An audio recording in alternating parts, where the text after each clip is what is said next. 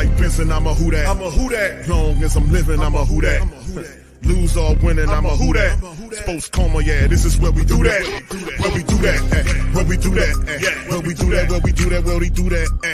Boogie like Benson, I'm a who that. I'm a who that. Sports Coma, this is where we do that. Where we do that. Welcome, welcome, welcome. Somebody please better help. Running this thing like elf. Thank God every day I'm not a felt. Go to YouTube Live with Big Q and the guys. If you ain't ride or die, the bandwagon get flipped. Been marching in, that was way for the ring. I was yelling out your shade for the championship. Fucking on town, duck down. Falcons, pluck, get shut down. Panthers ain't much touchdown. The vision really belong to us now. So much hate on the Saints, you could probably tell. Ever since Bounty Gate hit the NFL, when things seem fishy, then you probably smell the crooked referees on Roger Goodell. Yeah, money like this, and I'm a who that. Every day I'm living, I'm a who that. Lose or winning, I'm a who that. It's the Sports Coma, this is where we do that. Where we do that, where we do that, where we do that, where we do that, where we do that. Boogie like this, and I'm a who that. It's the Sports Coma, this is where we do that. We do that. You're listening to the Sports Coma with Big Q and the guys on the PRO Media Network.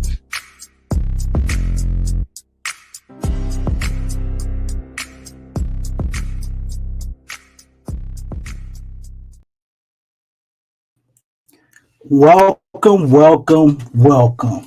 If Mickey Loomis don't draft Shador, somebody better help him. What's happening, family? I'm up here covering for Big Q up in the building, man. He'll be here shortly, but I'm trying to stand in for him right now, man, to help out. And, you know, actually, I'm a little excited, too, on my same shit, not to pass the day, as we got the Browns on the clock. So first pick is off and running, as it went the way we thought it would. You know, Cam Ward rolls off the clock, and I don't think it's any surprise there. This is where it really starts to get interesting, though. Did I miss something already? What's happening, family? What's happening? Who went number 2? Boy, the picks going, the Jaguars on the clock already? Hold on, man. I done jumped in here to cover for Big Q, and I ain't even ready. Yeah, I'm up in the bed, man. I'm up in the bed. For sure. Jaguars done jumped up to the number 2 pick, I'm assuming, from what I see right here on this screen. Okay, damn. So what the Jags trying to do, man? This is interesting. They on the clock instead of the Cleveland Browns. I wonder what the compensation was. Very, very intriguing, family. I'm excited. You know, we get to see this new regime with the Saints. It's going to be all it's cracked up to be. Kellen Moore coming in. Hopefully we can get the draft picks right. Or we'll go O-line or D-line again, as we've done for the 1,000th time, you know, and never draft a quarterback. I'm still a little perplexed by this trade, though. Why would the Jaguars trade with the Cleveland Browns? Interesting. Got to pull up my live feed, see what I can find out. Who y'all think we gonna pick, man? Put that in the chat for me. Who you think we gonna draft tonight? Y'all think the Saints gonna do what they normally do? Go O-line, D-line? Will they surprise everybody and go quarterback? Will we draft Ted McMillan? Will we draft Michael Williams? You know, who we're projected to pick by Vegas. My man Jaden said Shador Sanders, huh? Yeah. I don't think Travis Hunter gonna beat his poppy. I don't think he gonna beat Travis Hunter about to go to the Jaguars or Abdul Carter, but probably gonna beat Travis Hunter. The Jaguars jumped up there. I would think they would be trying to do that. Damn, everybody's saying Shador, huh? Is that what we want, or that's what y'all think the Saints gonna do? Because this is an exciting draft. I don't know what they're gonna do, to be honest, man. I know I would like to see them draft Shador if he's there. You know what I'm saying? But I'm not so sure he's gonna be there. Saints will probably pick D-line for the 1,000th time. That's right. Who that? Yeah. I hope we don't. I wouldn't be totally mad at D-line. It's just, man, what are we gonna do at quarterback? That would be crazy. Like, got a D line. I mean, you just signed two defensive ends. You know, you're gonna try to convert them to linebackers. So you say maybe they get a linebacker who's a stand-up draft guy, but man, still would be very intriguing. The Saints go D line. Yeah, that's right. Joshua Hoover, the Jags have definitely traded. They traded up to the number 2 pick as we're watching the countdown, trying to see what they're gonna do. You know, it's very interesting for them to trade up from number 5 to number 2. So I don't know what's taking them so long to make the pick, though. I don't think it's a whole lot of options they would be moving up for. Like, who they trying to jump for other than it's got to be Abdul Carter or Travis Hunter, I would think. Nah, man, what you talking about, Tramal? How I'm in Jamaica? Jamaican me crazy, Tramal. What is you talking about, man? You know what? I'm like a Jamaican today. I have 3 jobs. You know, I'm usually on the Pelicans post-game report, but I'm up here doing the Saints. You know what I'm saying? I got 3 jobs like a Jamaican. Nah, I ain't in Jamaica though, bro. I wish I had Big Q in here right now so I could eat this Jamaican food. I got some Jamaican curry up here I'm trying to get to. Okay, the pick is in. The pick is in. What is the pick? Man, it's got to be Travis Hunter right here, family. I don't see how they would be jumping up. I mean, Carter would be interesting too. Both of those guys are awesome. But if you're jumping up to 2 like that from 5, I mean, you could have got another edge rusher, I would think, at 5. I guess they didn't like Mason Graham. But it's got to be Travis Hunter right here. So let's see as they wait to show us what the pick is. And then the Giants are going to be on the clock. I wonder if they will try to trade it out of that pick as well. This was looking like it would possibly be the first time, I think, in the last 57 or 67 years or something like that. They say everybody was going into the draft with their original draft picks. Well, you know, that's been broke. You know, as you see the Jaguars trade up to get Travis Hunter, according to his Poppy 504. We still waiting for it to come up on the screen here. You know, the pick is in. The best fit is obviously Travis Hunter. But they're not saying if it's him yet, just yet. But I think more than likely that's what it's going to be. That's who I would pick if I was picking number 2. I mean, you got a dude who's dead set on playing both sides of the ball, man. He's just as good as a receiver as he is a cornerback. That is a transcendent talent, if you ask me. Before the draft ever came about last year, that's all I was yelling, man. I don't care who the hell let's get Travis Hunter. Travis Hunter. This was before the Saints even went through the season. But you know, he's gonna be a little bit out of our grasp. My man said, my man Mark Franklin, what you said? We need an offensive playmaker like Jaden Higgins or Matthew Golden.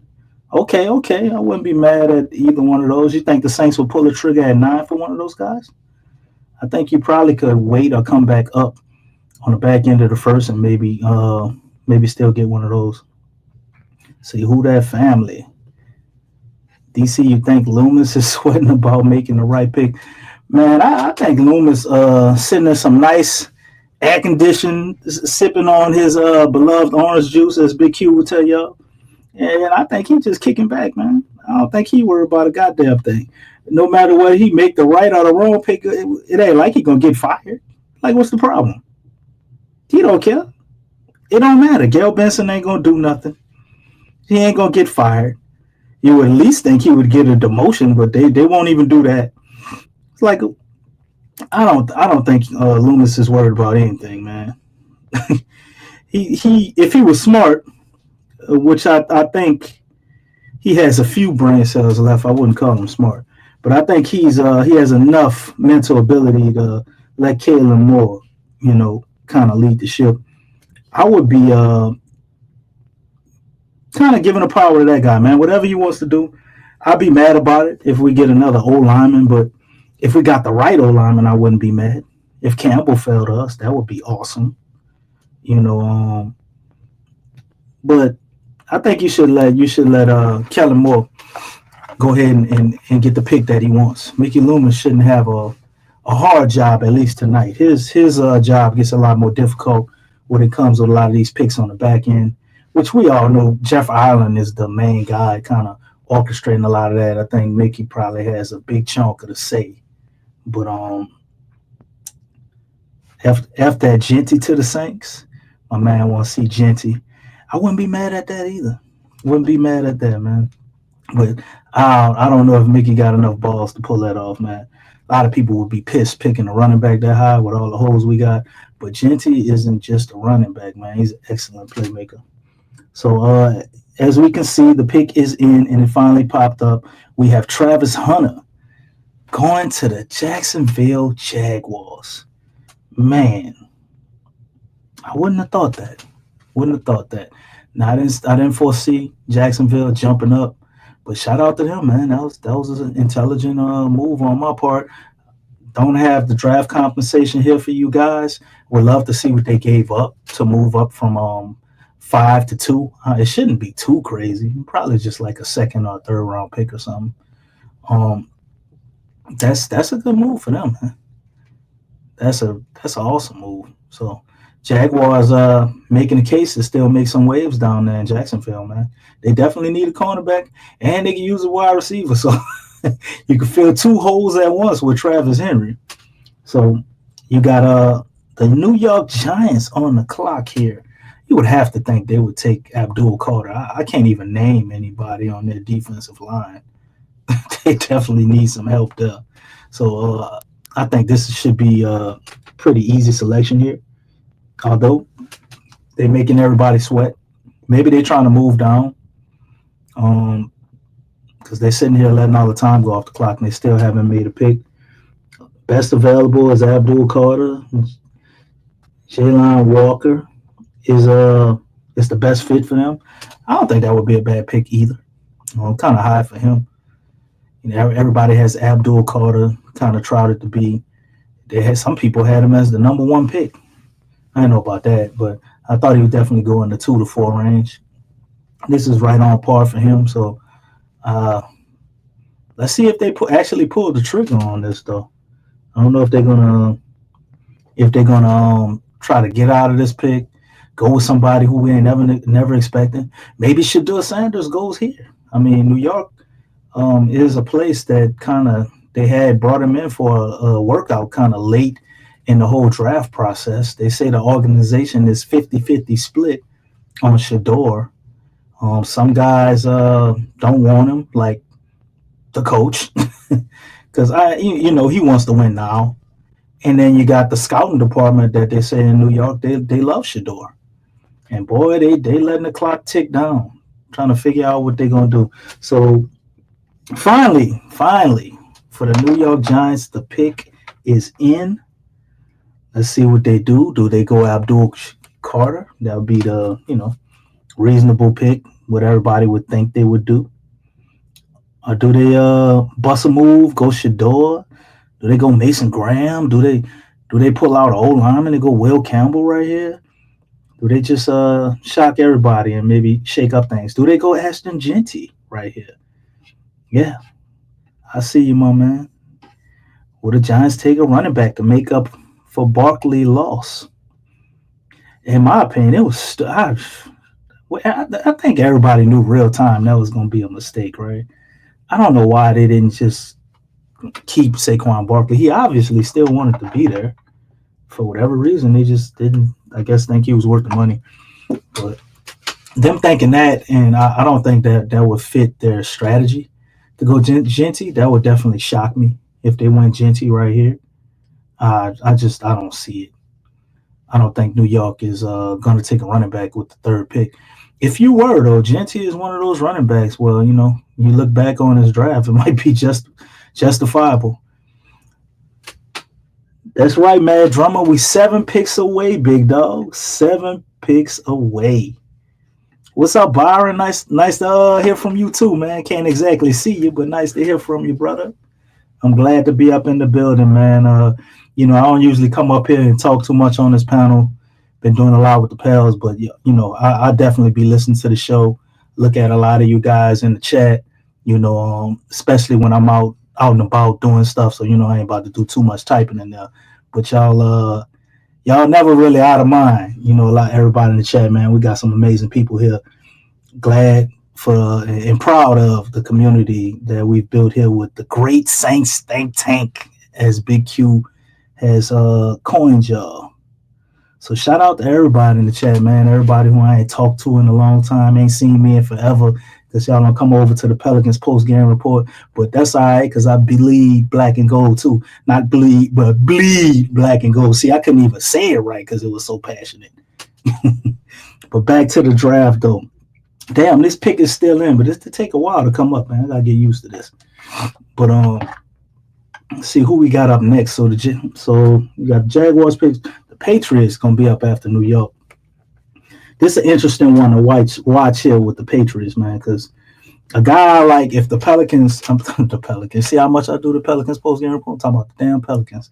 If the Saints are going to take an offensive lineman, I would love to see Will Campbell, come to the black and gold, man. That would be a great story.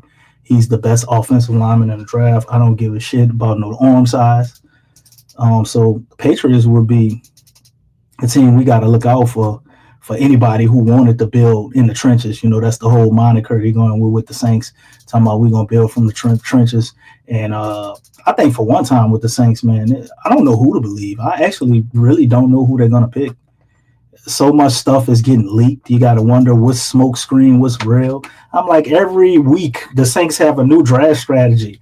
And, we're supposed to take it as truth from all this information we read, and you got to read through between the lines with a lot of it. But it's like, okay, we're definitely drafting Shador, then we're not high on Shador. We're taking Jackson Dart with 9. Oh, the Saints are gonna build through the trenches for sure. Like, it's like, I don't think anybody knows, man. I don't think anybody knows. Oh wow, the pick is in. They took Abdul Carter, as I thought they would, man. Pretty much a no-brainer. Pretty much a no-brainer. So Giants go with Abdul Carter. Now you got the Patriots on the clock, and they have Membou, their best fit. They got him above Will Campbell. That's interesting. And also Jeanty is the best available, so he's the next best guy up. So will they take him? You know what I'm saying? We're going to have to wait only probably about 5 minutes. I don't think they're going to go with the whole countdown like everybody else been doing. This shouldn't be a hard pick for the Patriots unless they're trying to trade out of that pick. I guess when everybody's sitting there with the countdown, they're doing their due diligence, because I know I would, man. I'd be see what these desperate-ass teams want to offer me to get up out this spot. They might make them an offer they can't refuse. So we got to sit here and wait. But I think the Patriots take Will Campbell, although I wouldn't want him to go right here, because if the Saints do want to build in the trenches and they want to get an O-lineman, that's what I would like to see. Although y'all know what I'm saying. I'm Team Shador all day, man. I like Rattler. I think Rattler still has a chance to be a great or good quarterback. At best, I think Rattler will definitely be a solid backup in the league. He showed me enough to know that. But man, Shador, though, I think he's just on another level, man. The dude has the attitude, he has the processing ability. He has greatness in his bloodline. And apparently he has the other magical ingredient for a lot of quarterbacks like him, like himself, Lamar, Jalen Hurts, to name a few, as of late. He got the hate. Because I don't know how you go from being the best quarterback in the draft to people saying you're going to be drafted in the second round in a matter of a week to two. Well, no, I wouldn't say a week, because during the season they were saying he was number 1. Then he was number 2. Now all of a sudden he's supposed to go 29th, or then it was 21st. And now he's in the second round. This shit don't make no sense. And then right. you got the man of the hour up here. DC, First of all, shout out to my dog DC for hosting the show. Shout out to you, bro. Appreciate DC. Shout out to the mighty Who Dat Nation, man. Appreciate y'all being in the stream. Much love to the fam, man. We up in this thing. You gotta excuse me, Q. I got to get to some of this curry. Okay, all right, DC. All right, y'all heard it. I've been talking and looking at that shit. I'm like, man, I can't wait till you come up here. Get your eat on. All right, I got you. All right, so anyway, man. I'm trying not to smack in y'all ears, family. All right, big ups to y'all, man. Appreciate y'all for being in the live, man. Much love. Listen, fam, some movement going on, as you guys are well aware, man. I'm in monitoring. Did you find a draft compensation? I couldn't dig it up for the people while I was talking, man. I don't know what the Jaguars gave up to jump up there. Oh, hold on. I'll pull it up. I just tabbed it up. The Jaguars trade up to 2. They select Travis Hunter. Let me see what they gave up for him here. The Browns and Jaguars trade. The Browns received the 5th overall pick first round, the 36th overall pick in the second round, the 126th overall pick in the fourth round, and the first pick of 2026. And the Jaguars received the 2nd overall pick this year, which they used, 104th overall, which is the 4th rounder, the 200th overall, which is the 6th rounder, to move up there to get them. So there you go. So big trade. I ain't gonna lie, Q. If Travis Hunter is a Hall of Famer, we ain't gonna remember this shit. But if Travis Hunter is just like a solid player, because I know he's not gonna be a bust. He's either gonna be good or great, right? So let's say he's a solid player, a Pro Bowl here, a Pro Bowl there, or something. Mm-hmm. They got raped. They just moved up from 5, bro. They moved up from 5 to 2, and they had to give up 2 first-round picks. That's crazy. That's crazy. I know, and that's some of the stuff that we deal with when we're watching the Browns. Perhaps they see a quarterback late on in the draft that they're comfortable with. They have still have the Watson there. They have Pickett. They had Joe Flacco that they hired down there, so they feel comfortable, I guess, in where they are. But man, listen, without a quarterback, you're not going anywhere. I mean, they dropped the 5th, Q. So anybody they really wanted other than Travis Hunter, they're still gonna be there. Right, but the trade compensation, they get a 2026 pick next year, so to drop back there, so they get all that draft ammunition. And they get a 2nd round pick this year. Sound like they gave up their 2nd or their 3rd, right? Well, let me put it on the screen right quick. Here it is, right here. Browns. The Jaguars wanted him bad, man. The Jags got the 2nd pick overall in the first round. They got the 4th round pick this year and the 6th round pick. Browns got the 5th pick. They dropped down to 5. They get the 2nd round pick this year, a 4th round pick this year, and a first round pick in 2026. So they got a nice haul just to slide down several spots. So they still you can't say several, bro, because several can be more than 3. You got to say 3 spots, Big Q. That's all it was. 3 spots, bro. All right, DC, 3 spots. That's a lot to slide down 3 spots. But yeah, well, I mean, they obviously were motivated to get the guy, and Cleveland's probably still feel like there's a guy at 5. Me as a black and gold man trying to figure out what the damn Cleveland Browns are doing, bro. Forget about it. Forget about it, man. I don't know what the strategy is with them. I don't know what they're trying to do. The owner blasts his quarterback. He don't really have a serious option behind him, and I don't know what the hell the plan is. Maybe they feel good with Shedeur at that spot. So we'll see what they pick when their time come up, because I think they're coming up next after New England, and they're on the clock right now. Didn't Shedeur say he didn't want to go to Cleveland?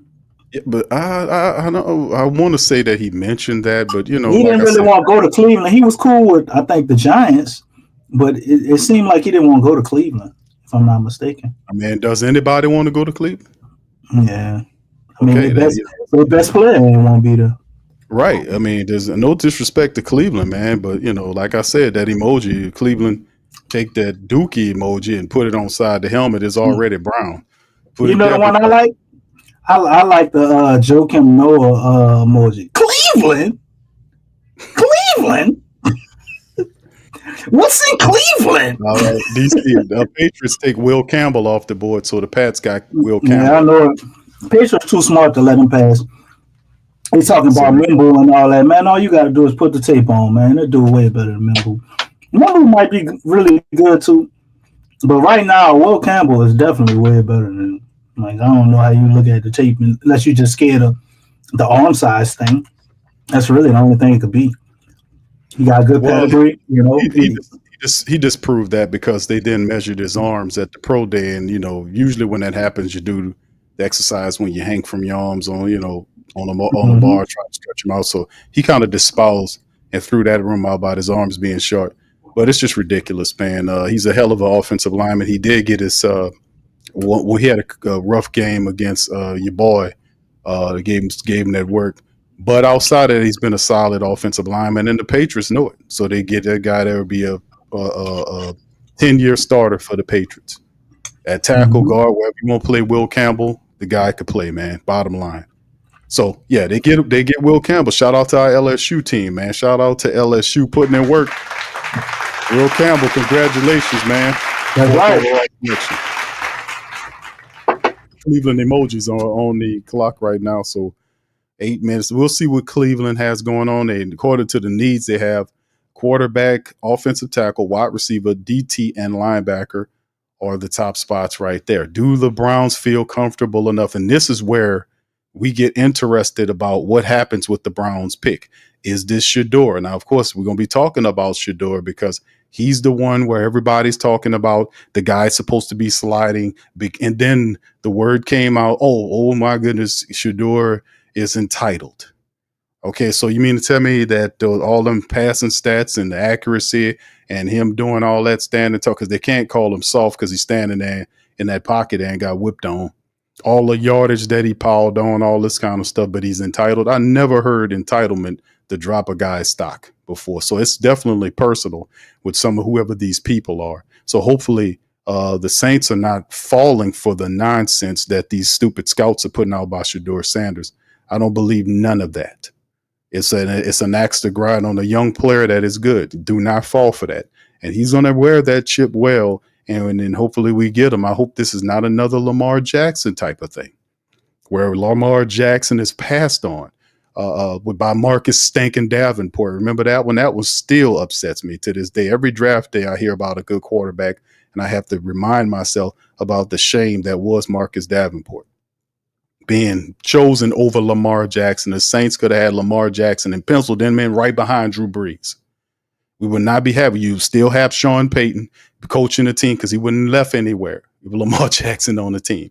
The last couple of injury-plagued years with Drew Brees, that wouldn't have been a thing. Lamar would have stepped in and the Saints would have been relevant to this day. So, I mean, it's just amazing how these decisions impact the future of the team going forward, the decision makers at the top. When you got a really good quarterback, it galvanizes everything. No disrespect to Spencer Rattler, but whoever, if Shedeur is the guy to step in there, we'll see. But the Saints have been doing a lot of movement as of recently. Why you do that, bro? Okay, go ahead, DC. We'll do what I'm talking nothing but truth, my brother. What you got? Man, I went out of my way to not mention Lamar Jackson and Davenport. Q, I was at your wait. Why would you do that? Because I was at your house. Wasn't I at your house? And wasn't Swade at your house on the phone? We was on the show. I don't know. You took it like a champ. Me and Swade were heartbroken. Q, I went the whole season and said tanking for Lamar. And did get right there. I did all my mock drafts, Q. If they didn't have a way where we could get Lamar Jackson, I started it over. I traded up in all of them trying to get Lamar, Q. I know. Every mock draft I had Lamar. Then they say, oh, the Saints pull off a trade. I'm like, oh, man, you start jumping up and down because it can't be anybody but Lamar. It couldn't be anybody, but it turned out to be somebody else. And that bum was still going to be there when we picked. Why did we trade up to draft that bum? He was still going to be there. Terrible selection. Man, that to me. Terrible. I didn't know that our run would be over, but I sure had a good strong idea. I'm like, man, we gonna be in trouble after this shit, family. This ain't gonna just blow over. Anybody with two eyes that watch football could watch Lamar Jackson and see he was gonna be great.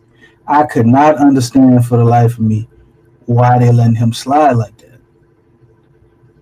Look what he doing. And then we had a chance to get him. And you could have set him behind Drew Brees. Lamar will probably be better than what he is right now, sitting a year behind Drew Brees. Yeah, he would definitely have been ready to go, bro. And coached by Sean Payton. Sean Payton would have had him. And we wouldn't have to worry about a coach. Hopefully we put the coaching stuff to bed with Kellen Moore. I'm high on him. I like his offensive mind. I think that's what we need for where the NFL is going. So hopefully we can put that to bed. But, man, this is like the real first year of recovery from that. You realize that shit, right? Everything went to shit after we didn't draft. Everything went to shit after we didn't draft Lamar. We had that little run where we went 2019, and that was the last we had. We was living off the fumes of days past till 2019, and then, you know, by what 2023, 2022, the car ran out of gas, Q. Literally.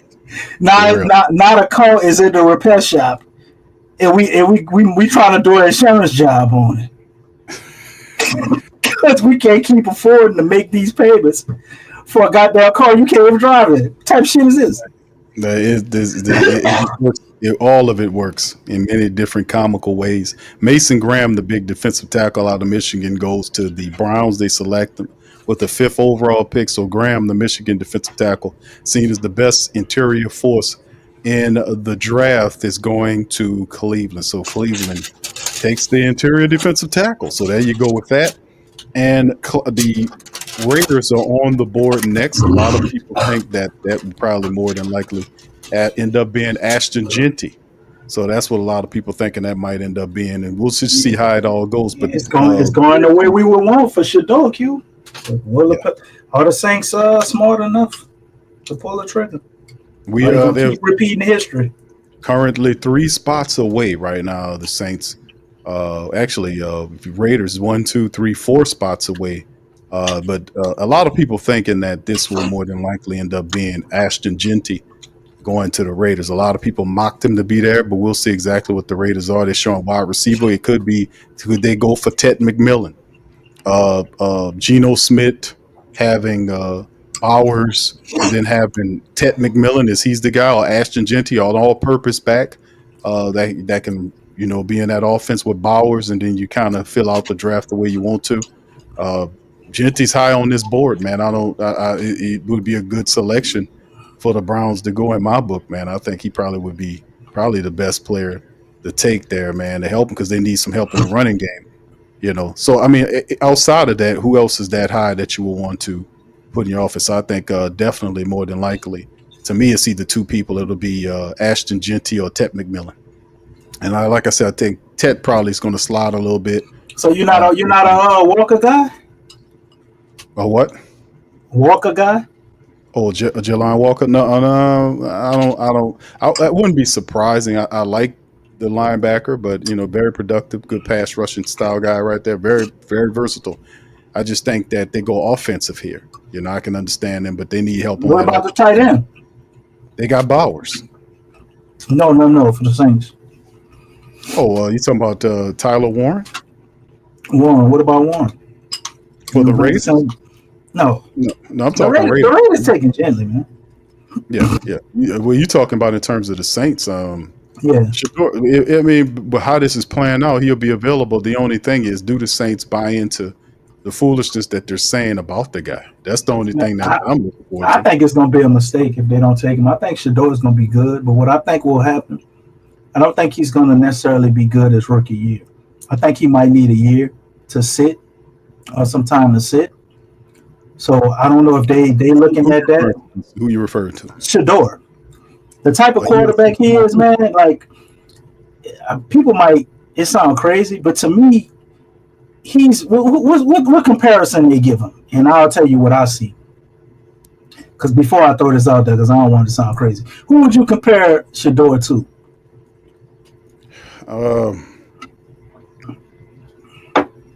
What's your comp for Shador? I would have to think about that, bro.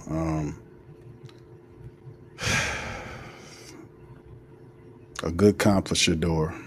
I got a perfect one, and it shouldn't be a while. He said Brick Purdy. Somebody said Brick Purdy. No, I don't think. I think he's more. Brock Purdy. Brock Purdy's not bad. Shador reminds me of Drew Brees, but when he played for the Chargers. Yeah, it is. He got that type of game, man. Oh, we know that was happening. Right, yeah, that's easy. Raiders got him. Jets next. Jets is a wild card team. What they do here. But go ahead, DC. What's your comp on them? You said Brock Purdy. I said Drew Brees. I like Drew Brees when he played for the Chargers. He looked exactly like Shador to me. I'm not talking about Drew Brees, the all-time great that played for the Saints. You got to remember when Drew Brees first started out, he grew into what he was. And I think Shador would be the same way. And I could get why somebody says Brock Purdy, because he's going to come in and I think he's going to be like a game manager type player. He's not going to have a bunch of big flashy plays, but I think as time goes on, his game will expand. Cam Ward is going to look way better than him. And then it's going to take a little time, and Shador is going to, he's going to eat up the slack in that gap. But even him being a game manager, his mentality and the type of attitude he has, I think is enough to elevate a team. You can win a lot of games with that, even if he has to play as a rookie, but we can't ask him to do too much. I think the speed of the game, the way he played, some of the bad habits he got with holding on to the ball, stuff like that, missing a few guys here or there when they're open because he's looking for a bigger play or whatever. You got to work all of that out. And I think he's going to have a damn good quarterback in Shador, man. He has everything you will want in the intangibles for a quarterback. Any intangible you can think about, he got it. And he got enough game to be able to wow you there too. But I think for him, that's why I like him a lot, because I think it's really what's in between the ears for Shador that makes him good to great. Because he obviously come from money. He knows how to handle the pressure. He's been under the spotlight his whole life. And he's obviously doing this because this is what he really wants to do, because he already got money. So somebody like that, he's willing to do the work. He's disciplined. He's putting the work in. I ain't never heard nothing different from him. From that aspect, his daddy was a Hall of Famer. He know the blueprint. All he got to do is keep putting the work in. Working out with Tom Brady and all that. It's just a matter of time before he reaches greatness. He just got to keep putting the work in. But it's going to be a gradual process, I think, with him. But go ahead. We're even talking about the stuff up here. The Jets right there, man. This a big one. I mean, I've heard everything. I heard it's difficult for me to comp them, man, because I'm thinking I'm getting a mixture of different cats. My man English said Warren Moon. He's a little bit more athletic than Warren Moon, but the accuracy part of his game, the headiness, Warren Moon was an intelligent guy. He had a strong arm. He was very accurate. He was a leader. He has a lot of Warren Moon's. That's a good comp. That is actually a pretty solid comp. He's a little bit more athletic than Warren Moon because Warren was just really intelligent. But that's really a compliment too. The call Shador Sanders, the comp him next to Warren Moon. But I heard other stuff. I heard the Drew Brees comparisons. DC, like you mentioned, somebody. I see it, man. I can see it because I watched Drew Brees before we ever got him. Jordan Love, a better, a version of Jordan Love. How he played his game, I could see a little bit of that. But yeah, the Warren Moon thing was intriguing, man. Yeah, the Jets are on the clock, bro.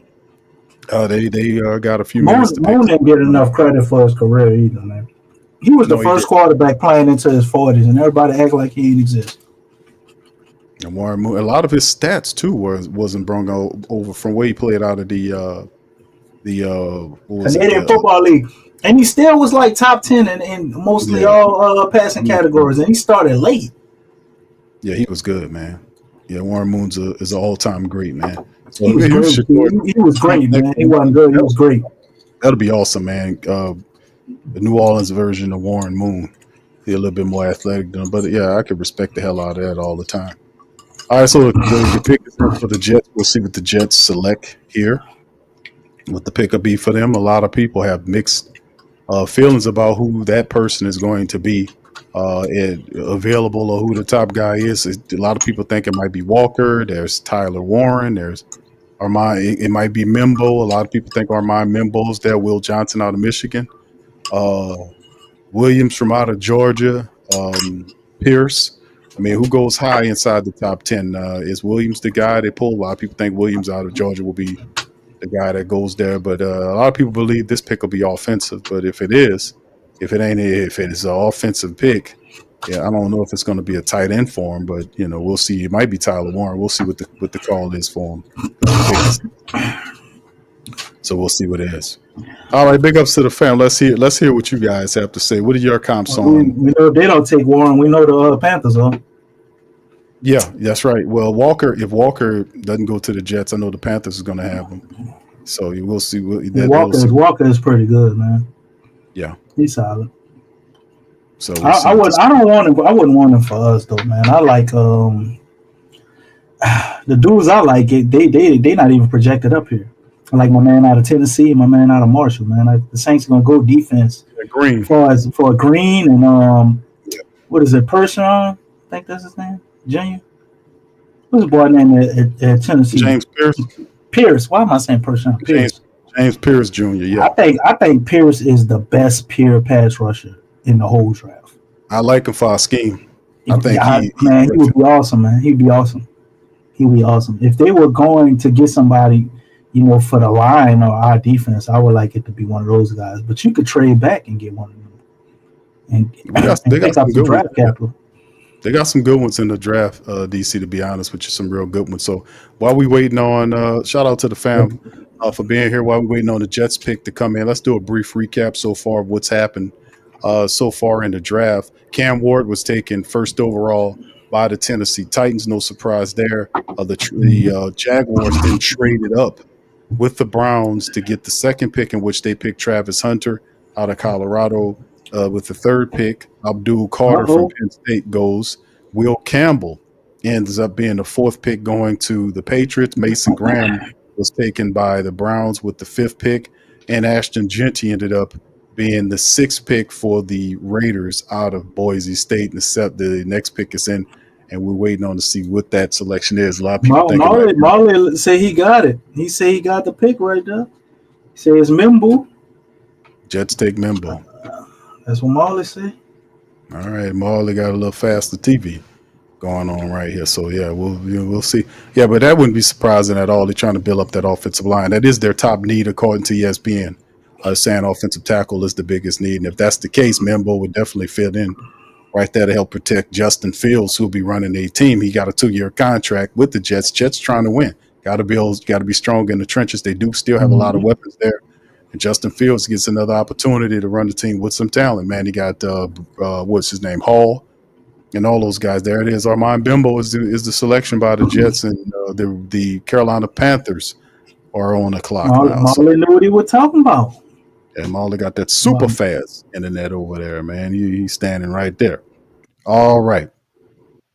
Big ups to the fam in the building, man. Y'all do us a service. Hit the like button, fam, if you're already in here.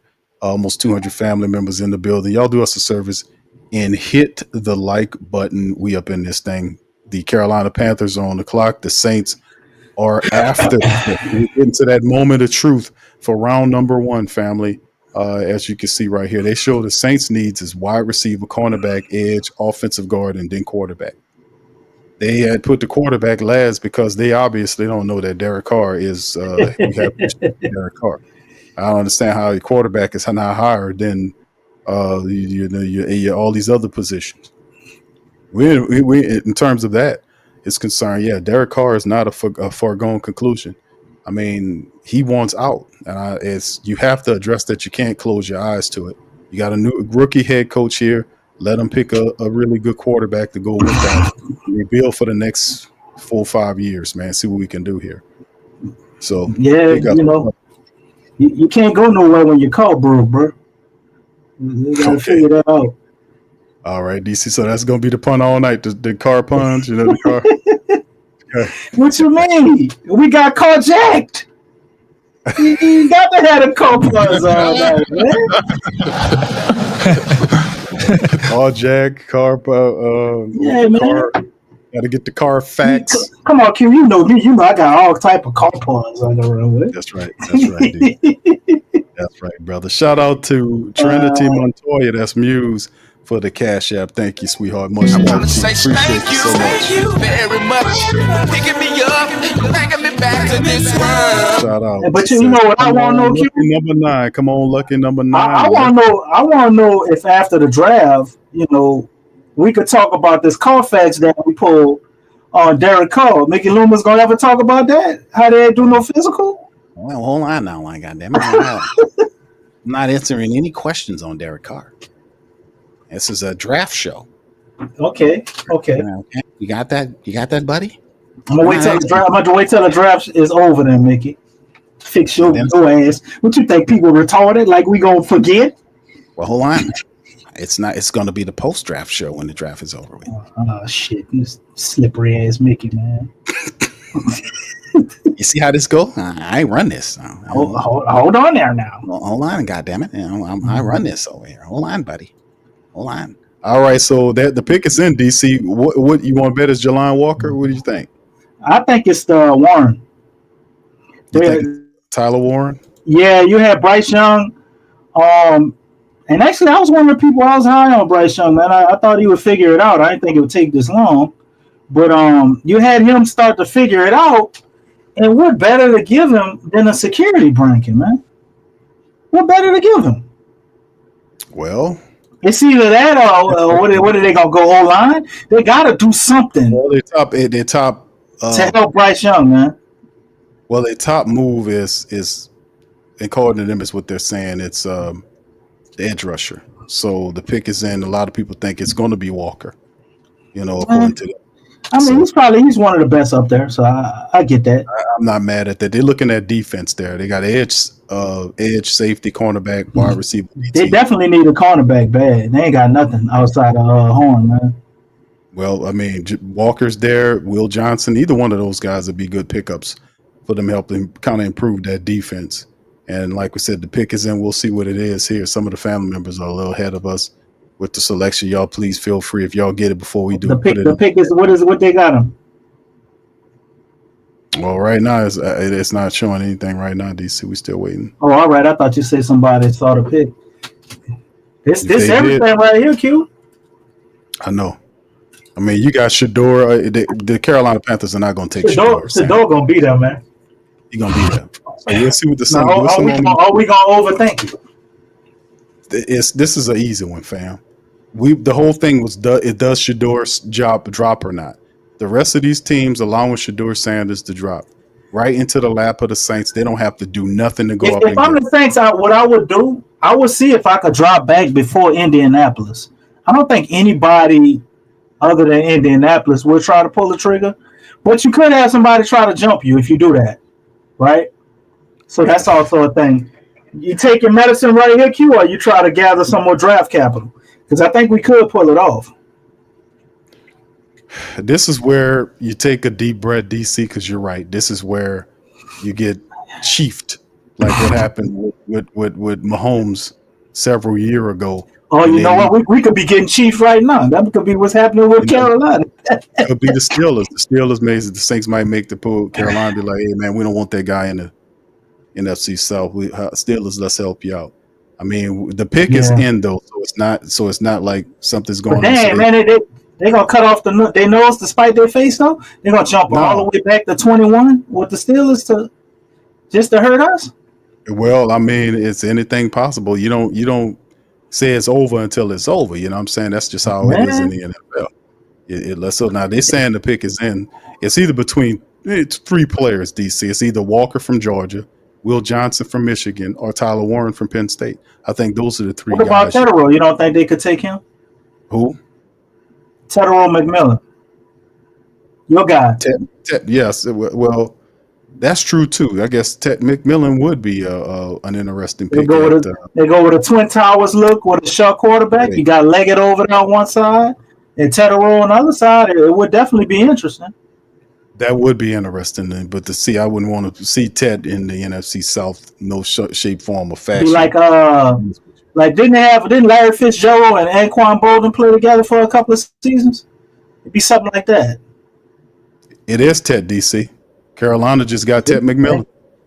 I'm telling you, they had a young quarterback, man. He's coming into his own.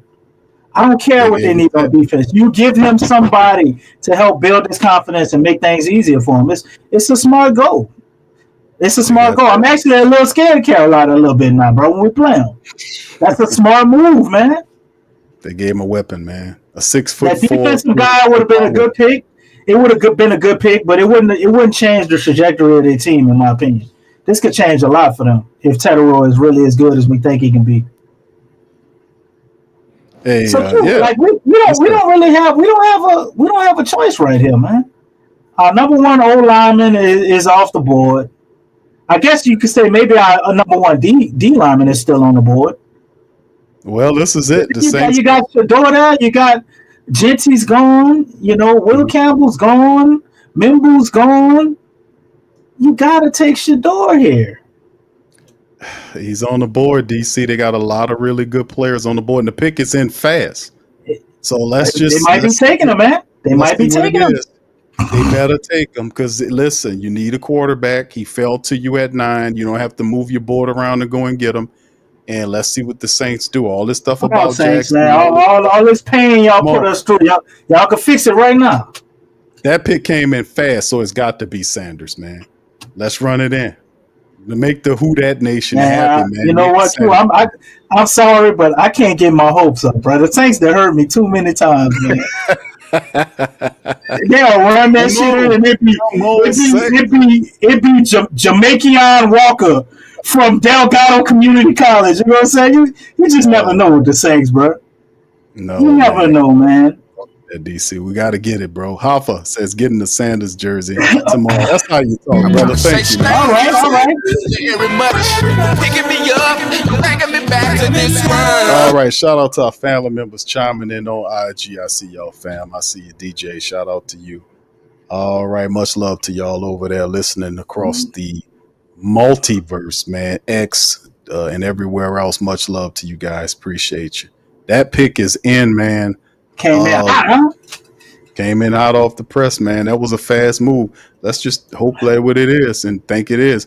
What's up, Brent from Protect Safe says, ask brother Gregory. They told the Saints they got a hold up. They had put the pick in so fast. All right. What do you say? Ask me to chill out? DC, chill out. What you want me to chill out on, brother? The problem is you trying to talk with your shit and you don't know nothing instead of listening. Huh? I'm listening. Okay? No. I get $40,000, nigga, and I dare motherfucker to pop.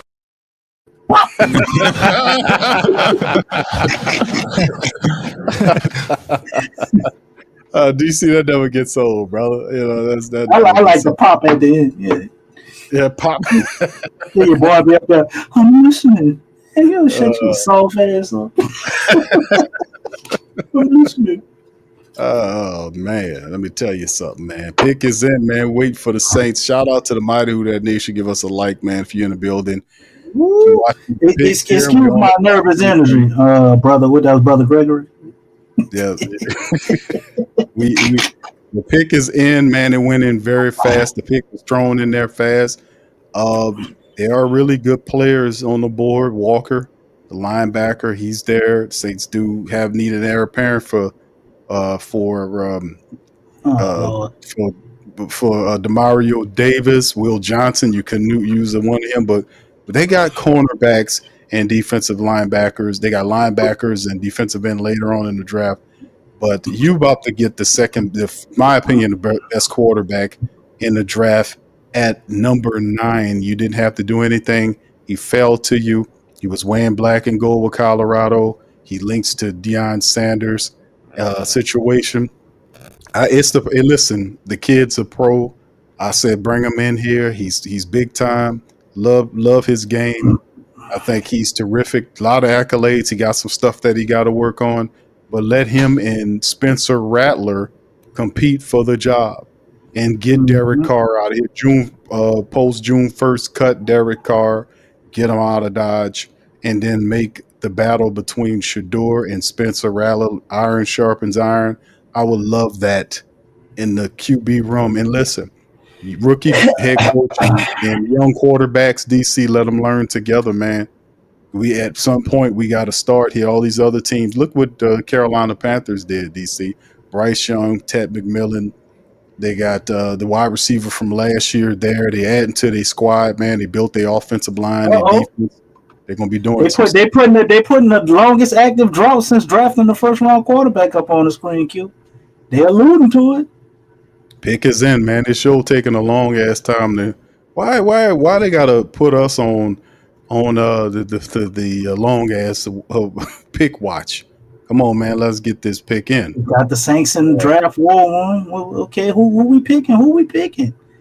Man, they making us wait. Okay, with a QB need, with Derek Carr uncertain, the Saints stick at number 9 and pick offensive tackle Kelvin Banks, high character, big time player. Saints pass on the quarterback again, and according to the Saints, that is on the screen right here. The Saints get Kelvin Banks Jr.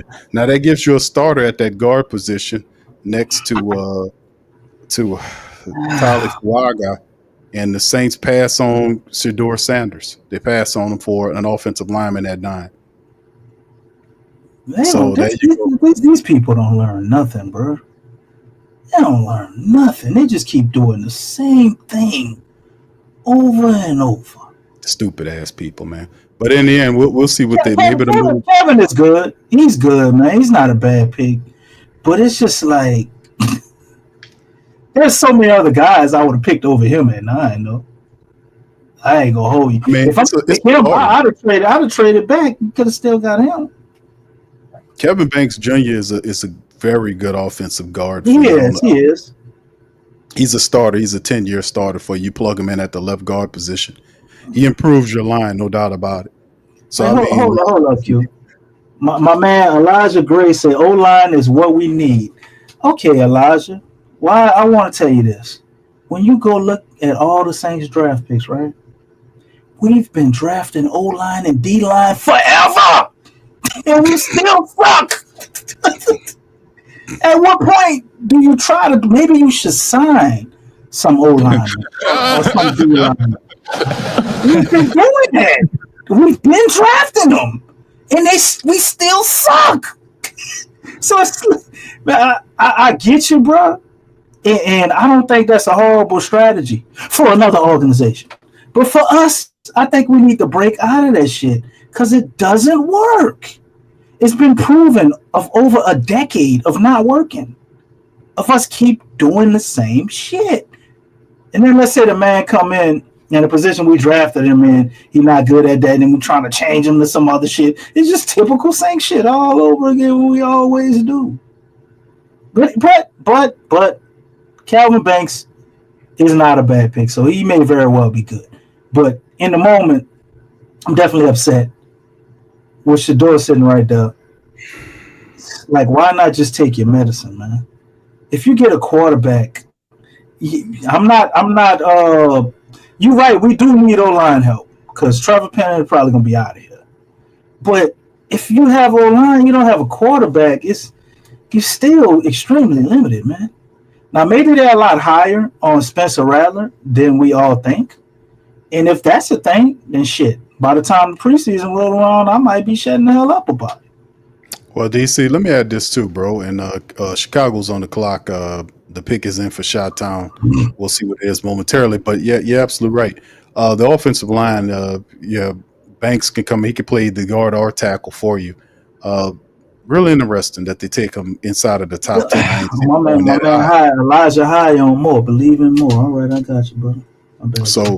But yeah, building up the offensive line, can't be too mad at that because that's a point of emphasis. We definitely need help there because it was a weak line. Ruiz needs to step his game up. Penning going into his 4th year is underdeveloped. Did like what I see from Tyler Fuaga. Eric McCoy is probably the best of the bunch still, but still is starting to accrue all these injuries. So we still need to see about fortifying that center position behind him.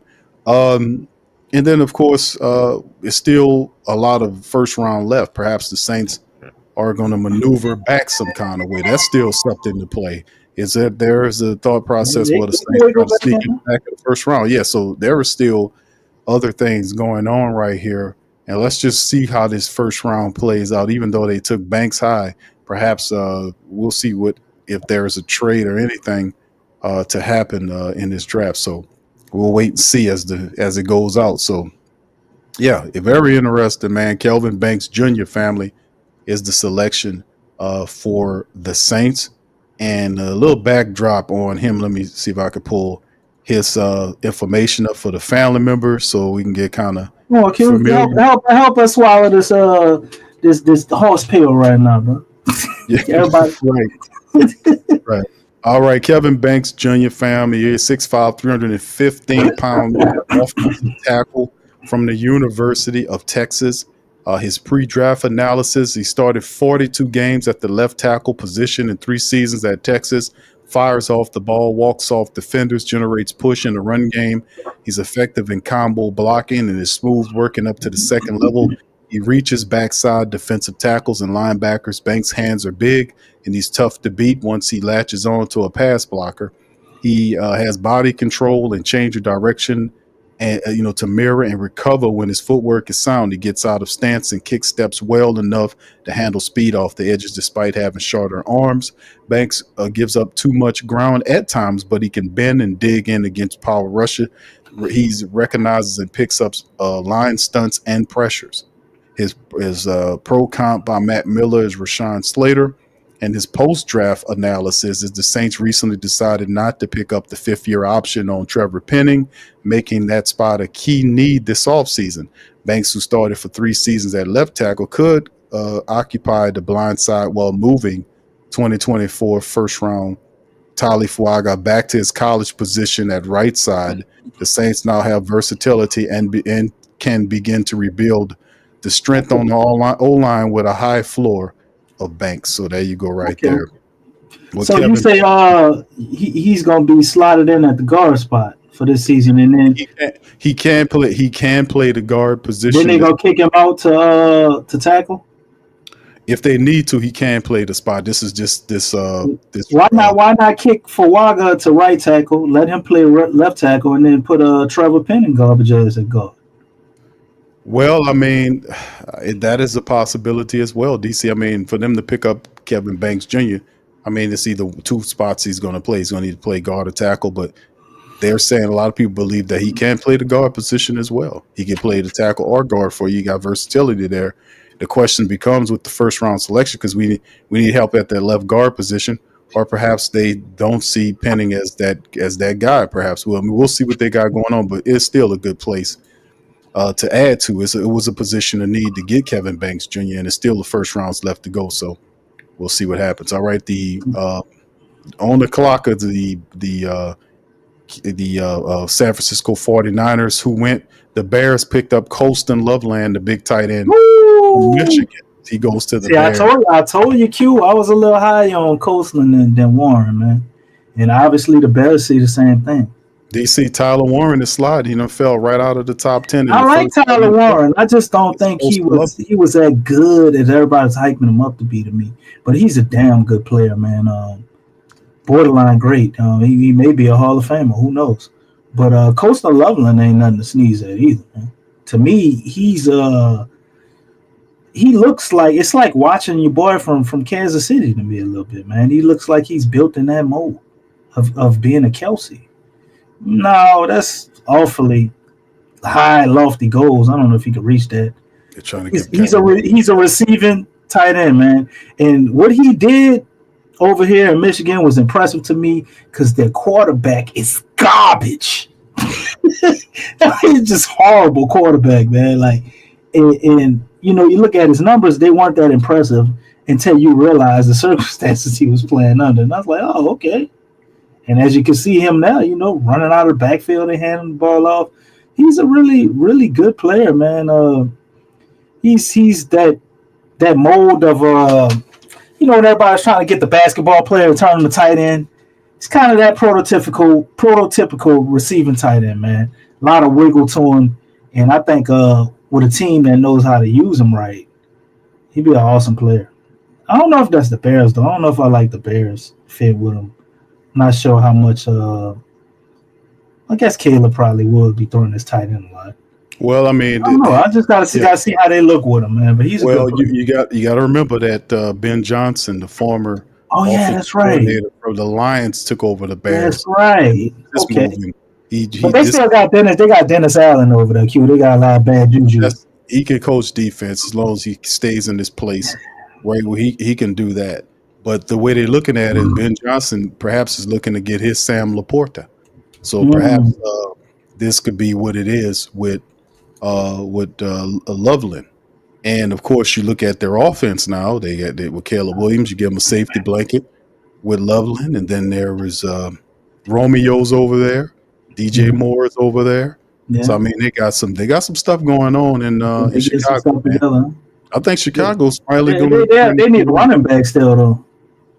Yeah, but you can get one in this draft, DC. Chicago getting a good running back. There's several really good running backs that can help them, and perhaps. Are we smart enough to get one of them on the back end of the draft? He probably, if not in the back end of the draft, definitely as an undrafted situation, you might end up getting one. You never know. It might be a guy fall to you there. But they got some good ones in this draft. I like old boy out of Oklahoma State, but I don't know how much he fit us though. Yeah, you're talking about Ollie. Yeah. I like Ollie the best one to me outside when you got Marion Hampton to me. But I mean, other guys got more production. Giddy, I like him too. But I like Ollie a lot, man. And the way I think we can get him at, I think you could get him maybe around the third round. With that second, third round pick, you might be able to get him. You might be right. Well, I like him a lot right there. There's several I really like a lot. I like Hampton, Omarion Hampton. Of course. I like Quashawn Judkins out of Ohio State. I think he's excellent. Cam Scatterbo, I like him a lot too. Devin Neal, DJ Giddens. What's all your boy from Miami? I like him too. Oh, Damian Martinez. I like Martinez too. Yeah. They really good running backs, man. Brashard Smith is another good running back there. Jaden Blue out of what is it, Texas? I want to say Texas or Texas Tech. I think it's Texas. I got to look up on Jadon Blue. I don't know a lot about Jadon Blue. I'm about to look him up now. Yeah, he's pretty good, DC. Kind of undersized, man, but very productive guy. Got a lot of good speed. Hit the hole hard. Could do a lot of different things, man. But yeah, there are quite a few backs that I like, man, that could really do a good service for you. Neal is another good one as well. I like Jordan James. He's a little undersized from Oregon, but the guy's from Virginia Tech. You didn't mention him? The fastest. Wait, Jadon Blue is faster than him? Wow. You talking about Tootin? Wow, Blue he's a 4.2 guy? God damn. It was good, bro. They got quite a few of them, bro, that's available, man. That can really help you. He was coached by D'Amico Ryans. They got a lot of good ones out there, DC, that you can look to. All right, with the pick is in. What is the 49ers going to get here with the pick? I don't know what they got going on here, but 49ers need to get up off the snide and make a selection here. But Tyler Warren, man, is a lot of people thought Tyler Warren was going to go. The first tight end off the board was Loveland, so he gets all the love, man. So you still got guys falling. Still Williams from Georgia that's on the board. Jahdae Barron from Texas. Will Johnson from Michigan is still there. Hell, the best linebacker on the board, Jalon Walker out of Georgia, he's still there. James Pierce Jr. out of Tennessee is still there. Maxwell Harrison from Kentucky. Jai Campbell, Mike Green. So they got quite a few guys that's still available. We know Ted went the first wide receiver off the board. It was him, but there's still other guys that probably go a little later. But should we see some offensive linemen there? So maybe a defensive back or two. Where does Shedeur slide and where does he go? A lot of people believe that'll be the coach. The coach, you ain't gonna know nothing till the coach pick, man. I think that's the only team that probably could take him there. Then after that, you got to wait all the way to the Rams and the Steelers, in my opinion. I think that's the only two people you would have to worry about. But whether they get Shedeur or not, jumping back into the draft, maybe they are extremely high on Jackson Dart. It's almost sad. The most disheartening thing about this to me, family? The fact that every rumor they said, it just appears like it's true. It's like the Saints are living in a glass house. I thought I gave them more credit, Q. I was like, man, maybe they got some smoke screens going on. No, they were always gonna go. you know, the offensive lineman or a defensive lineman. You know, that was always the move. And it looks like they really wanted to be an offensive lineman. They was wishing that Will Campbell would drop, I'm sure. And that's the most disheartening thing to me. Like, we have gotten so old and predictable. Like, everybody knows what you want to do and going to do. And what that's going to do for intelligent organizations, if they want the type of players that they know you want, they just going to tap dance around the board and jump right in front of your stupid ass. It takes a lot of people that you want. And that's, to me, the most, I guess, frustrating part. Because now, looking at it, it's like, okay, so we're going to let the draft play out. The Saints are going to see, maybe they don't want Shador, like all the rumors say, and they want Jackson Dart. So soon as Shador gets drafted, they're going to try to see who they could trade up to get Jackson Dart before somebody takes him. It's just so predictable, bro. Yeah, I know, man. New head coach, same old regimen. Mikael Williams, the big. How much power does he have? Did he have any say so in this decision? I think he does, but you know, maybe Shador, maybe they talk themselves out of it. Still first round going on. We don't know if they'll trade back into it to get it. I'll just see what happened here. I mean, we'll just have to wait. Hoffa says I still don't have a QB. Thank you, bro. Appreciate you. Thank you very much. Picking me up, bringing me back to this world. All right, shout out to my dog KT. Okay. Listening in, said Phil Maffa. Yeah, from Clemson is another one. Get you. Thank you, KT. Thank A lot of people think he'd be very undrafted. much. Picking me up, bringing me back to this world. A lot of people believe Maffa. Yeah, I like Maffa too. Maffa's pretty good. Oh, yeah, I'm with you on Blue, Q. I was sitting up here watching some Blue highlights. I don't know how I lost him in the mix of these other guys, but Blue is very impressive, man. You know, one-cut guy with some wiggle, and, man, he's shifty. He can catch out the backfield. He's extremely fast. He ain't scared to run you over.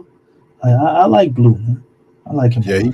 Yeah, in DC they got quite a few. Can't go wrong. You really can't go wrong in this draft. It's really preference, I guess, when it comes to running backs, man. They got about 10 of them, man, that I think are gonna be good.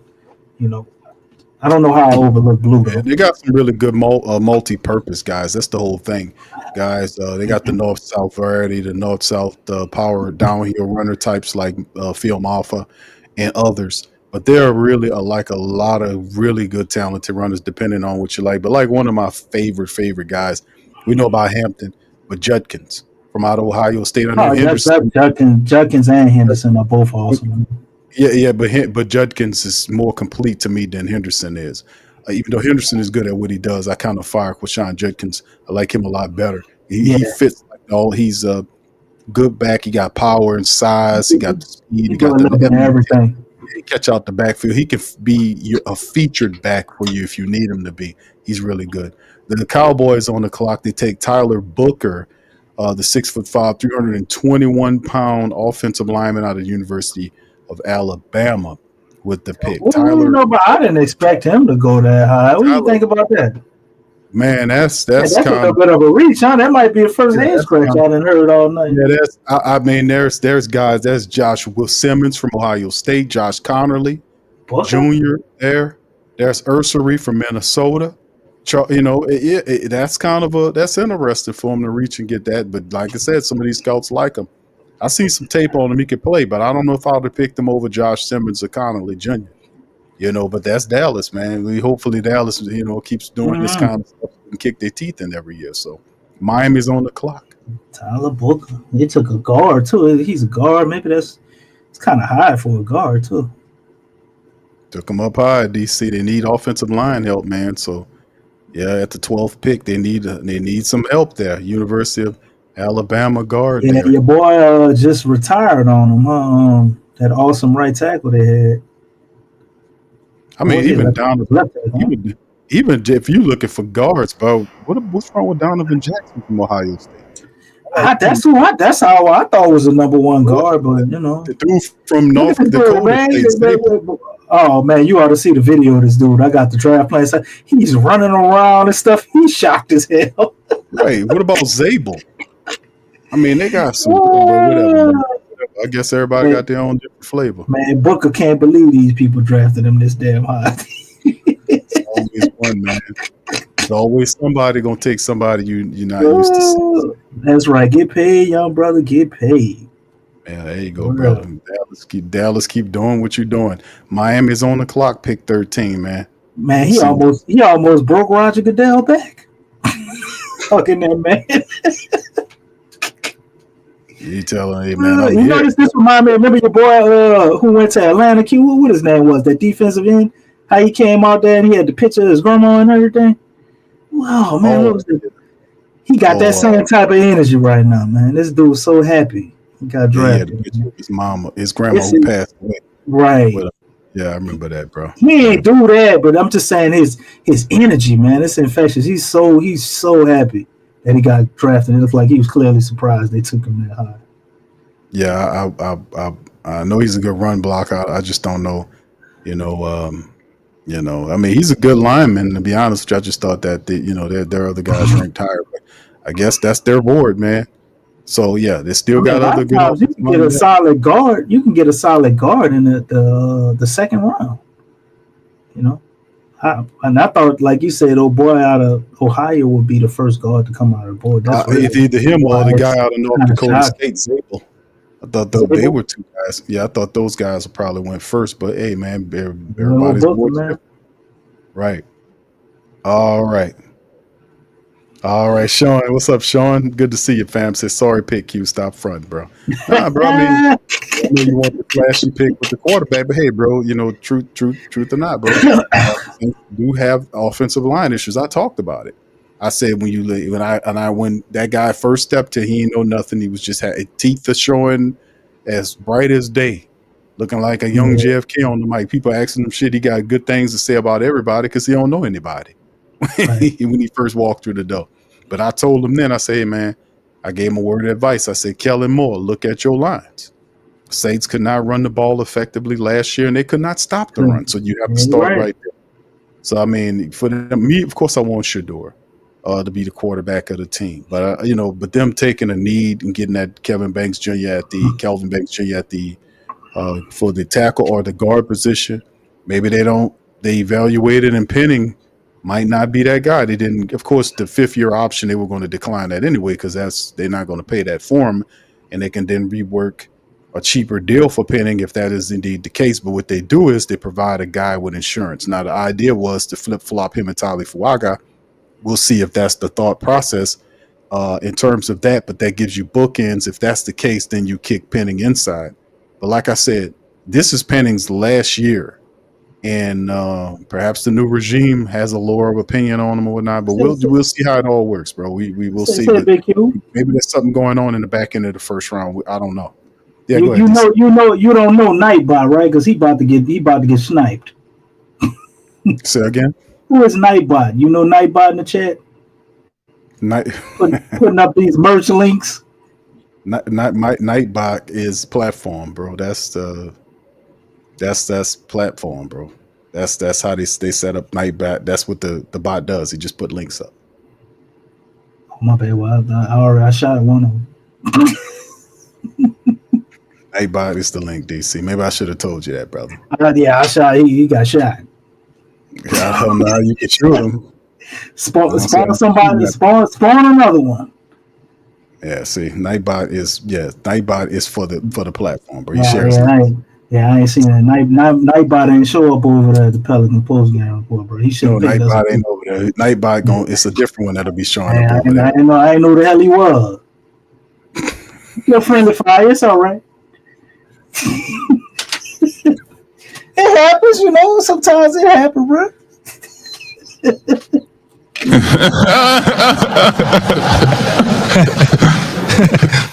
But luckily, he just a little clown. Take another one, All you have to do is take one.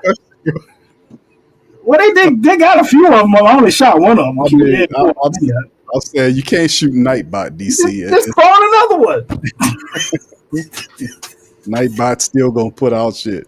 Watch, he gonna put another one, man. So yeah, you can't shoot the Nightbot, DC. Yeah, it's just what it is, brother. Man, he don't die, man. I wasted some bullets, man. Bullets high as hell too. Wasted some bullets. I mean, I don't think it's decided to go Nightbot platform, brother. So I don't know what Well, how you misconstrue that, my brother? On the Hey, I ain't been over here in a long time, bro.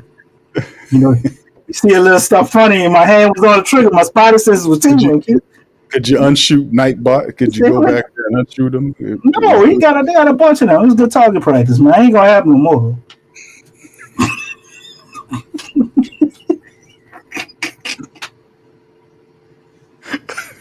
I sure don't see Nightbot no more. He ain't designed to get shot. So I don't know how DC did that. Come over here and mess up every damn thing. Put a cap in his ass. You know what it is, Q? It's misguided anger. It's misguided anger from the Saints draft pick, bro. That's what it is, bro. Looking for somebody to take that shit out on him, you know. Let's see how you. They got up in here trying to sell merch right now. Pow! I don't understand. Come up here trying to sell merch at a time like this. It's like trying to sell t-shirts at a funeral or something. Wow! Get out of here, man.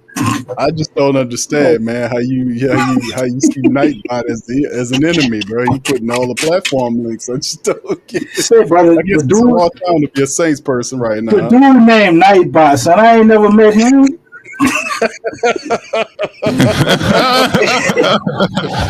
get it. Say, Q. I sure don't see the dude link no more either, DC. You done messed up something. I don't see his link. He wasn't here in the beginning shooting in the gym with us. Damn. Gotta be careful, man. What's up, y'all? Shout out to the fam, man. Appreciate y'all being in the stream. Y'all do me a service. Hit up the like button, man. If you please, hit that like button. All right, big ups to y'all. Bally Mall, I see you. KD. Brother Devin, shout out to you. Y.O. What's up, LaShawn? Shout out to LaShawn. Good to see you, girl. KK, what's happening, KK? Much love to the queens in here. In the groove, shout out to you. KT, much love, my brother. Good to see you. Shout out to my girl Muse. What's up, Jay Survivor? Brother Sean is in this thing. What's up, Linda, baby? Shout out to Linda as well. Mr. Old Universe, shout out to you, brother. Appreciate you as well. What's up, Trey? Trey in the building as well. Brother Jack, True Louisianimal. Mr. Drew, much love, man. Big ups to y'all, man. But like I said, family members, yeah, y'all, it's all good. What's up, brother Byron? Shout out to you. And Nightbot is back in the building, DC. Oh, you done respawned him, huh? Leave him alone, DC. Please leave Nightbot alone. I ain't gonna shoot him no more. He all right, bro. He all right. A friend of yours is a friend of mine, bro. He all right. He up here putting leaks out for merch. I don't know who that is, man. What's up, New Orleans native? Shout out to you, DJ. Come out here with all that soliciting. Don't come out here with that. He got over 200. I ain't know he had permission to be selling shit. He ain't selling shit, bro. He posting links for the platform, bro. That's what that is, man. DC, damn. All right, it said merch, bro. You know. Wow. Oh man, damn. Hey, but somebody had to take a look, man. I still can't believe this shit with the Saints. They better trade back up or get a goddamn quarterback in the second round, bro. It's a bullshit, man. Well, DC, the Miami Dolphins took Kenneth Grant, the other tackle that was with Mason Graham in Michigan. Yeah, he good, man. That's big boy too. All right. Also, what's up, Be Kind? Shout out to you, Poppy 504. He says, Q, Carr asked, he says, 2 Saints for a raise at the end of the last season. Did you know this? No, I did not know that, man. Mr. Fire D, shout out to you. Ocharimo, let me ask, how the hell you ask for a raise? And you don't even show up for work all the goddamn time. Well, we got 3 injury plague years, man. So sad. What's up, brother Derry? How you doing, brother? Good to see you in the chat as well. Good to see some of the Who Dats, man, up in this thing, doing their thing. Also, fam, listen, man, shout out to T Dirty, man. I got T Dirty show me gear. Wait, T Dirty, are you in here, bro? Shout out to T Dirty, man. Dirty got the show me shirt. T Dirty. Right, T Dirty. Shout out to my dog T Dirty. You in here, T Dirty? Pop up in the chat, brother. He also sent me his children's book that he put together, man. Very talented, brother. Much love awesome, to my brother T Dirty, man. Doing great things, bro. Send a link from that, man. See if I go support T Dirty, man. Let's see what the book about, man. T Dirty, if you in here, say what's up in the chat, my brother, so we can show you some love, my brother, and what's popping on that. What's up, brother Francis? How you doing, sir? Shout out to you. Says I like the pick, build the lines, then dress the rest. All right, shout out to you. Appreciate you there, brother, for that. Mr. O says, could the Falcons draft Tyler Warren? They most certainly can, man, because let me see. The Falcons are currently on the clock. Tyler Warren has went to the Colts. It ain't happening. No, okay, I just seen that. DC Tyler Warren just got picked up by the Colts. Yeah, there you go. So I don't know who's gonna throw to him, but he over. Well, that's the thing, man. Maybe they get one this year. Well, Anthony Richardson should be the guy throwing to him. They're gonna hand the ball off to him. Maybe they triple option. They triple tight end option. Well, I mean, but they got a time you can get a quarterback here. Shout out to KK. Shout out to Sergeant King. KK, much love to you, Queen. Appreciate you. So I'm done with this mouse trap and for the cash app. Thank you, sweetheart. I'm gonna say thank you very much. Picking me up, taking me back to this world. All right, thank you. Well, you show wore a fitting shirt, Q. Show me the Saints showed your ass, huh? Shout out to T Dirty, man. They showed you. They showed me that they ain't picking Shador. They showed you. That's what they showed me, man. So, it is what it is currently. The Falcons are on the clock. Maybe we should start hyping up the people we don't want the Saints to pick. You think that'll work? Nah, it wouldn't. Everybody we say we want them to pick, they don't pick. Well, I mean, it is what it is. But Walker seems like to be the best guy for them, DC, in terms of that. It's a Georgia guy. They're familiar with Jelon Walker. Perhaps he's the guy that they pick up on because they need some pass rushing help at the interior line as well. So he might be the selection for them. I mean, other positions at the position of need for the Falcons, if they're looking for edge help, is James Pierce Jr. James Pierce is there. Mike Green from Marshall. Shamar Stewart from Texas A&M.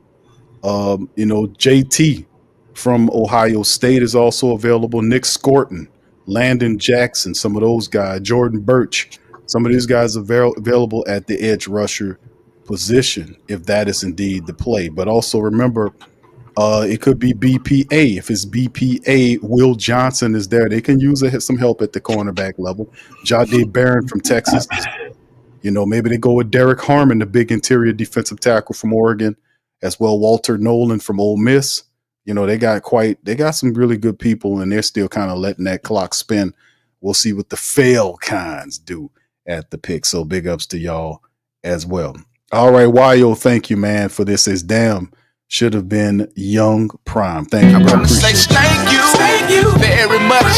Picking me up, bringing me back to this world. Hey, listen, like I said, the only thing that's kind of keeping my dissatisfaction for what's happening with the Saints not getting Shador Sanders is the potential that maybe with the first round not being over, I have to see how it all plays out to see if there's not a play for the Saints to move back into the bottom of the the bottom of the draft to see if they can go back and get them or whatever the case may be. So anything's possible. You just have to see how it plays out. But I'm not happy with it. I thought Shador should have been the guy, and you could have still found some really good offensive linemen that could come in and help. We talked about, Kelvin Banks is a good player, but there's still other players that we could have brought in. There's Josh Simmons, Connerly, Ursery. These are some of the guys that they talked to. Maybe later on, Charles Grant or Anthony Belton. Those are some of the guys. If you wanted to guard, that's great. There's Zabel there. There's Jackson from Ohio State. There's Ratledge. Now, some of these guys you'll get later on, but some of these guys would have been available, for him. But, like I said, it is simply what it is. And at some point, you got to address the quarterback position. Molly says, Q, I think DC shot my mod wrench off. I lost it. All right, thank you, bro. Molly, you should still have it. Very much. Picking me up, bringing me back to this world. All right, I'm going to check on that, Molly.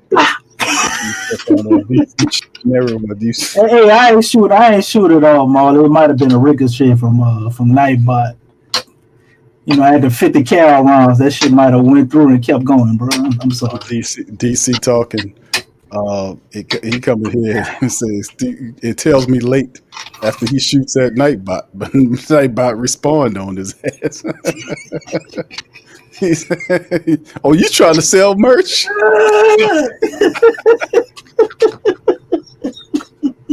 Didn't tell you later on, man. Who was this Nightbot? Didn't you ask before you shoot these? That's how you're supposed to go. You're supposed to ask before you shoot.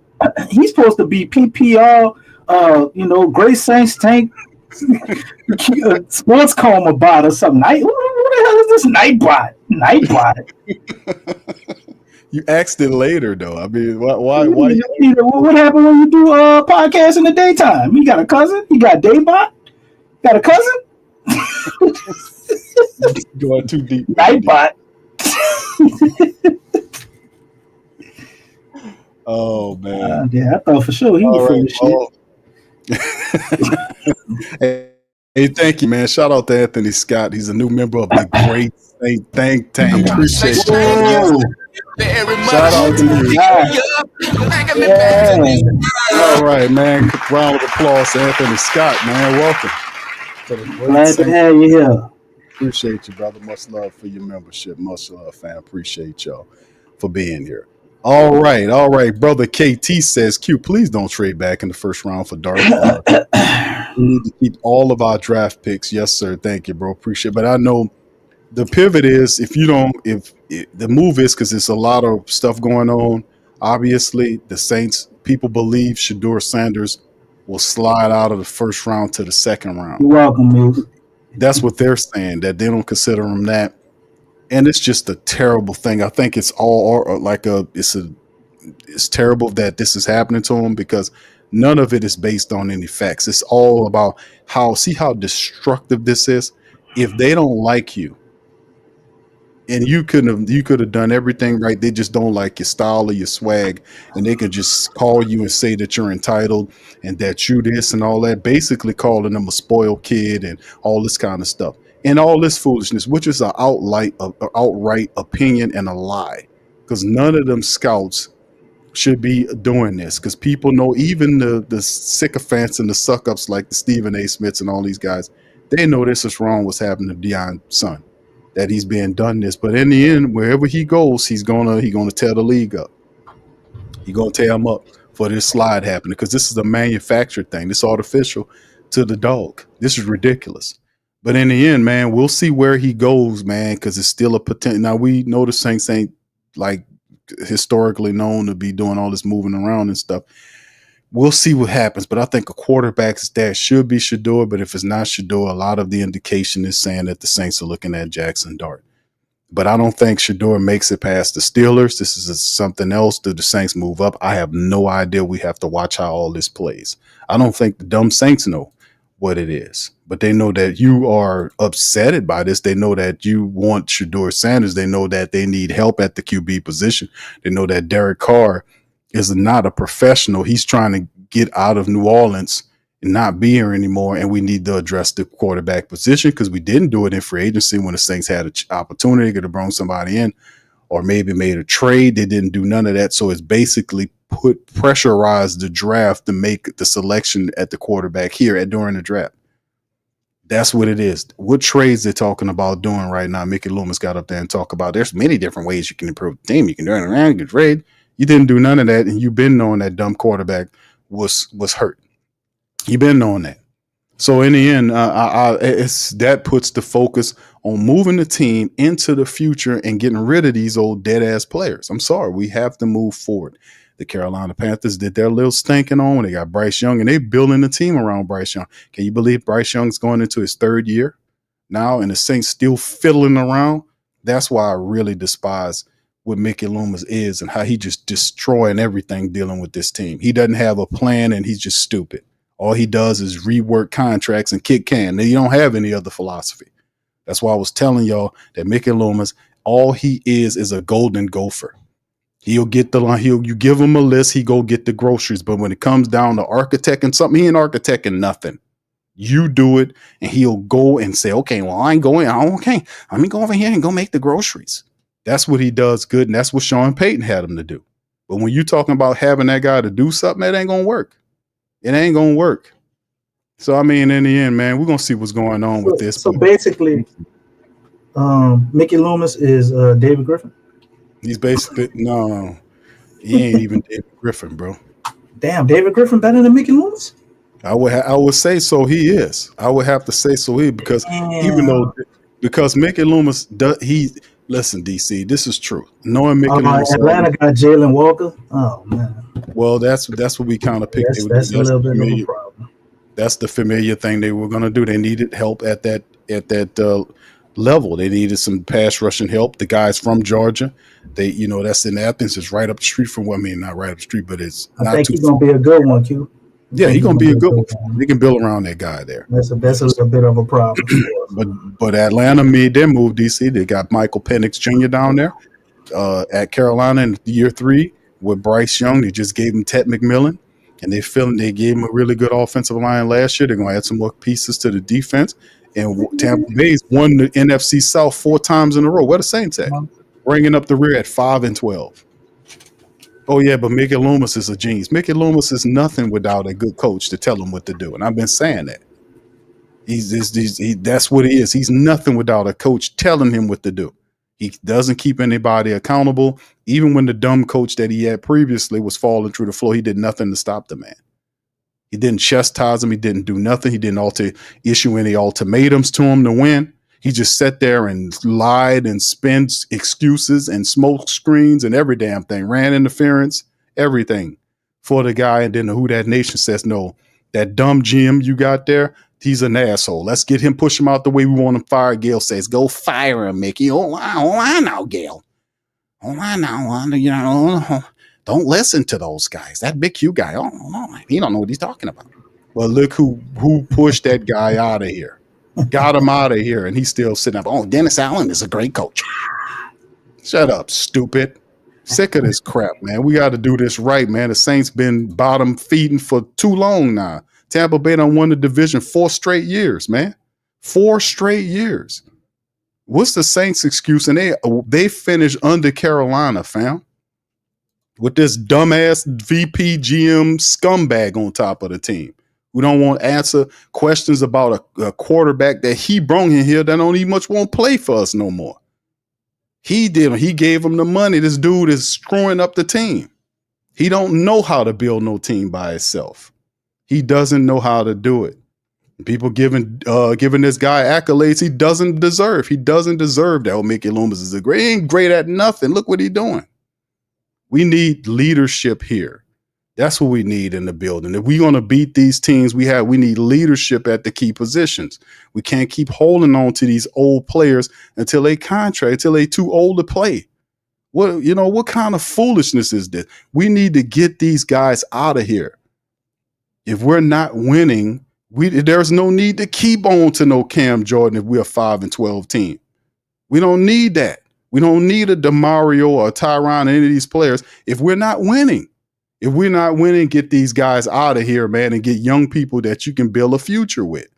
It's only cool to have them old players if you're winning. But if you're losing, you have to get from up under them, especially if their contracts are the heaviest contracts on the team. What sense that make? No. So we'll see what's going on here, man. But in the end, we'll see. DC, go ahead, brother. What you got? Man, I'm just looking at the way the draft board is falling, bro. And I mean, if we still want a quarterback, we look like we might very well wind up being in great shape. Defensive lineman, I think it's about to be a run on those. So whatever we needed to do defensive lineman-wise, linebacker-wise, I think some of these guys are going to start coming off the board. I would expect Mike Green, my other guy, one of those to come off the board pretty soon. Wide receiver is also somewhere else we can go. We definitely got to get another D tackle. So I don't know what we're going to be looking like there. You don't think so? I mean, you running a 34 defense, DC. I mean, what happens when somebody get hurt? I mean, yeah, but you still got you got guys there. You still have. I see, bro. They're gonna probably have Brian Brzee. You gonna run him as a backup D tackle, or you gonna put him as one of the guys on the edge? I think he would be on the edge in the 3-4, right? That's He'd be right. a perfect edge guy. Yeah, that he You would. put him and Cam on the edge, and you got I don't want Cam on the edge. See, you don't want him on the edge in 3-4. I don't want Cam Jordan on the starting for us on the edge, bro. Well, who you gonna put on the other edge? I mean, we got to find somebody to put there. We can find somebody in the draft to do I that. think Chase Young, and they're gonna be linebackers. Yeah, they gotta be linebackers, man. So, but yeah, it's Devin Gacho and John Ridgeway III, Christian Boyd. Those are some. Oh, you know what, Q? Never mind. We can Ridgeway is perfect for that edge. He can play the edge in a 3-4. I mean, we'll see. I mean, you can always 3-4, if I'm not mistaken, right?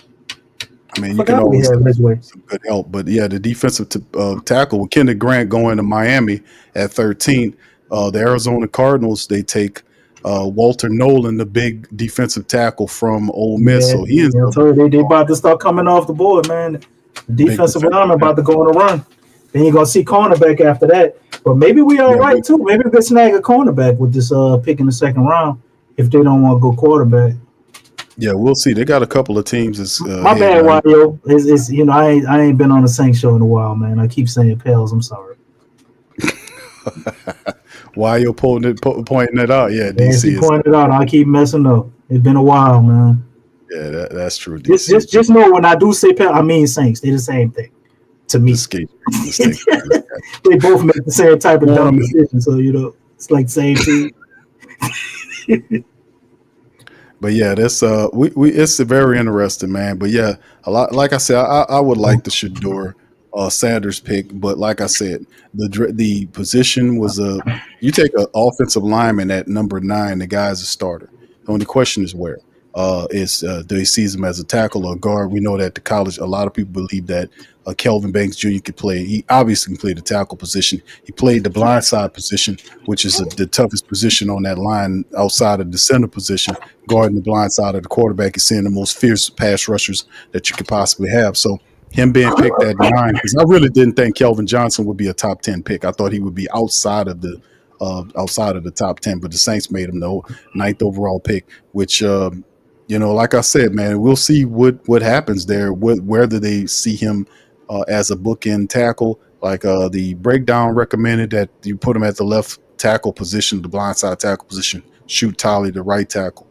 That puts Penning as a reserve, or you kick him inside at the left guard spot. But then again, remember, if you do that, then it's also the fact that where's Dylan Runnels, who's the veteran offensive lineman, the Saints signed from the Tennessee Titans. So Dylan Runnels is there. He's on a 1-year prove-it deal, and he'll be competing at that left tackle position with Nick Saldiveri. So this could be a situation where if you add those two things together with the addition of Dylan Runnels at the left guard position, and now the drafting of Kelvin Banks Jr., Trevor Penning, with him declining that option, could be the outside man looking in this matrix. So this could be the Saints' attempt to build the bookend situation. Now, I love the line selection because we need the help on offensive line. We can't do nothing. This is the attempt to build a nasty line. But like I said, the quarterback position is the uber most important position that you have. And if you don't have that, you're not going to win a lot of games in the NFL. That's the bottom line. I know we got Spencer Rattler. I know we got Rattler, DC. But in the end, you put Shedeur and Rattler in competition, bro. Imagine what that looks like, man. I think the running back position is one of those that's going to be extremely intriguing because regardless if we do draft a quarterback or you got Rattler, we're going to have an awesome running game. I know they have to be thinking in that way, man. You got young quarterbacks. A lot of it is uncertain. Maybe that's why we went with an offensive tackle, at 9, because they're thinking about the run game. And I'm watching a guy like Omarion Hampton. I still don't think he gets past Denver. Do you think it'll be a good pickup if Omarion Hampton is still sitting there at 40? For the Saints? Yeah. In the second round, you thinking? Yeah. I don't think they'll trade up for him. I don't think that would be smart. I think Hampton would probably be Sean Payton's pick, to be honest, which I think so too. I think if Omarion Hampton's on the board, that's Sean Payton all day right there. Sean Payton will take him. What about the Bengals? The Bengals are on the clock right now. Don't they need a running back? Well, I mean, that could be something too, DC, because I don't know. Remember to see what they got, but their need is on the defense. You got to see who they got. They need a running back. Well, I mean, that's not a. I mean, I think they're looking as a first round pick. They're looking at something defensive wise. Looked at the according to here, they're saying cornerback and edge rusher, wide receiver, tight end, offensive line. So if cornerback is the need, Will Johnson is available. That's an easy pick for Cincinnati. If they need help at the cornerback position, Will Johnson is seen as the best cornerback. I didn't think he was going to slide this fall. Absolutely, issues messed him up, man. Just to pick 17, the best. Some people not. Jahdae Barron won he won the award. I knew he wasn't gonna go top 10 though. But he slides all the way to pick 17, Will Johnson, and then James Pierce is there. So either one of these guys could be a move. James Pierce, and of course they had the stuff going on with Trey Hendrickson, going on with the contract dispute and all that. Perhaps James Pierce provides insurance. Either one of these guys will be good pickups for the Cincinnati Bengals. It'll be between these two guys. It'll be either Will Johnson or James Pierce. Yeah. So, I mean, you can't go wrong with either of these guys, to be honest with you. Thank you, Prime says Prime and Moore will be bumping heads. No, son. Thank you, Prime. Say thank you very much. Taking me up, taking me back to this one. That's also a commonplace that a lot of stuff that I've been hearing too, family, just to add to the knowledge base of the Great Saint Think Tank and Who Dat Nation, is the fact that a lot of people see Shedeur Sanders coming in here. If the head coach struggles, then they're thinking that could be a path for Prime to become a head coach. You know, eventually Deion Sanders is going to leave Colorado and start looking toward the NFL. So a lot of people, the insecure coaches are saying, or people are saying that could be a path for Prime. But hold on, just let me get the last one. I'm sorry. KT says DC Bursey is going to be a 34 N like JJ Watt. Say thank you very much. Picking me up, taking me back to this one. All right.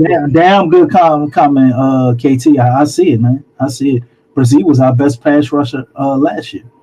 And I would say, just on the comments you made about the Deion thing, if I'm a general manager and I get any type of whiff of a coach thinking like that, I'm gonna tell you right now, I'm about to start looking for other coaching candidates.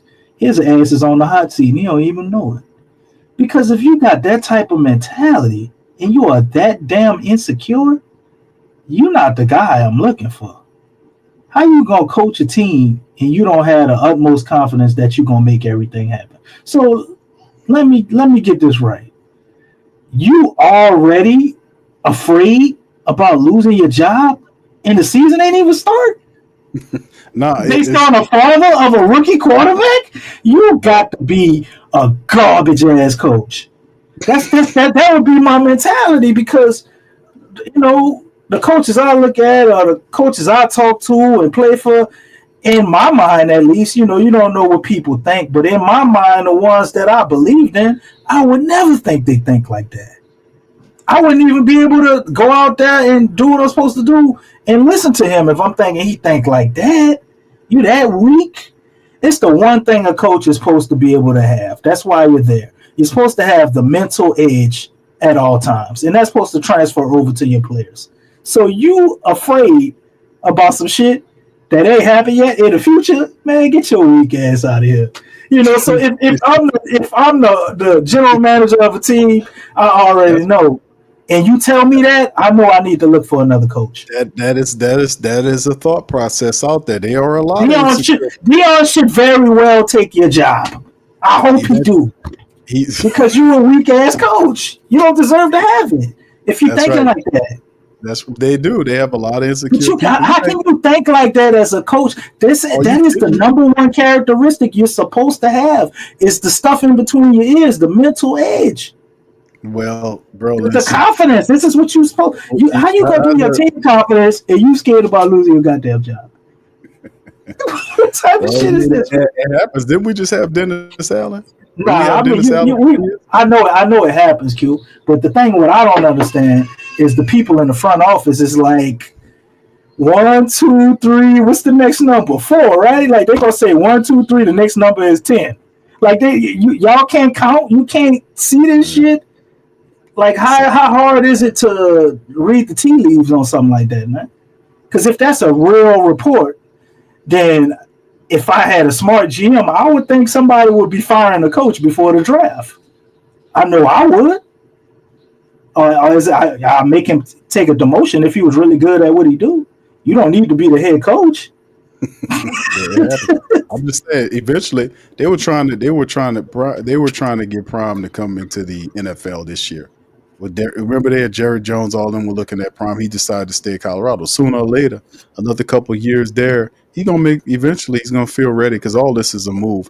Him going from SWAC to Colorado, all that's a slow, patient move to an NFL head coach. Head coach. That's we all know that's an inevitability. But in terms of what happened in Cincinnati, they took an edge rusher, DC, but it was not Pierce. It was Shamar Stewart. This is a player that has a lot. This is a very talented, got a lot of potential. Player, but he had 4.5 sacks in 3 years. I think this is a good place for him, though. Like, they was projecting us at 9. I'm like, man, that's crazy. But Shamar Stewart is a hand in the dirt 4-3 DN, right? I think this is the good spot for him with the Bengals, and he can play with damn, I can't remember homeboy's name. That's a damn shame he played for us. Henderson. You know what I'm talking about. Henderson. He can play with Henderson on the other side. You don't have a lot of pressure on him. He probably could show him the game the way Cam did him when he was here. And he can be kind of that guy for them. So I don't know why they wouldn't go with another guy, but hey, that might work out for the Saints, Q. Maybe we can get a green in the second round. Pierce, I don't think they're gonna fall that far though. That'd be crazy. But Pierce is there. He could be coming off the board next, depending on what. Well, Seattle's on the clock right now. They got the pick is in. They're looking at wide receiver. According to the rankings, they're saying wide receiver, offensive guard, center, offensive tackle, and edge. So they need help along the offensive line, wide receiver as well. But according to some of the best players that are available in terms of the offensive line situation, I mean, you might have to move down a little bit to take a look at them. But Josh Simmons from Ohio State could be a guy that can help you there. Gray Zabel from North Dakota State, he's there. You don't think they could take a quarterback, Q? I mean, a quarterback? Yeah. Well, Seattle, I mean, I don't know. I'm not sold on what your boy did with the Vikings for that. It was 1 year. They gave him big time money. Sam Darnold, they got Drew Lock back there, Sam Howell. So, I mean, I don't know if they go quarterback there. They could use some offensive line now. They do have Jackson Smith. He's there. Kenneth Walker III, Zach Charbonnet back there. We got a lot of receivers out here, too. Well, Cooper Kupp and Marquez Valdez-Scantling was added there. So they took the guard, Gray Zabel. That's a good pickup right there. He'll play and help them build that offensive line. Remember, that's Clint Kubiak out there now. So, yeah, we just talked about Gray. He's one of the better ones. Garbage. Yeah, Clint Kubiak is garbage, man. I told the Seattle people I wanted to tell people about Clint Kubiak. They ain't going to listen. They're going to feel good the first couple of weeks. He got all his boys with him, too. Everybody that was here in terms of the offensive line coach is over there. I think the quarterback's coach, he brought all his boys with him. He's going to scheme his ass off for about 3 weeks. For 3 weeks until you find out you have to beat him, and then he will fail to adjust. He cannot adjust. He has Willie Green adjusting abilities. Huh? He gonna run forever. That's just what that boy on the treadmill of hell. As soon as they find him, when he can't adjust, he gonna get going to the next team and live off the reputation of his father because he cannot adjust. He cannot adjust. Speaking of that, man, do you think adjusting is something you can learn? Have you ever seen any coaches who just lack that ability, pick it up as they go about their coaching journey? Well, if you open to it, but obviously that guy's not, because everybody should learn how to adjust. Is just change. If something don't work, you're supposed to have a backup plan for it. If they take A away from you, you go to B. They take B, you go to C, and so on and so forth. When the Saints had that, when they would take away, because his best play was like the nursery rhyme I used to say: when Taysom's away, Clint Kubiak cannot call a play.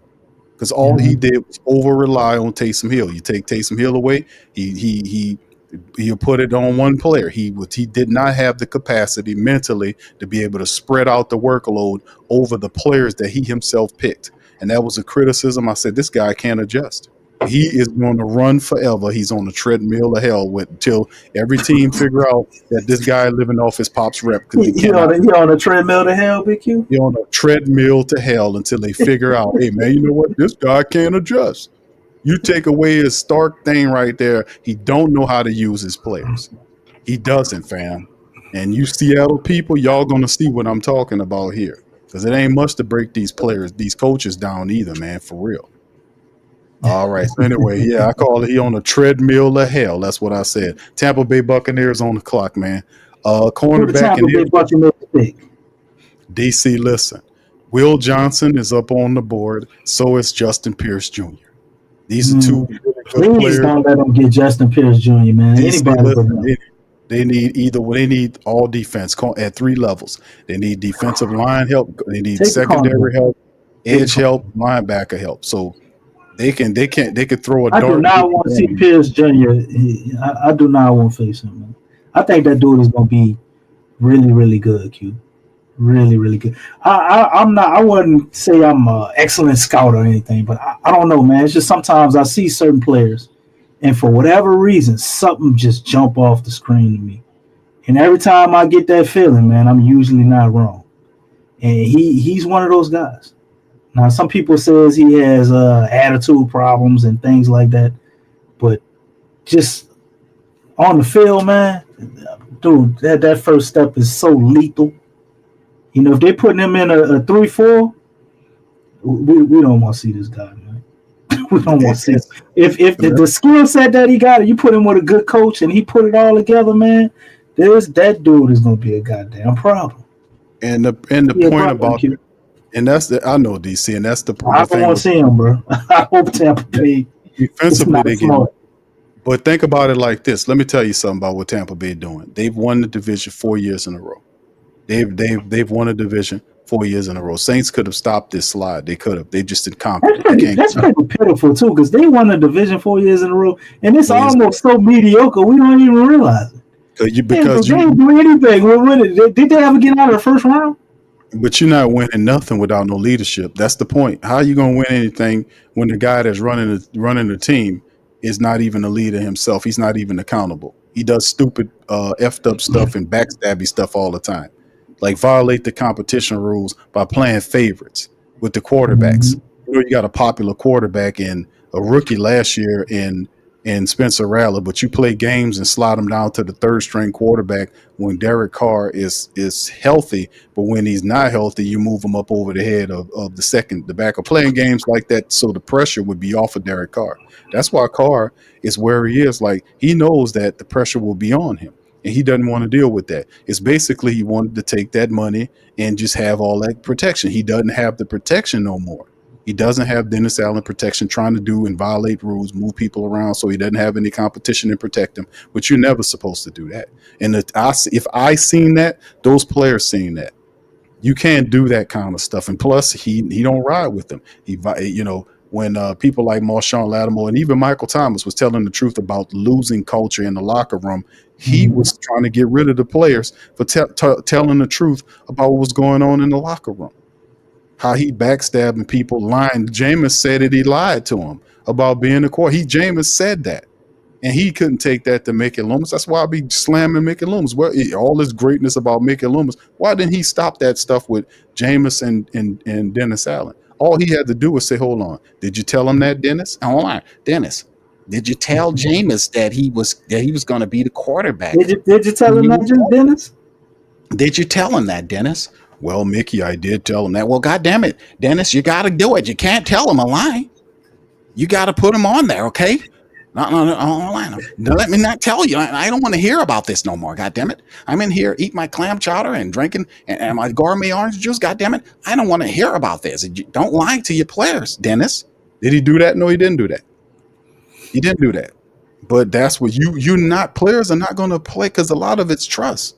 They're not going to play for a coach they don't trust. I seen it. I said he fractured his own locker room, and then when he gets fired, he goes on the show with Glazer and says, "You know what? I don't look at it as I failed. They just didn't want me anymore." Oh, that guy is crazy. That's crazy, people. That's a crazy idiot there. Who said I don't look at it as like that? Even though you was on a 7-game losing streak, all of those years, you didn't do nothing. Thank God, Q. The Tampa Bay took a receiver. I'm sorry, dude.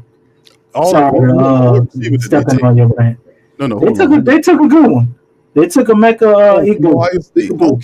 How you say his last name? I don't even ask. Ikbuka. Don't ask me. Yeah, he's a good receiver. Shout out to my African brothers, but listen, I got a problem pronouncing those names, brother. Y'all gonna have to. KT, put the pronunciation there, brother. Let me know how to pronounce it. Yeah, please. I butchered it too. Yeah, I'm sorry to my African family members, man, out there, man. He's a tactician, though. This is one of the better route runners. DC, this guy's good. I like him, man. Yeah, he is good. But I'd rather see this than Pierce. I'm sorry, Q. No, really good. No, excellent. I'm not mad at you, bro. So Sean Payton on the clock. So Sean Payton's on the clock right now. Hampton, Amari Hampton is going to be a Denver Bronco. They've set everything else up. They don't really have a running back, and I think that's big for what Sean Payton wants to do. He could get by without a tight end or some capable tight ends. Tight end would have been another good one for him to pick here. I think he still got a good few options. But I say they go running back, man. They go with Marion Hampton in Denver. Makes perfect sense for Sean Payton. DC, listen, I'm telling you straight up, Omarion Hampton is a Sean Payton player. Yeah. And listen, I'm glad they got like an upgraded Mike Ingram. They still got Mike Evans. They got Chris Godwin. Jalen McMillan's over there with Tampa Bay. I'm saying from this last pick. So getting the wide receiver help. If I was Tampa, I would have went defensive and got Pierce for whatever reason. Because you put Pierce there with Kalaja Kancey. What?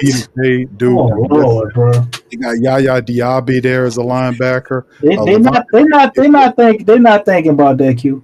They're trying to maximize your boy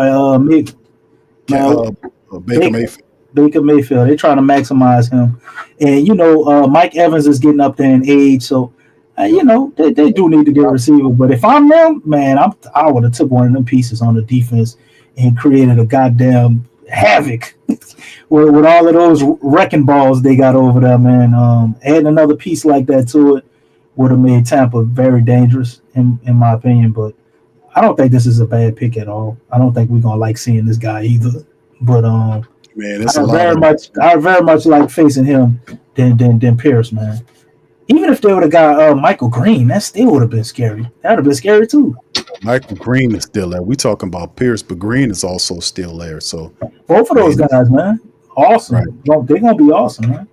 Yeah, I think Sean Payton. This is the pick. But they gotta be put in the right situation, though. I think they can go somewhere and somebody don't use them right and don't maximize them. But if you put them in the right situation, them dudes are gonna be awesome, man. I mean, let's go over the whole situation now. When you're looking at Coach Payton coming up here.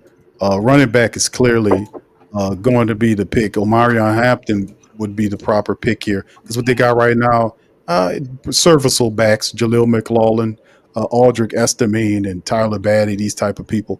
But when you get an Omarion Hampton and put them in there with Bo Nix, and plus they have a few other players, Cortland Sutton and all these other guys here are trying to do something. So Coach Payton needs that really good running back, and Omarion Hampton fits perfectly in Coach Payton's offense, man, to give him that stud running back there that can catch and run the dudes.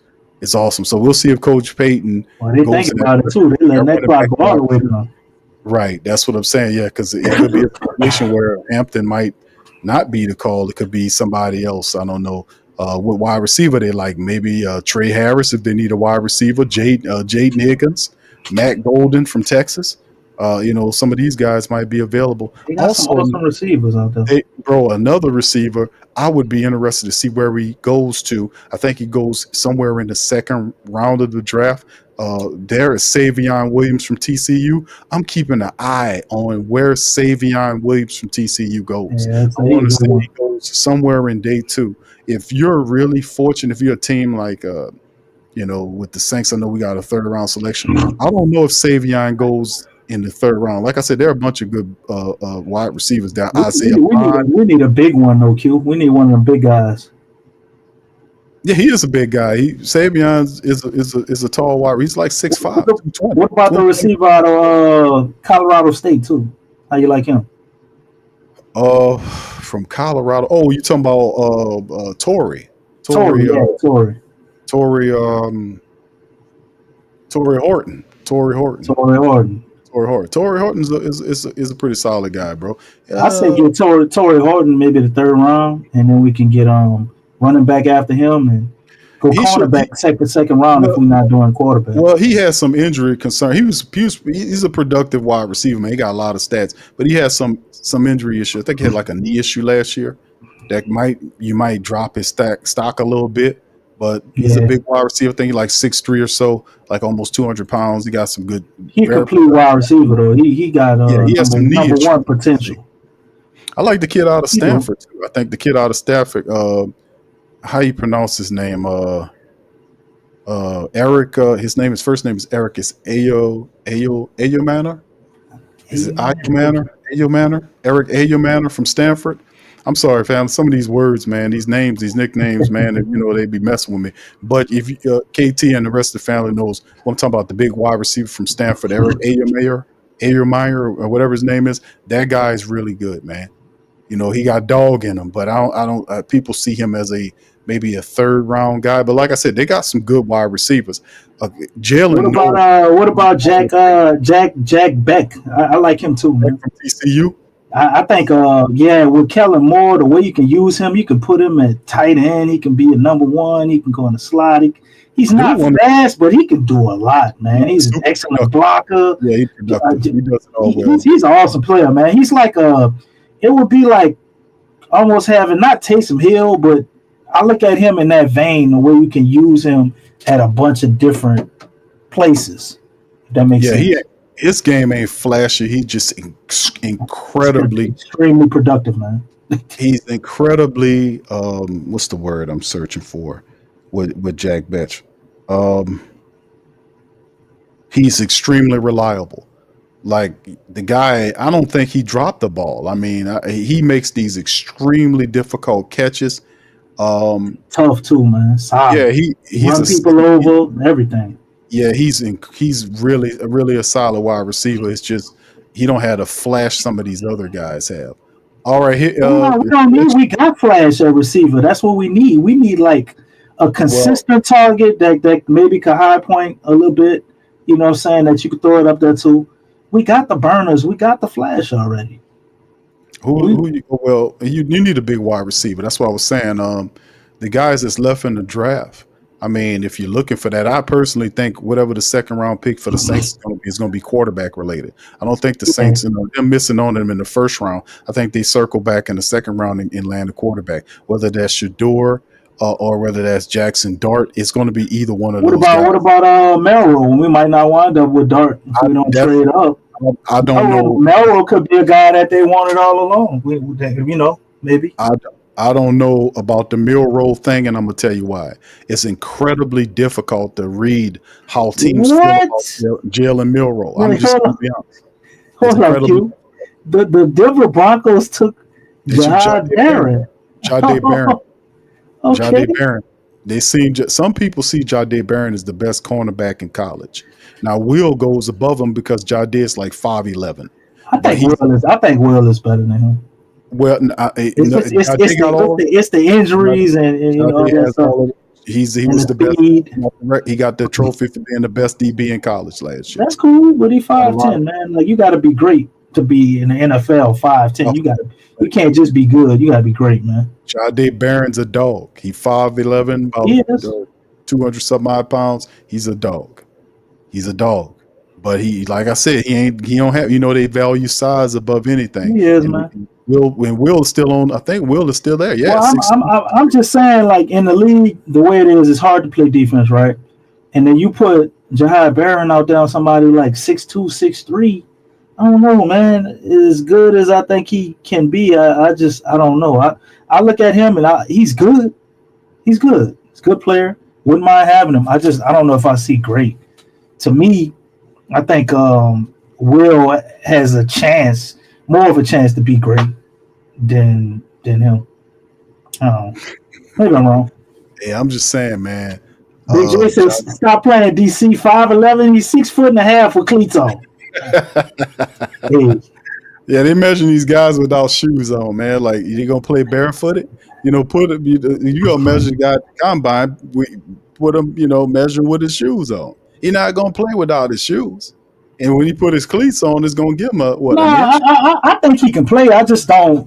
Maybe I'm looking at it like I don't see him being like a number one outside cornerback to me. He look more like somebody who could play in a slide. You probably could. The way he come up and attack around the ball, you might be able to play him at safety too a little bit if you want to. How they do with the nickel packages.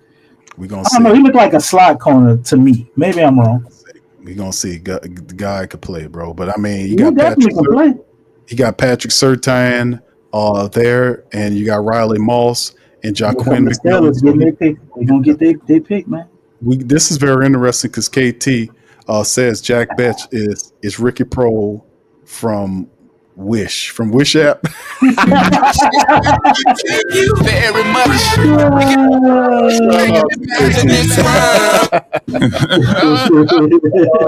Prohl from the Wish app. Not from the Tamu. Wish.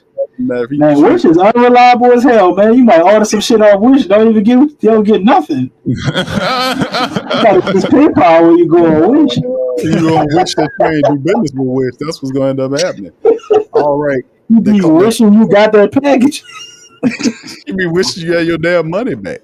Steelers on the clock, DC. What did the Steelers do here? They got QB as a number one need. You serious? You asking me that? Shador Sanders is going to the Steelers, bro. We already. No, it's not. Derek Harmon's going to the Steelers. Even Mike Tomlin's not buying it. What the hell is going on? That is completely silent. Wait, what? What's going on? The Steelers. They picked Derek Harmon. Holy shit! What's going on with the Shador thing, man? I don't know, man. Did they get blackballed? Like it wasn't like a mandate out to all the owners to not draft him in the first? I don't know. It's just something weird going on. It's just feeling like one of the things. It's almost like the Lamar thing, man. Like it's just like, why are they dropping? Oh, that's right. His mom wanted to be his agent. We're gonna show you. It's just like this weird situation, man. I don't know why the Steelers wouldn't take him. I don't get it, but why they wouldn't take a quarterback at all? They go defensive tackle with big Derek Harmon, 6'5", 313 pounds from the University of Oregon. So, DC, we seen a run on interior defensive tackle. Too much hype. I told y'all. Well, I told you that was about to happen, Q.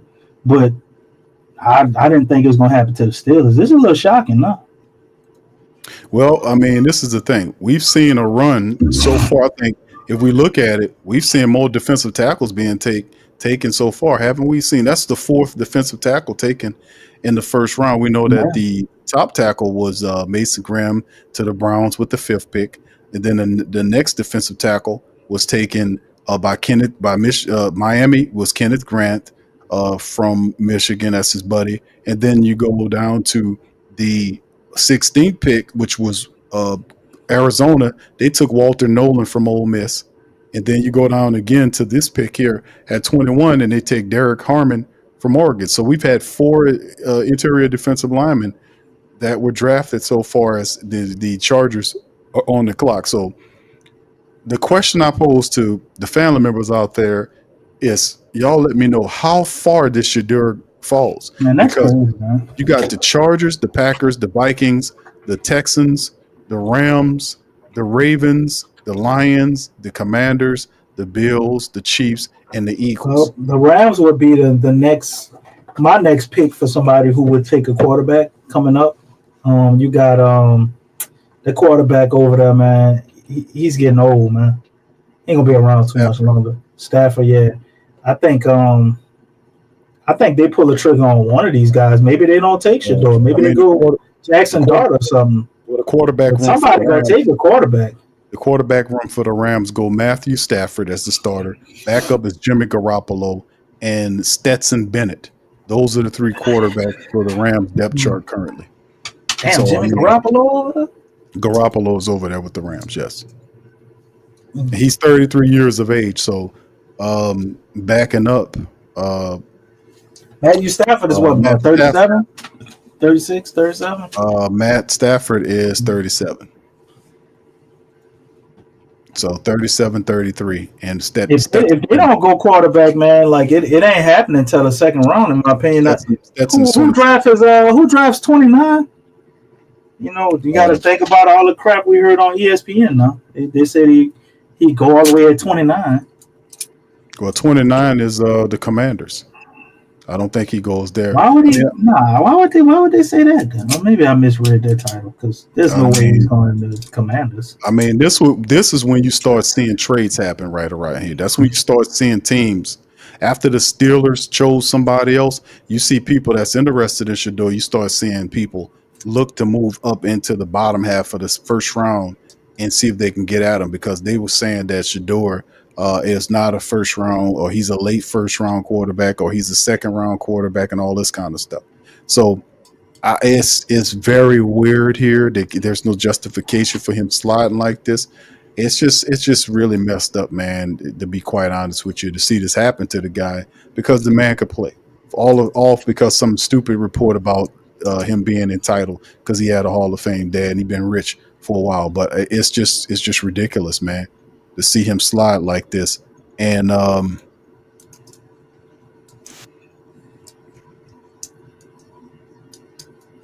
mean, and I was looking at. I'll let you finish. You sound like you had something you wanted to say. I stopped because I was listening to something Adam Schefter was trying to talk about the Steelers possibly trading, but this was an old report. But this is. I think if they were going to take him, they would have took him, man. The Steelers, they must have got word, or they sitting around waiting on Aaron Rodgers or some shit, because it don't make no sense. They don't have a quarterback. They don't have a quarterback at all. Well, the Los Angeles Chargers on the clock. They top picks according to a position of needs. Shit, they need everything offensive. Wide receiver and tight end is what they're saying. Defensive tackle, offensive guard, and running back. So wide receiver, and if you look at some of the positions for some of these guys, DC, if they talk about D tackle, because they ain't gonna have another chance to get that. Well, D tackle's running off the board. Right. Well, usually when you see something like that happen, you go BPA on some of these moves, like to see they got wide receivers, because the only wide receiver that's high enough that they would look at would more than likely be what's the kid, the man, Matthew Golden. Matt Golden out of Texas. I would think that would be if you go receiver. He's the highest one on the board. Is Matt Golden out of Texas? Trey Harris. Jay Higgins. You can make a case for Luther. Man, I say probably in the second round, DC on Luther Burton. I see him more as the second round, but we'll see how it goes. But that's some of the guys in terms of what they're looking. And then as far as the tight end goes, do you get Elijah Royal in the first round? Mason Taylor in the first round? I don't know. Harold Fanning Jr. perhaps? If you're a team, if you need a tight end. I like Harold, man. I try to get Harold, but not here, though. Or do the run on defensive tackles continue? Do they go there? Or we'll see, man. It depends on how bad they need that D tackle. If you really need one and you were banking on the draft, you would almost have to take him here if it's like a need like that and you don't have anybody you can sign. But if I'm there, man, I don't know why everybody's passing on to Marion Hampton. But, I guess it's the whole adage of they try to wait till the second round for running backs. But I would take Hampton. Well, you got one running back that went was Ashton Jeanty early on. Yeah, he went real early. We knew he was going to do that. He was going to be in the top 10. And a lot of people had Hampton and Jeanty like they grade like right there. I wouldn't be mad. 1A, 1B.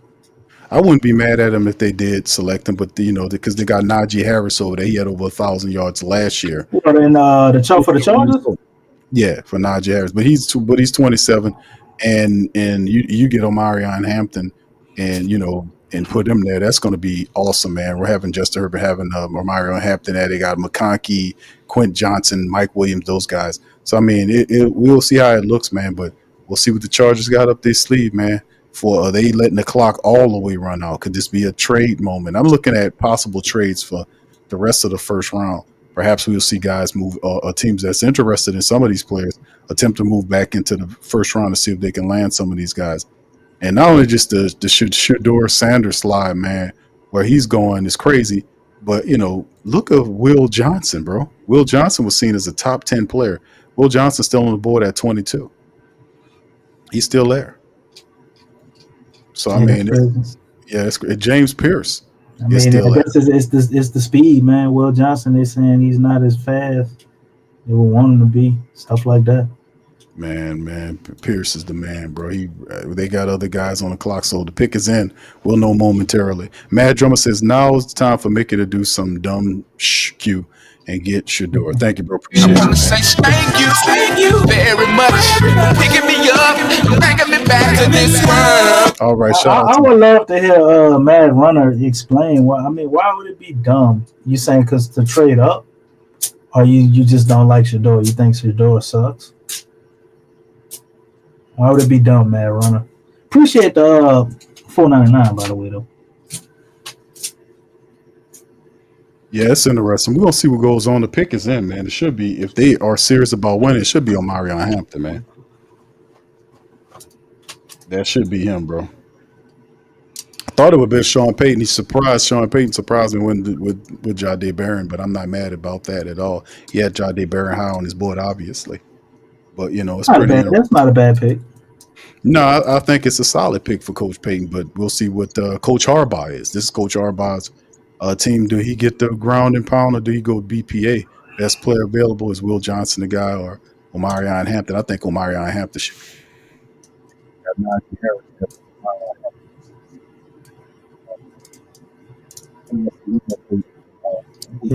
Ground and pound type dude, so he might end up making Hampton the guy. DC, I know you like Hampton a lot, man. Yeah, man. If Hampton goes to the Saints, man, I think that would be a tremendous start. A tremendous start to a new era, man. We go with basically a ground and pound, and you take the pressure off Spencer Rattler or whatever quarterback you wind up pulling out of this draft, and you basically run your offense like that, build it off the play action, and we become a run first team. Kind of like we were supposed to be under Dennis Allen. that was the idea. I think that dramatically improves.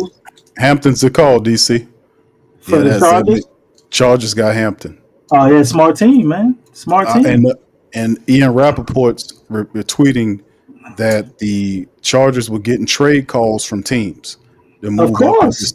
So they're calling right now. Like I said, there's trade calls going on right now for teams to move into the back of the first round. So that is actually going on. He said the Chargers shrugged off trade calls to take a running back. UNC's Omarion at 22. He joins Najee Harris in the backfield. Ground and pound, powerful back. It won't be long before he take Najee Harris' spot. Oh, he gonna take it. Yeah. Oh, yeah. Oh, yeah. Najee Harris he's solid, but it just to me ain't nothing special about him. He's a solid workhorse back, and I think he'll still have a role. But Hampton gonna come in there and take his spot, man. Yeah, no doubt. That guy. That's a hell of a running back, Omarion Hampton. Hell of a running back, man.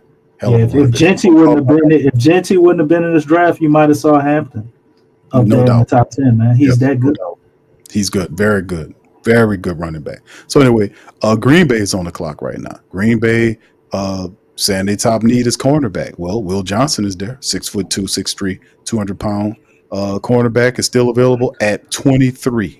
That's insane. That's a Green Bay like pick too. That's why they always get their corners right around the low 20s, man. Green Bay always does this. Sit there and be patient and just and they get good ones too. Waiting around and they wind up with good cornerbacks, man. I don't know, but didn't they drafted Mike McKenzie like that, right? Mike McKenzie. Oh man, that dude was so trash, man. Why you brought that guy? He was good for Green Bay. That's why we picked him up. We want everybody to use stuff.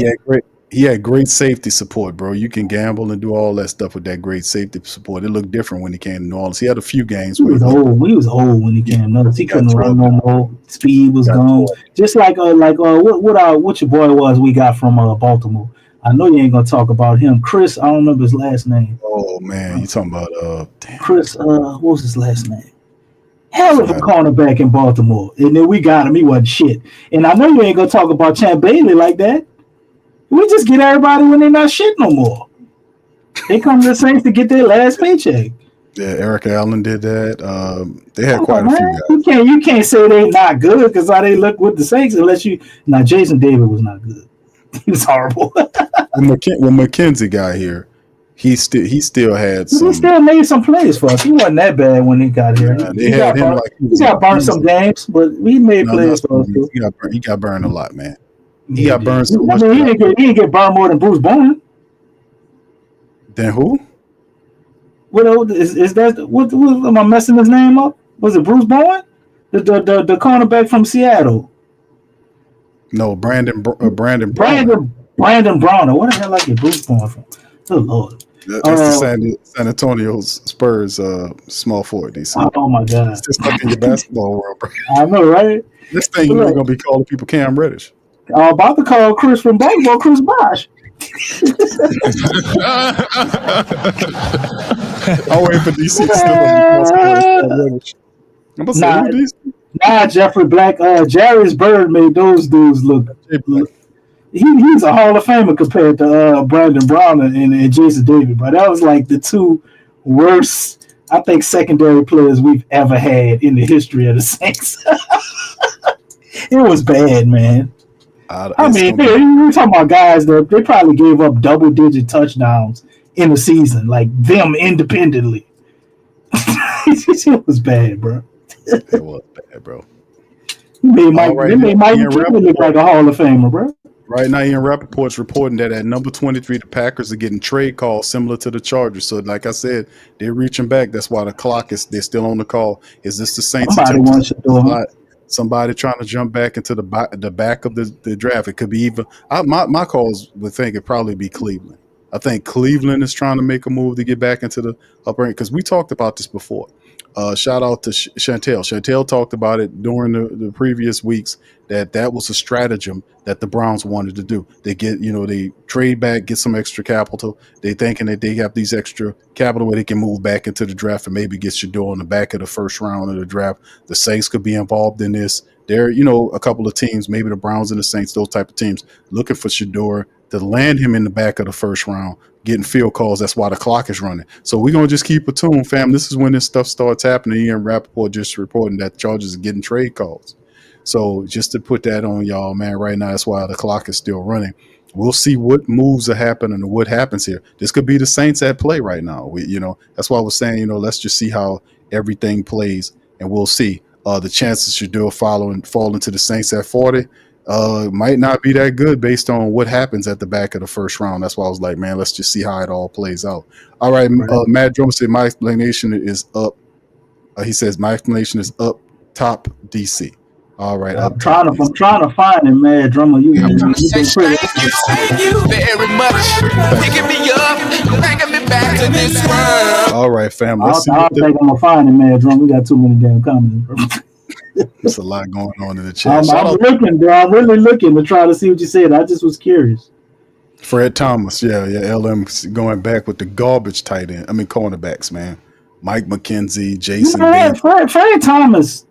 He was bad, but he was a lot better, I think, than he get credit for. Fred Thomas, actually, for some stretches, was pretty good. I remember Fred Thomas with the cast on his hand, making magic out there. He played well. Then he had other times.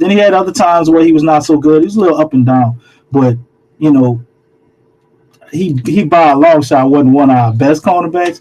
But Fred Thomas, I think, was a lot better than people remember. Like, he get a bad rap to me, even though I know games people got with him, but he had games where he made a lot of play for us too. Oh, DC, man, the pick is in. So obviously, Green Bay couldn't find a suitor because for it in time because they're going to make the pick, and the pick is in. So yeah, they didn't see what they like. They were getting called. So this is going to be the trend for the next several picks. That's coming up. So everybody trying to jump the Rams, Q. They thinking maybe the Rams might be the first team to grab a quarterback. That could be the truth, DC. That could be it. They got no youth in their quarterback room, man. Well, yeah, Stetson Bennett is the third string. He's 27 years of age, so Shador definitely. That's old as hell, man. Well, I'm just saying, let you know what the quarterback. They'll cut him. Yeah. But you have Green Bay there. The next team is Minnesota, Houston, then LA at 26. And then it goes from there. So teams are trying to drop back in there and see what they can come up with. The pick is in for Green Bay. So we'll see what it is. They're saying that they need cornerback help and offensive tackle help. So top corner on the board, Will Johnson out of Michigan, and fell all the way to the 23rd pick. And then there's still other things going on too that they can look at in terms of if they need tackle help. They still have Josh Simmons, the big tackle from offensive tackle from Ohio State. He's available. Connerly Jr. from Oregon, he's still available. I think Ursary probably ends up going in the second round. But still Josh Simmons have a first round grade on him, perhaps Connerly, if you're looking for tackle help. Cornerback help, otherwise, like I said, is their top need according to this is Will Johnson, 6'3" corner. That's Maxwell Harrison is also another really good cornerback. Siobhan Revel Jr., I don't know if he goes in the first round. So we'll see. Trey Amos, Ben Morrison. So, I mean, they got quite a few guys depending on what your take is. And we'll see what Green Bay does here, DC, with the move. They can also go edge with James Pierce. Pierce seems like he can be a Green Bay player, don't you think? He would fit well in Green Bay. We'll see, man. We'll see what happens. He'll fit well anywhere where they got a slot open for him to beat the pressure in 3-4. I think he'll fit in those systems. Yeah, it'll be interesting. You run a 43 up there, but Lucas Van Ness and Rashawn Gary, a couple of them guys that's up there. I don't know how good Pierce will be with his hand in the ground, man. He kind of utilizes his speed a lot.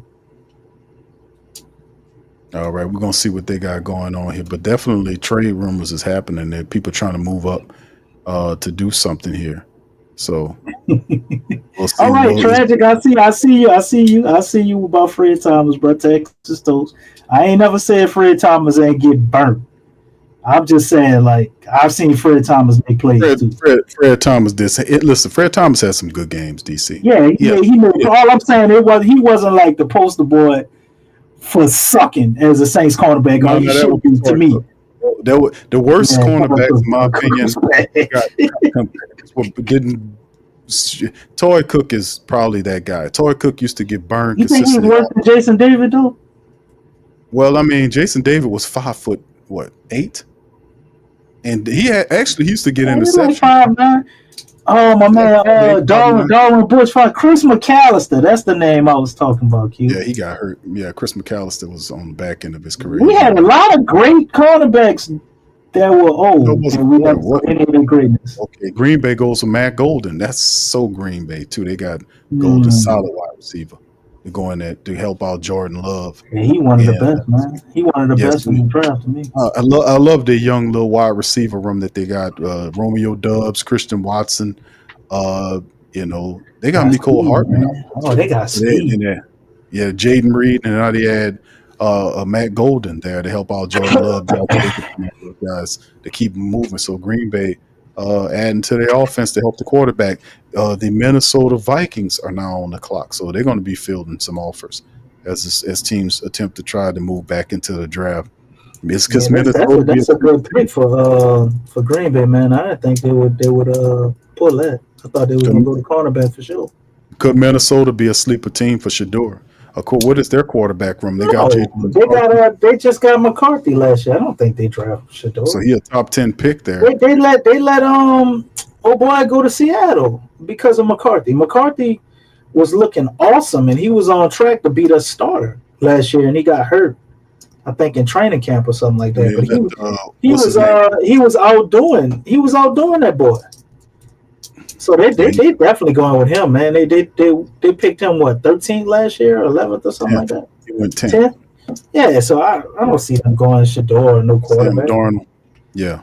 So so we good. So they might be seeing a run on the wide receivers. They might go back to back wide receivers, or they might get a weapon or something for them. Another tight end maybe.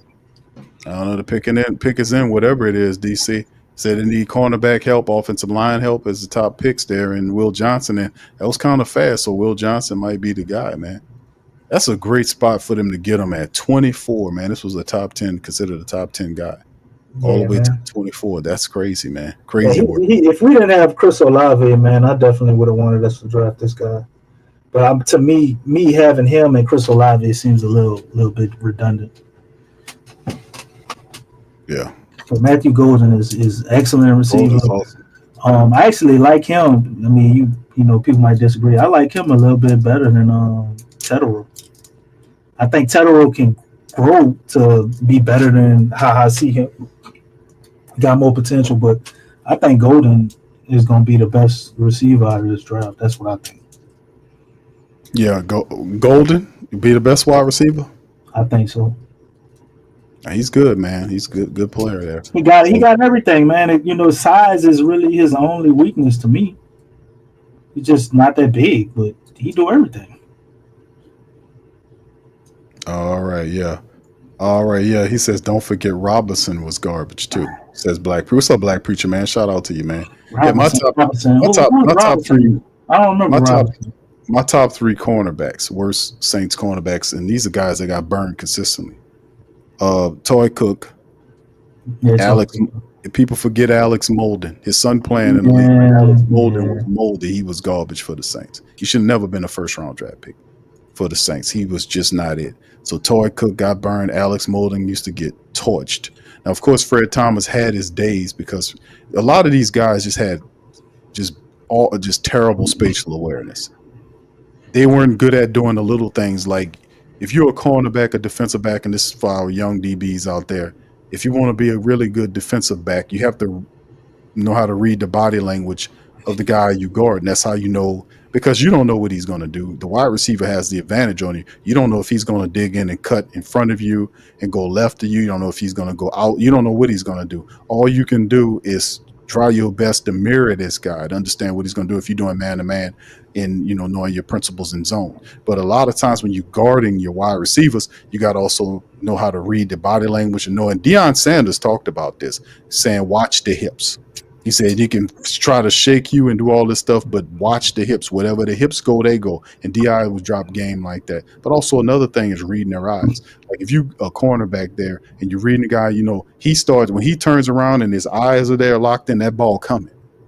You got to be able to understand that. And a lot of times you see some of these cornerbacks soon as they come out the break, they get burnt. And then it's a position like they running scared to try to catch up with the guy and make a play.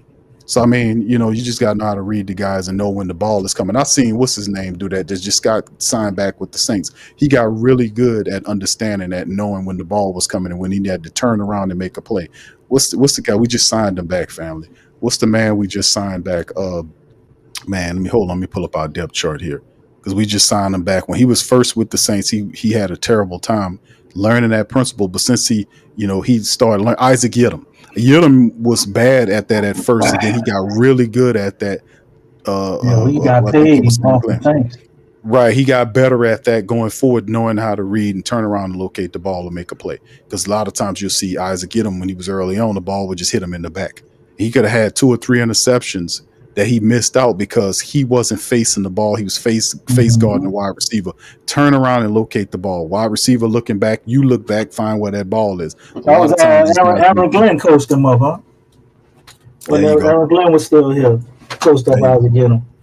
All right, and Donovan Jackson, Ohio State, DC. That's the offensive guard. So they helping JJ McCarthy. Okay, that's a good pick.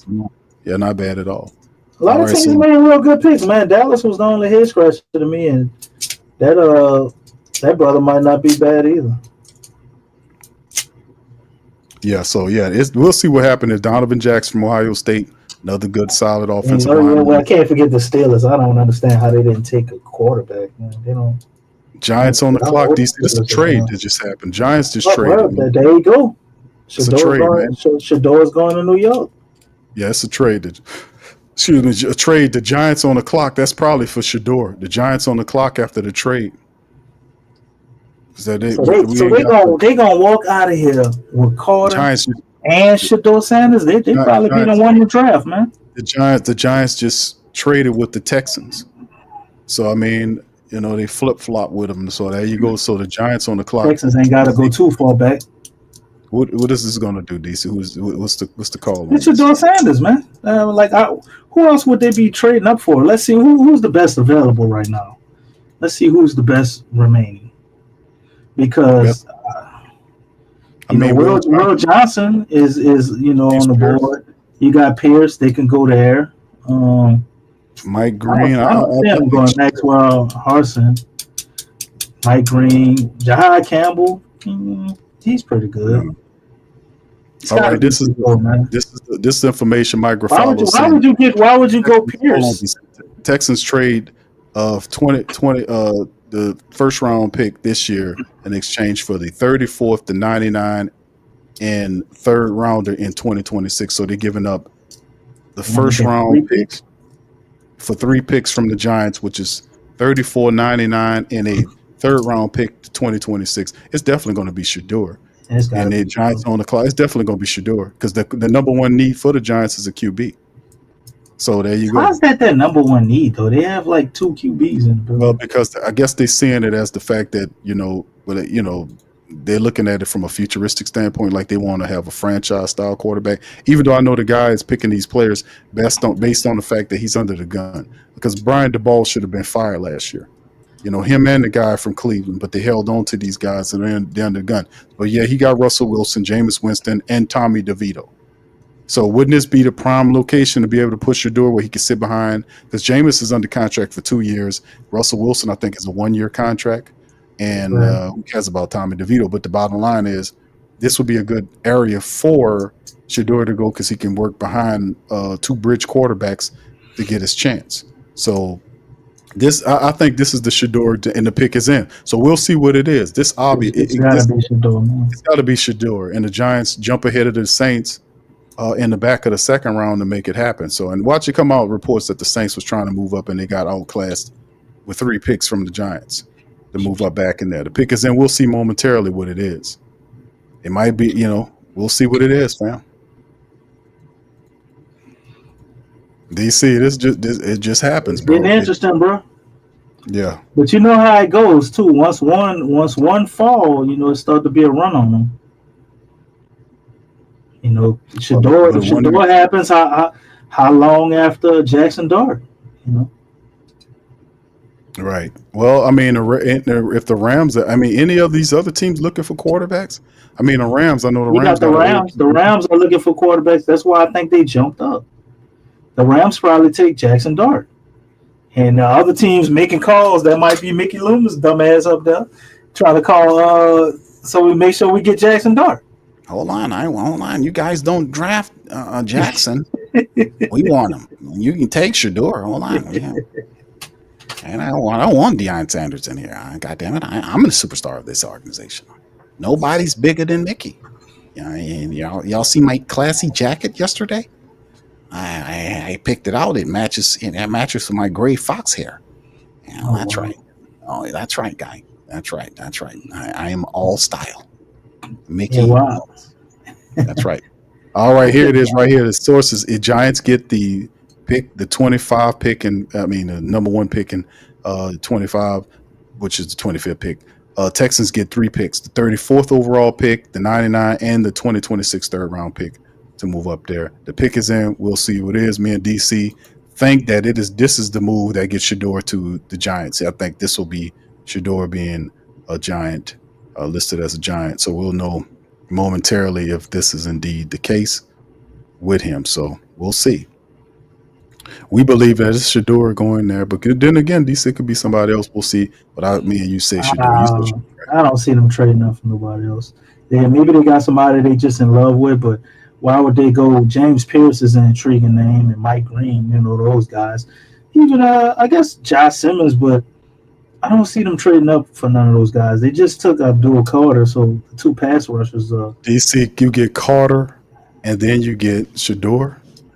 That's right, what I think they're gonna do, man. You got bridge quarterback. They looking like they won the draft. In my opinion. I don't think Shedeur is chopped liver or gonna be garbage like some people see him. I just think he's gonna take at least a year to develop. I don't think he's good his first year. So that's what it is. If this that would be awesome for the Giants. You got him and you got Russ and Jameis there. You let them sit behind them guys, man, and then you see what you got next year. Right. And then the Jameis can be his back. Hold on here. The Falcons have traded up. Wait, what? The Falcons. The Falcons are on the clock now. Wait, I thought it was the Giants. How the hell did that happen? It's Ian They Rappaport. flipped the pick. The Falcons have just. He's showing that the Falcons are now on the clock. So the Falcons, what are they trying to do? This is like a triple double cross. What the hell is going on? Going on here? Because he's reporting. Now, I'm seeing the clock. Still the Giants are on the clock here, but I'm getting a tweet from Ian Rappaport saying that he says trade. The Falcons are on the clock. So the Falcons did they trade? Got bad information. Ian Rappaport, he been on top of it. Just 58 seconds ago, he's saying the Falcons have made a trade and they're now on the clock. So the Falcons have climbed up there, according to Ian Rappaport. We don't see the board. He's saying the Giants trade back into the first round, and he says, and hold on here. And hold on. He's saying, and so, Jackson Dart? So it's Dart? Is that what he's saying? He's saying, okay, hold on. He says trade. Okay, he said, hold on, we're going to just stick with this. The Giants trade back into the first round and take Jackson Dart. So Abdul Carter and Dart. Brian Doe has been speaking with Dart over the last few days, keeping him warm amid the Shedeur Sanders talk. New York Giants gets its QB. So there you go, Jackson Dart. And the Falcons are on the clock. So the Falcons the Falcons jumped up, but they want a quarterback too? I think they're going after Pierce. The Falcons are going after You don't think they would go after cornerback?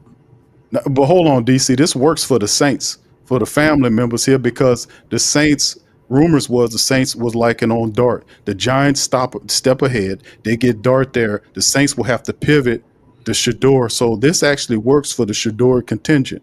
Now that the Falcons are they might just go shuck. Oh, shucks. All right. Shout out to Black Preacher, man. A little love for y'all work. Thank you very much. Picking me up, bringing me back to this world. Appreciate you, Black Preacher, man. Shout out to the family. Man, thank y'all, man, for the super chat. That is crazy, man. I like Jackson Dart looking at him, but he's not better than Shedeur. DC, they got Dart and they get the quarterback. So Jackson Dart is now a New York Giant.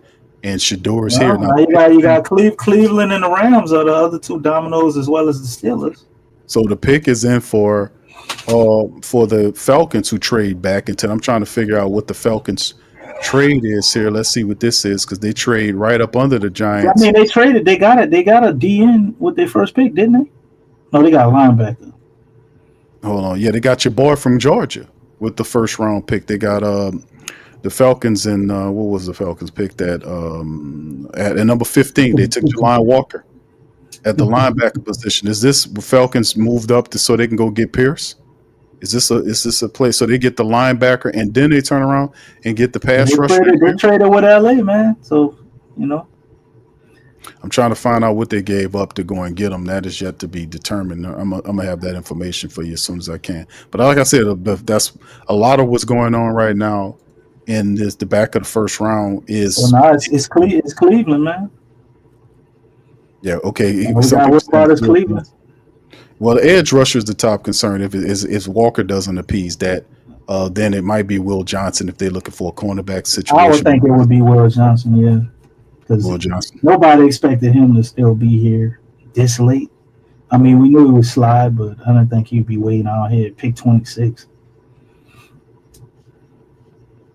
Man, a lot of craziness going on, DC, in the back of the first round of the draft, man. A lot of movement. Falcons on the clock. We'll see what they got going on, man. It's crazy. But yeah, there go the Giants trade back into the first round to take Ole Miss quarterback Jackson Dart. So Abdul Carter and Dart are the first round picks for the Giants. Brian DeBoer has been speaking with Dart over the last few days, keeping him warm amid I think that's hilarious to me, because you think Jackson Dart is worth all of that?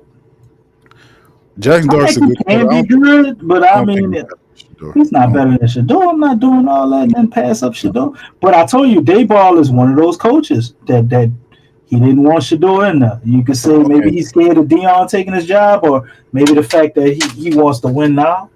But clearly that's scrapped when you look at they could win and got Jackson Dart. You could have easily got Shedeur. So that falls in line with what you were saying about them being terrified of losing their job, because we know he on the hot seat. So I think he one of them coaches that's scared that Dion could come in there and take his job. Well, I think it was his pussy. No, this is David Griffin ass. All right, but yeah, this is the numbers for what happened to trade to get the the Falcons gave up. Falcons get the 2025 first round pick, number 26, 2025 third round pick. Rams get. Wait, hold on, Q.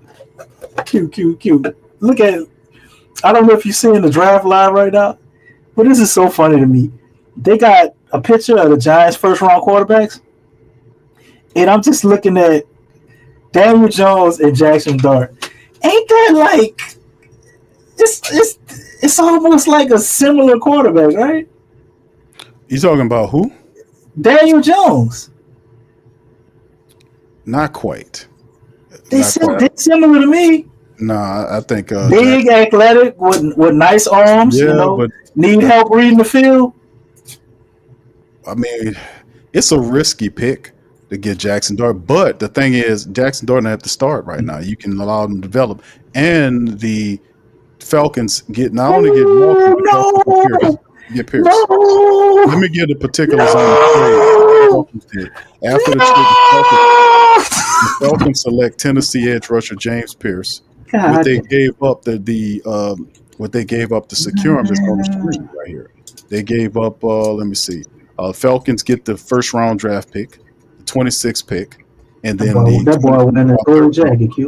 Rams get the 2025 second round pick, which is the 46th pick, a first round pick for next year, and the 7th round pick. So there you go. So the Falcons get this pick and the 3rd round pick this year, and then the Rams get the 2nd round pick this year and a 1st round pick along with a 7th round pick for next year. Holy shit! The Rams to get Pierce.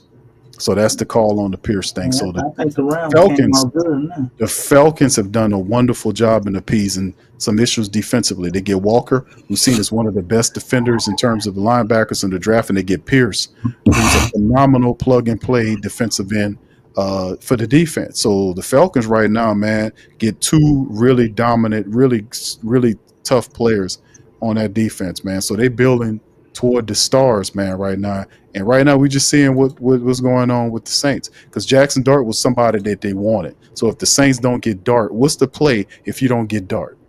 I mean, what do you pivot to after that? I mean, you gotta go Shador. It's either Shador or the Alabama quarterback. I'm not sold on Shucky Ducky Quack Quack like somebody put it in the comment. Shuck. That guy's not a first round draft pick. I don't care. I'm not sold on Shuck. 6 years in college. I like McCord. No. McCord is solid, but I'm not taking him in the 2nd round. And you can have him compete with Spencer. Maybe we high on Spencer Rattler. Maybe that's the thing they don't want to reveal. Maybe all the stuff about the Saints being extremely high on Spencer, I don't believe that we heard coming out the end of the season was real. No. It's either that or you go Shador, man. You have to get a quarterback. If you don't think Spencer's your guy, you can't have your first year head coach come in here without at least getting him a quarterback. You got to get him one of his guys or something. If Shador don't start this year, or whoever we get at quarterback don't start this year, he has to start molding somebody. So they got to walk away with a quarterback. It's just, do they go and get Shador? He's sitting out there? The thing is, you're looking at, that's the question. The Shador question is here now. So Jackson Dart is no longer an impediment. He's no longer an obstacle, because we knew the Saints were looking at Jackson Dart. They were hot and heavy for Jackson Dart. He's off the board. The Giants made the play for him. The other teams are still on the board for the rest of the round. The Ravens, Lions, Commanders, Bills, Chiefs, and Eagles. None of these teams could would prefer. They'll go in a different direction altogether. So this would be the area, if you're the Saints and Jackson Dart's off the board, you would have to then pivot to him or do something else. Because, I mean, any other quarterback you're going to talk about looking, it better not be no Tyler Shuck or whatever his name is, because he had 5 or 6 years in college, but he had 1 year, which was last year at Louisville, of solid production. The rest of them years he was hurt and playing behind people. That's not enough to deter. How you gonna put up here and say he a first round quarterback and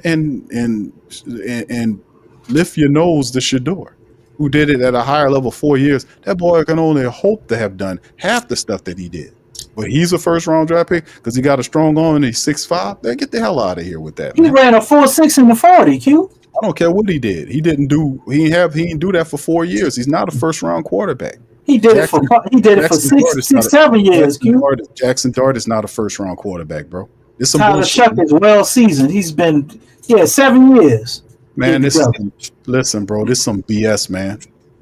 Tyler Jackson Dart is not a first round quarterback, but I'm not surprised by this. Like he's more mature, Q.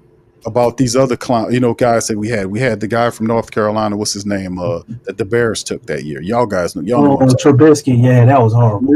Mitchell Trubisky. We all knew that was horrible. Real time. All these other stupid ass guys that we picked up. These guys wasn't first round. Trubisky he got drafted over that was Deshaun Watson and Patrick Mahomes, right?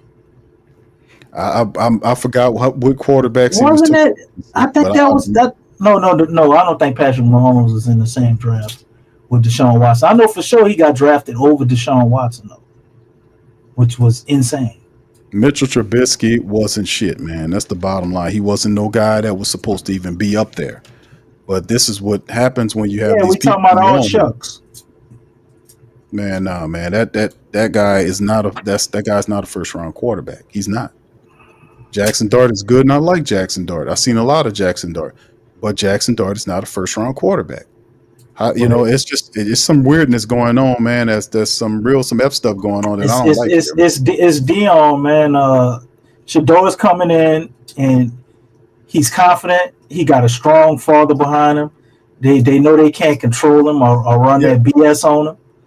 So they penalizing him for that, man. That's all I see. He's not going to be the type of player you can come in and tell that bullshit to.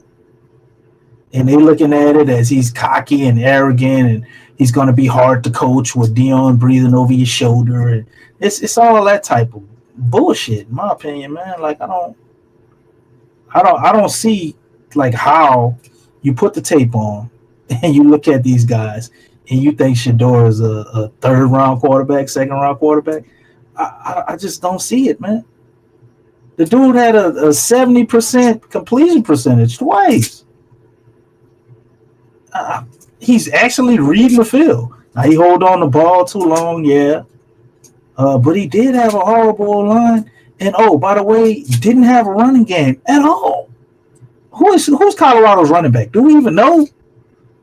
You know what I'm saying? It's like, I don't see how you look at that and think this dude can't compete in the league, man, and shouldn't be taken in the first round with everything that he already accomplished. Went to two different programs that wasn't winning shit and at least got them to win it. They said, well, what about Shador? He did get them to win it. Okay, they didn't win a national title.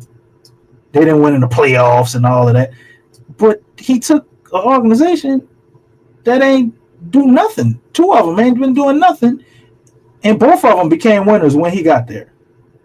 So I don't know, man. I think it's just it's somebody put a humiliation ritual in the comments. Whatever you want to call it, man. They trying to break him. They don't want to support the way he did things. It's almost just like Lamar Jackson. When he came in and his mom was his agent, you knew that's why he dropped. He had his mom as his agent. He didn't want one of those small head fellas to come in there and get that 10% chunk of his money. He let his mom be his agent and got 10% of his contract. It's pretty smart if you ask me. She don't look like she did such a horrible job either. He got a nice contract his second go around. So it's man, it's sad to see that this where we still at. But the color definitely does play a part. And sometimes it's boy, you better stay in your place. And Ravens, I see it, man. Yeah, it's Ravens. Two things. The Ravens take Malachi Starks, the safety out of Georgia, with that 27 pick, which was a very solid move for them to beef up the secondary. Malachi Starks, a very good safety. The Lions are on the clock. The Ravens are always doing this, Q. The pick is already in. And number two, in the 2017 draft, Mitchell Trubisky was taken second overall. Patrick Mahomes was taken 10th that year. Yeah, that was that year. And Deshaun Watson was taken 12th that year. So they were the only three quarterbacks that went in the first round of the 2017 draft. Just a little background. How different would things have been? You think it would have made a difference if we took Deshaun Watson? Would he still ran into the massage problem? They probably wouldn't have never told on him down there on Canal Street, the Vietnamese sweatshop massage. Nah, I mean, if he was aiming for trouble, he would have probably found it in a different way. But, I think environments are different and whatnot, but it depends, man. It really does. If you're stupid, you're going to make stupid decisions. And the kid just didn't make a good decision, sleeping with the massage therapist. And if you piss one of them off and they come at you, and he was paying them. I think they were supplied by the team, Q. I don't know. Because he started talking like he didn't want to be there no more. And then, all of a sudden, all them charges came out the woodworks when he didn't want to be there. Remember that? That was all in the lineup. That was remember that? To keep him under control. I remember some.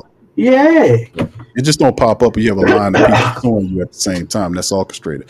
S.K. Simmons says Peyton Turner, the Saints' biggest first-round bust. I wouldn't say no, he's not, man. What about Jonathan Sullivan? You remember that? Man, in terms of defensive linemen, I would have to say probably Marcus Davenport is one. But yeah, DC, that's a good one. Sullivan was a terrible one too. But yeah, thank you, SK. Appreciate it. Say thank you, He up there. very much.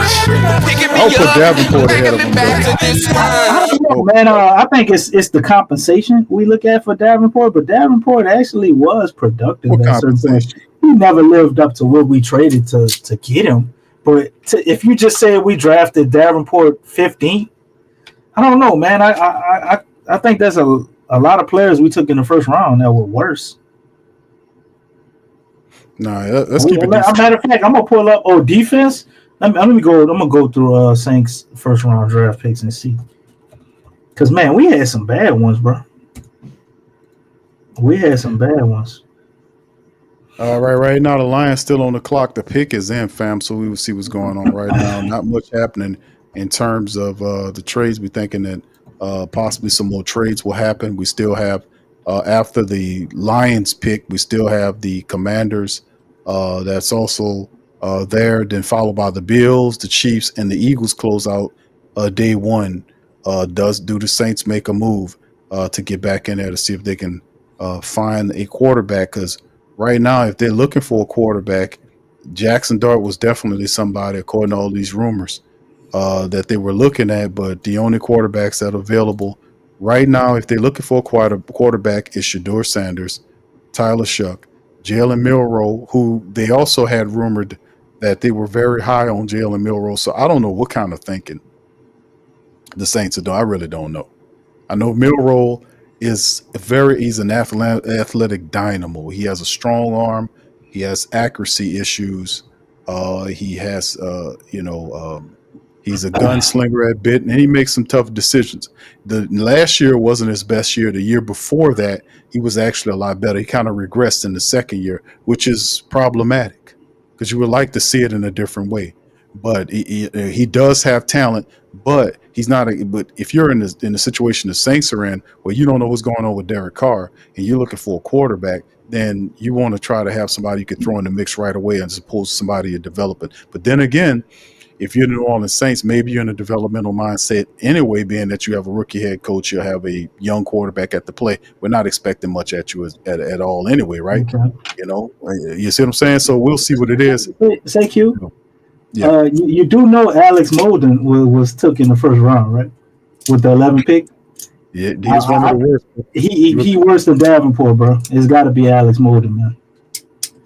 I'll give you that. Alex Molden was way worse than Davenport. Had some production. He couldn't stay healthy, but he did. He gave you some production. Alex Molden was garbage, man. What production Davenport gave you, DC? He was hurt all the time, except for the last year. And what he didn't even have. He had what pressures? He had a few pressures. He had pressures, and I seen him, commanding double teams, and he was better, like for the defense being out there. I'm not trying to say he was Trey Hendrickson, which that was completely mind-boggling. We all thought when they got rid of Trey Henderson, but Davenport wasn't like a player that was unplayable when he was healthy. But when he was healthy, he's always hurt. But Davenport did provide you good playmaking from the edge position. He was a solid player when he was healthy. Can we say the same about JT Sullivan and Alex Molden? Jonathan Sullivan and Alex Molden? Jonathan Sullivan. I think both of them were worse, bro. And then you can put Davenport maybe behind them. And Peyton Turner is actually worse than Davenport. but Davenport is a higher pick. And so everybody I named was like from 6 to 15. You got a lot of guys I could start bringing up if you're just looking at first round. You had what's the cornerback we got from Florida State University? This is goddamn name, Patrick something. We got some production out of him, but he wasn't never. He wasn't that never. bad. Pat Young or what? Was not Patrick Young? Was it Patrick Robinson? Patrick Robinson. We took him in the first round, though, bro. I know he was awful. I mean, he wasn't awful. He actually played well when he left. No, he was bad. He was bad when we had him as a number one. But when we didn't put the number one tag on him, he was better. Patrick Robinson. He came back and he played he's like a depth cornerback for us. He was solid there. But when we had him playing like number two and number cornerback, man, cooked. He left. He went somewhere else and learned how to play corner. He went to, I think, the Chargers, and he did a lot better over there. But it's like guys like Usama Young and all these guys, man. It's like, man, these guys wasn't developed properly. Obviously, they had talent in college, but when they came here, the fundamentals, man. Because a lot of these cornerbacks, they simply would just they'll be constantly in the trail position, running for their lives. They don't whip their head around and locate the ball hit them in the back of the helmet. Got tired of seeing that. Tyreek Williams is the pick for the Detroit Lions, the big defensive tackle from Ohio State. 6'3", 330 pounds, man. The guy recorded 100 tackles. He had 8 tackles for a loss and 5.5 sacks over the past 2 seasons. Recorded over 100 tackles. A 6'3", 334-pound interior defensive tackle out of Ohio State is now the interior one. Is going to be an interior defensive line for the Detroit Lions. You can't run against these guys. The Commanders are on the clock. So we'll see if the Saints looking to move back in the. I think they're gonna ride it out to the second round, man. The second round pick to move up would be a lot easier than move up in this first round. Yeah, the Commanders on the clock, DC, with 29th pick. Will Johnson is still at. That's a surprise. Mike Green, DC, could be the guy. The pick is in. Could Mike Green out of Marshall be the guy that helps the Commanders do their thing? Stephon Anthony wasn't. When the scheme Stephon changed. Anthony was messed up by the Saints. I think Stephon Anthony was actually going to be good. Doug says, man, it's been so long since that 9th pick. Come on, 40 with you. Well, too bad we ain't going to get to 40 till tomorrow because they ain't doing the second round tonight. DC, I got to find that dude. I got to bleep him out, though. That's another dude that was funny in that Harlem Nights. He was funny, boy. That boy was missing them 2 front teeth. That boy there was cussing. I got to bleep him out to put him on there, man. Come on, 7. That dude. Yeah, wasn't he in the what's his name, DC? What was the guy? I don't remember his name, man. I can't remember his name. I'm horrible with names, but I'm the last person who want to ask somebody's name. Shit, I'm looking at the Harlem Nights and forget Red Fox name or some shit. Why I know him somewhere? Hell, you forget Red Fox name, dude. What's wrong with you? I forget the woman name who was married to Red Fox over there. She was funny as hell in that to be too. You remember her name? Della Reese. Like I'm horrible with names, Q. Yeah, I was in here calling the Saints the goddamn Pelicans tonight. Don't ask me no name. DC tripping around. I'm horrible with names, bro.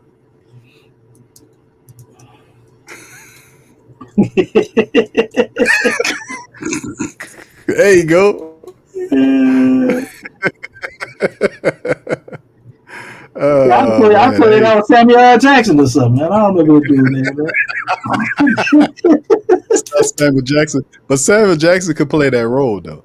I'm surprised there was a Samuel Jackson that was in here, man. There you go. Man, what you doing with that kid in here? Yeah, that was funny as hell. Oh, man.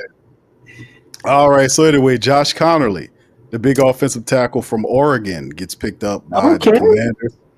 He protects Jaden Daniels, man, in Washington, so they give him another offensive lineman to beef up the line. Simmons still out there, huh? I think Simmons is, he's still out there, DC. Simmons is still out there, man. Josh Simmons is still out there. Ursary from Minnesota is out there. Green was doing a number on him in that scene that what is the senior bowl game. I guess everybody watched that and put him all the way down the list. I'm surprised Green ain't gonna make it out the first round, man. Somebody gonna get a hold to him. Ain't gonna get out the first round. Buffalo might end up getting Will Johnson here, but like I said, it will maintain to see what's happening. If anybody else is still trying to move up in the back of the first round or just play the 40 position. So it was a trade, they're saying here, DC. The Commanders pick at number 29, Oregon offensive tackle Josh Connerly Jr. They trade Laramie Tunsil and take a first round offensive tackle. So there you go. What? They trade Laramie Tunsil to who?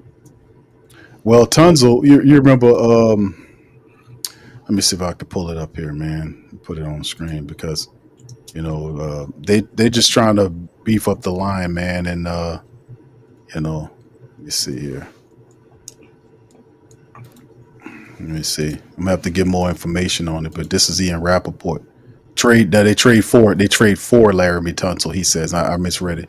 Trade for Laramie Tunsil and then take a first round offensive tackle. So you got Laramie Tunsil playing the left tackle position, protecting Jaden Daniels, and then you add a bookend with him there. So there you go. So they should feel good. So I think Andrew Wiley was the other right tackle, the other tackle. But Tunsil is the blind side guy, and then you add Connerly Jr. to be the bookends for him there if he'll play the tackle position. So they're just helping out Jaden Daniels, man.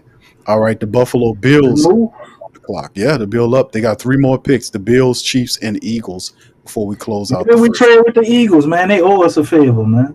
We helped them get a goddamn championship, man. They owe us a favor. Man, if any team you would trade for, DC, it would be the Eagles, right? Because of we always trade with them. We didn't gave them so many, man. We done lost so many trades to the damn Eagles, bro.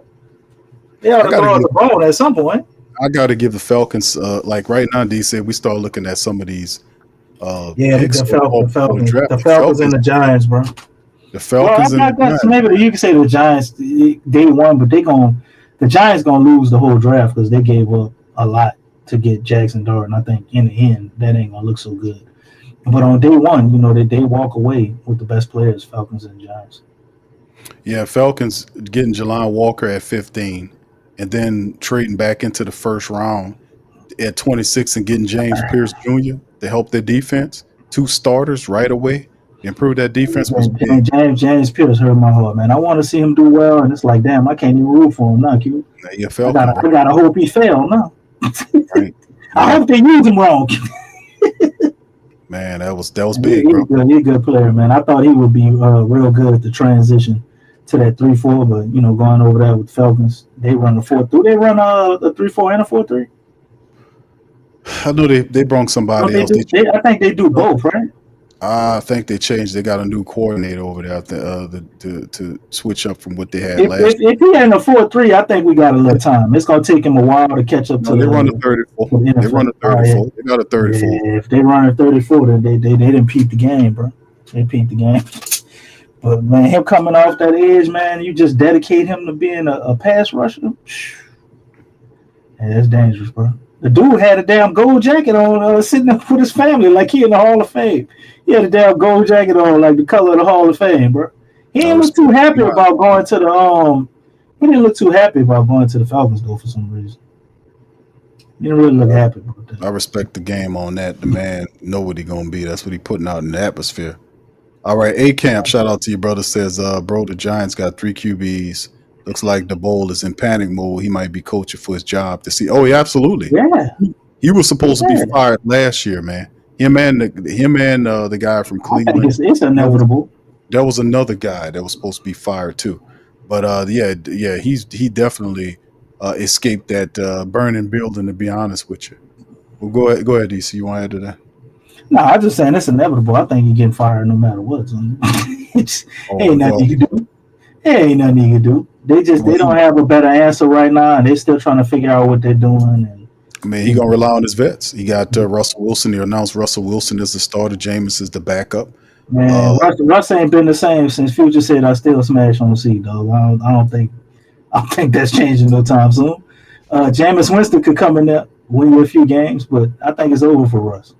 You think he gonna go to New York of all places and turn his career around? I don't see it, bro. I think they're gonna be a middle of the pack team. They might get 7-8 wins, maybe 9, and that's gonna be that. Yeah, I don't think Dart changes any of that, man. I mean, he's a projected starter right there. Shout out to Andrew, man. They're getting dark for when Dayball is out of there. That's how I see that. Shout out to Andrew, chiming in from San Antonio. Big ups to you, bro. All right, Who Dat? To that says this 2025 draft making me sick. We drafting far and beyond. Shout out to you. Clint says a lot of good players still on the board. That is true. Yeah. Jason Robert says that might have been Tennessee's colors. Young Blood says improving the porous offensive line was something the Saints had to address. Indeed. Yeah, we can't be too mad at them, man. And I mean, Shador is still out there, so all of the outrage we have for them not getting a quarter, there's still quarterbacks out there. You still they only had one cornerback taken off the board. We can very well get our cornerback that we need. You know what I'm saying? You still got a lot of good wide receivers. You got a lot of good tight ends still out there. A lot of good running backs. You got some good edge players still out there. You got some good linebackers still out there. All the damn safeties are still out there. Like I can't overreact because I didn't like the first pick when there's still so many great things that the Saints can be able to do, moving forward. And clearly it looks like they're probably not going to trade up, at least in the first round. So that leaves us more picks to go out this draft, where we all know it's very deep throughout this draft. And I'm not about to say the Pelicans again. The Saints have to hit on multiple picks in this draft. Even if we did draft a quarterback, they still have multiple areas that we need to improve. And they have to do their due diligence and kind of knock some of these picks out the park. There's a trade alert, Q. Yeah, I know Eagles flip with the Chiefs. The Eagles flip with the Chiefs. That's kind of weird. Yeah, they Eagles two teams left in the draft. The Eagles flip flop with Kansas City for their position. So they took this Siobhan Rebel.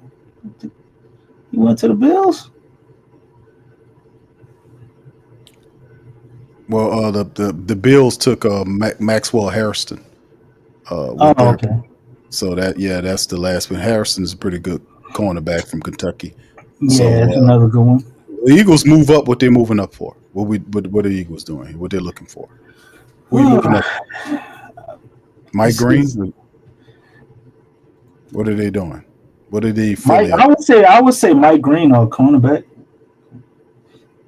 I mean, they don't need a receiver. They should be good on tight end. It's got to be a cornerback. A cornerback or Mike Green, I would think.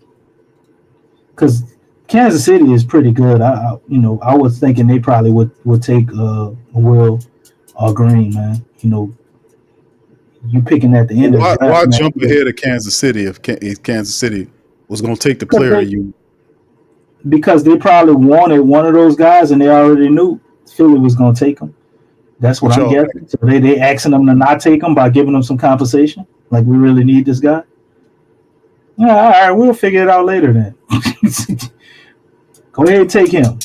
We'll get him with our next pick or whatever. That's the only reason I could think of. Other than that, it's just like paranoia.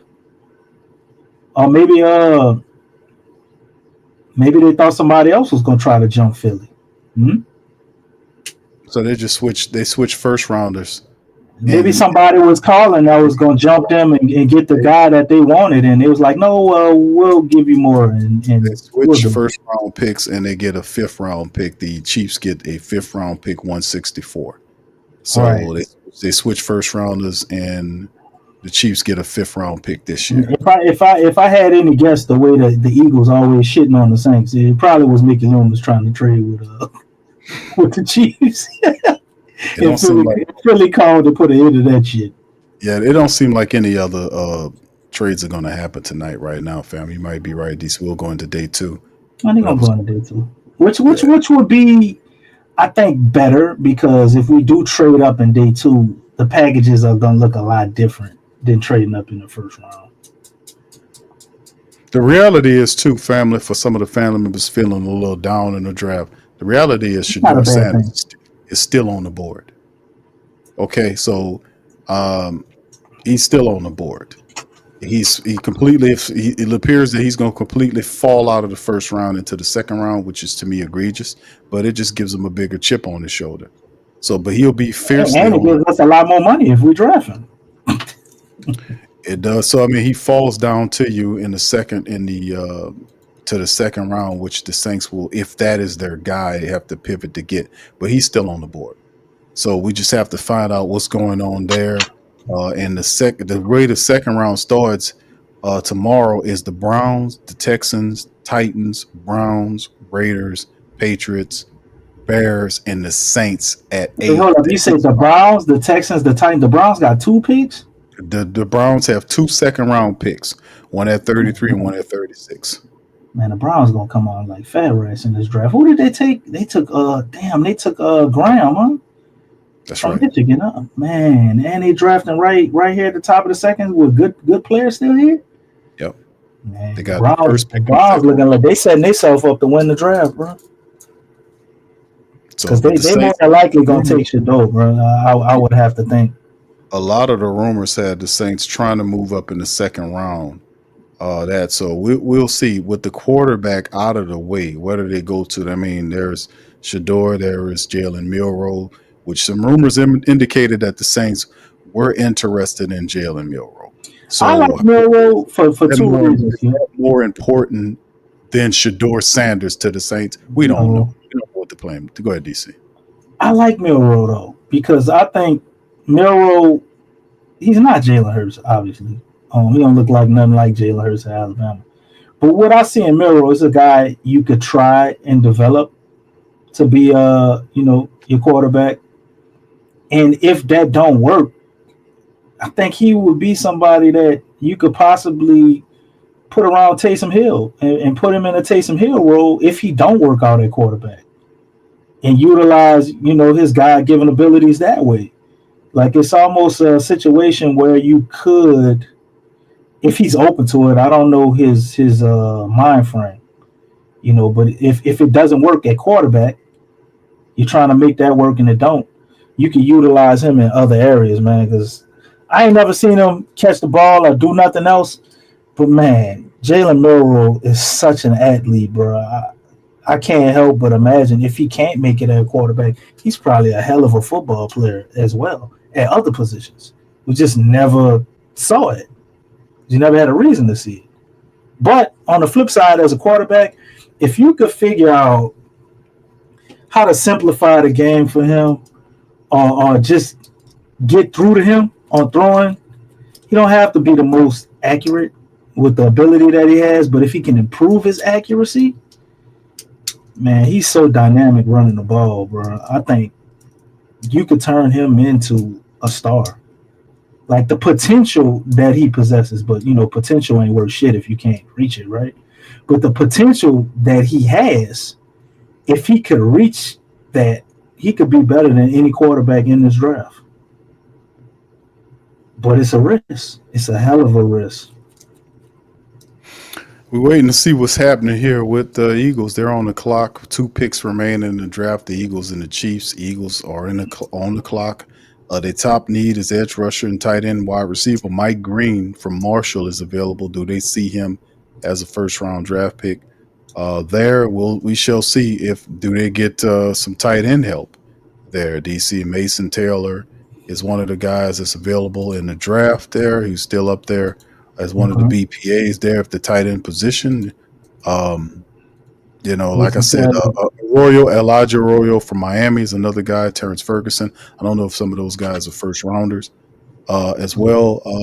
Like I said, if it's edge rusher they're looking at, Mike Green, who had 17 sacks last year, this could be a guy that can do it. Maybe JT from Ohio State, Nick Scorton. There's a couple guys left. Mike Green would be awesome, but Jai Campbell is the pick. One of the top linebackers, from Alabama. So there you go. He's good, man. Jai Campbell is good. God damn, the Eagles are always, man. Damn, they always draft solid, bro. They don't never make bad picks. Seem like. Well, decent when you got an identity and you're not getting richer, man. Stuff like that happens good for you when Jai Campbell gonna go over there and ball out, bro. Because don't they already got a bunch of Alabama and Georgia guys over there with the Eagles? Got a bunch of Georgia guys, so you had to throw your boy. They had some Alabama guys too. Yeah, they got plenty of them.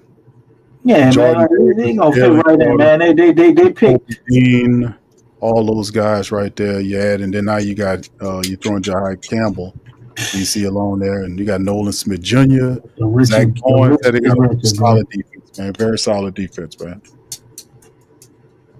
Man, there it is.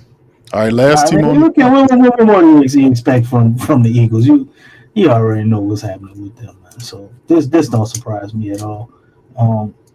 I think they do what most teams should do, man. The Eagles just seem like they always take the best player available, and for them, it just wound up being defense over the last few drafts. But that shit been working, So they don't go away from their strategy, and they got another guy right here. But as far as the Saints, man, I think it's a lot of different directions they can go, on day two. It's just a matter of what their thought process is. I would love to know more about Kellen Moore and what he's really trying to cook up here. But I would imagine at some point we got to start getting something offensive other than the trenches, right? So you think the next pick will be a defensive guy if they don't take quarterback? Mike Green, I don't think he's going to be there by the time we pick 40. Yeah, I don't. I still, something tell me they're still looking at some type of quarterback or something. We're going to see how it all goes in the second round. Are they going to wait for him to fall to him, or are we going to go get him? I don't think you got 2 Browns picks. I don't think he falls to you.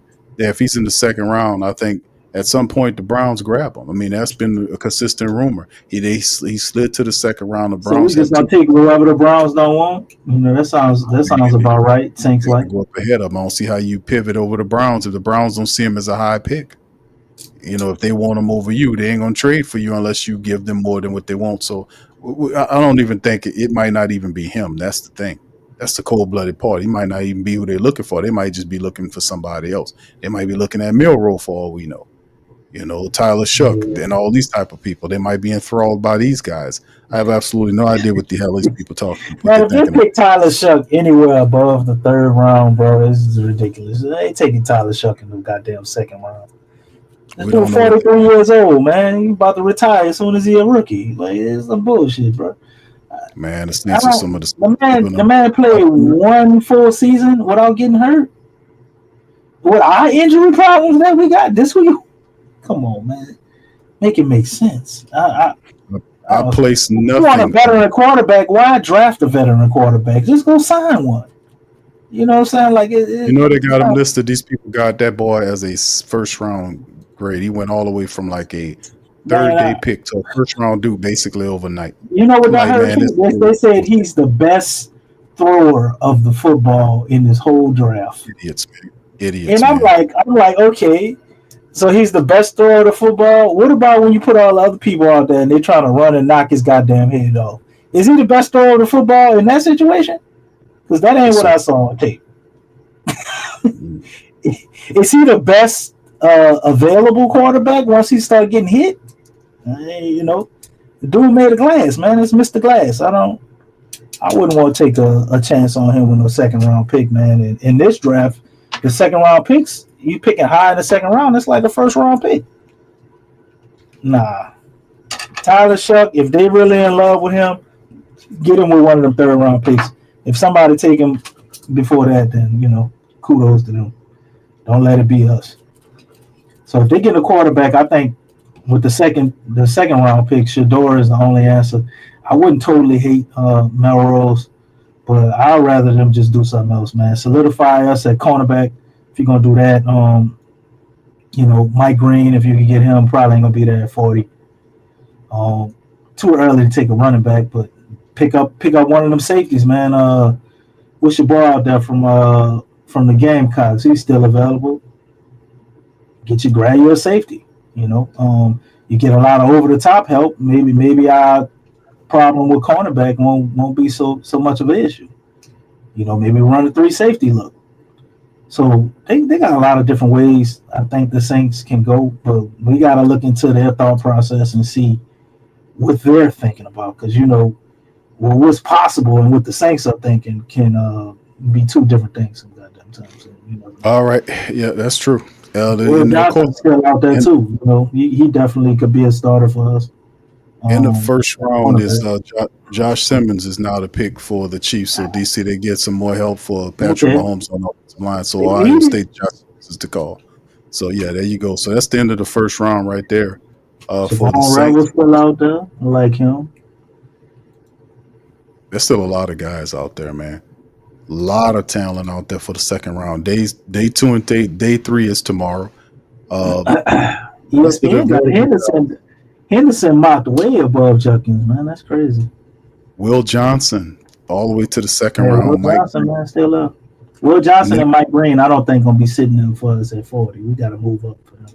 Siobhan Revel Jr., Shador is one of the biggest ones there. Trey Amos and so many other players are going to be available in the second round, man, for the team. So, like I said, first round, the Saints were able to get and feel they get an offensive lineman. They definitely needed some help on the line. They get Kelvin Banks Jr.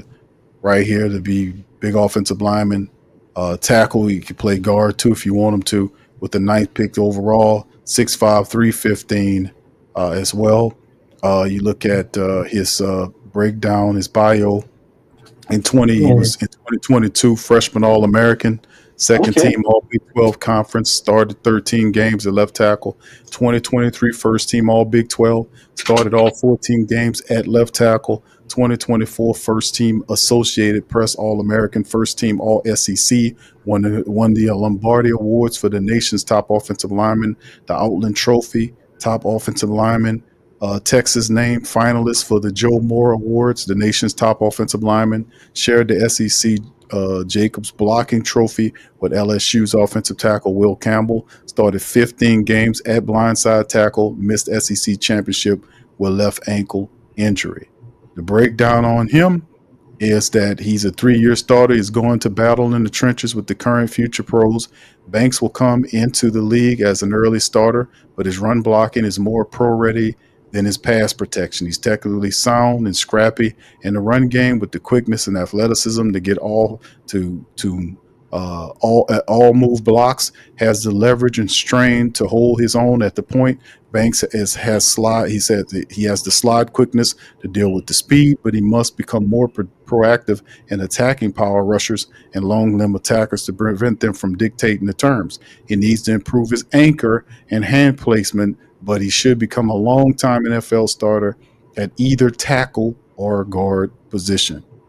His strengths: plays with good initial quickness, easy athleticism, tracks rushers with smooth slides and steady pace, refuses to overset an unnecessary open and inside lane, feet are active and light to mirror counter moves, has a feel for his punch range and when to throw his hands, dips and dives hips into opponents, creating leverage, runs feet into down blocks and kickouts, keeps them chopping, centers up man-on-man blocks and strains to neutralize, athletic in space with basketball feet to adjust and connect. His weaknesses are: lacks desired thickness in limbs, pass protection features, excessive forward lean into punch, needs to extend or expand set depth to create wider corner for rusher, labors to keep power from compressing his edges, athletic but body control can get away with him in protection. Sloppy hand placement, tardy reset impacts blocks sustained. Needs to play with more consistent clinch and control at the point of attack. Sources says that one of the scouts says, I wrote him up as a guard for us. The game he had as a freshman against Will Anderson was maybe the best game of his career. That was coming from an AFC area scout. So that's some of the game right there by Lance Zierlein, who gave us the breakdown on who our first round draft pick is for 2025. Mr. Kelvin Banks Jr., the offensive tackle out of University of Texas. So there you go. As far as that's concerned, man, and it is what it is, right? Not bad. There you go. I mean, you gotta be encouraged by just the sheer size of our line, even with Trevor Penning. You know, this a big boy here, man. Like, he ain't no little dude. You squeezing him in that guard. You got big old Fawaga probably gonna be next to him. I think Ruiz, leaves a lot to be desired, but he does, I think, have a high ceiling if he can put it together. And we all know about who we got anchor in the center position. Ain't nothing got to be said there. So with the offensive line pretty much patched up, and you got what's the guy we just signed? Radix? How you say his name? Yeah, Dylan Raditz. Dylan Raditz. You put him in his natural position of what he should be, a depth piece. Somebody that comes in case you have an injury on that interior. And we probably need to get some of those other guys up out of there. They looked horrible coming in as depth pieces last year. So maybe we can get another, offensive lineman somewhere later in the draft to compete with some of these other backups we got. And I think the offensive line will be, pretty much dealt with. Now we can go and you try to do something with the defensive line and get you some skill position players. I think that's where the Saints drop the ball, man. We don't try to get playmakers. A lot of times we got AK out there and Olave, but if one of those guys are banged up, you got Shaheed, everybody coming in behind them don't be worth nothing. God forbid we lose one of our receivers. We are so handicapped. As soon as one receiver go down, it's like, oh, you can just wrap it up. Tight end, I think we could afford to do something there as well. But having the line pretty much taken care of and to where you can have a good, at the very least, a solid O-line. I don't think the O-line will be an issue. Adding this big young fella and Radix, I think that will help tremendously with what we had last year. But we still need everything else. We still need a lot, So really, if the Pelicans aren't going to get Shedeur Sanders, if we take that off the board, there's so many people they can still draft. And, we can't really be mad because they need everything. We need a cornerback. We need another running back. We need another receiver. We need another tight end. We need somebody on the edge. We need linebackers. You need a backup for Demario Davis. You need a safety. Tyrann Mathieu is going to be leaving. We need everything. So we got to see how this play out. But coming into, day 2, I think we're all on the same page, and we definitely would like to see the Saints pull off something to be able to go get Shedeur. Because I like Spencer Rattler. I think Spencer Rattler may be the guy, but I'm not sure the Saints are sold on Spencer Rattler in that way. If they are, then great. Keep going and getting pieces to put around them, and we sign a quarterback, as a backup, because Jake Hayner ain't it. Now, you keep him on the roster if you want to keep trying to develop him. Jake Hayner is not it. So if you're going to go with Spencer, we need to go get a veteran quarterback. You know what I'm saying? But I think they still want a quarterback.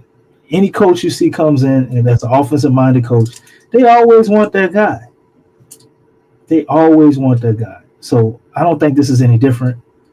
I think Shedeur should be number 1 on our draft board. We knock that domino down, and then we definitely got to attack something defensively, and then from there you get you some more offensive playmakers. And I think that's what this draft should be about. In free agency, we went out for the most part, and we patched 2 big holes defensively. I think the draft should be about the offense. Yeah, we got the Saints still have a lot of You got a lot picks of as you can picks. see. Rounds one, day one, Kelvin Banks Jr. was the pick. Tomorrow, the Saints have the 8th pick in the second round, the 7th pick in the third round, the 29th pick in the third round. So the Saints have 3 picks tomorrow to be able to add 3 more players to the team. And then Saturday, we'll finish it out as well. So, yes, indeed, a You got lot of 2 picks in players. the 4th round too, man. Can't sleep on So, them. yeah, we still got a lot going on in terms of that.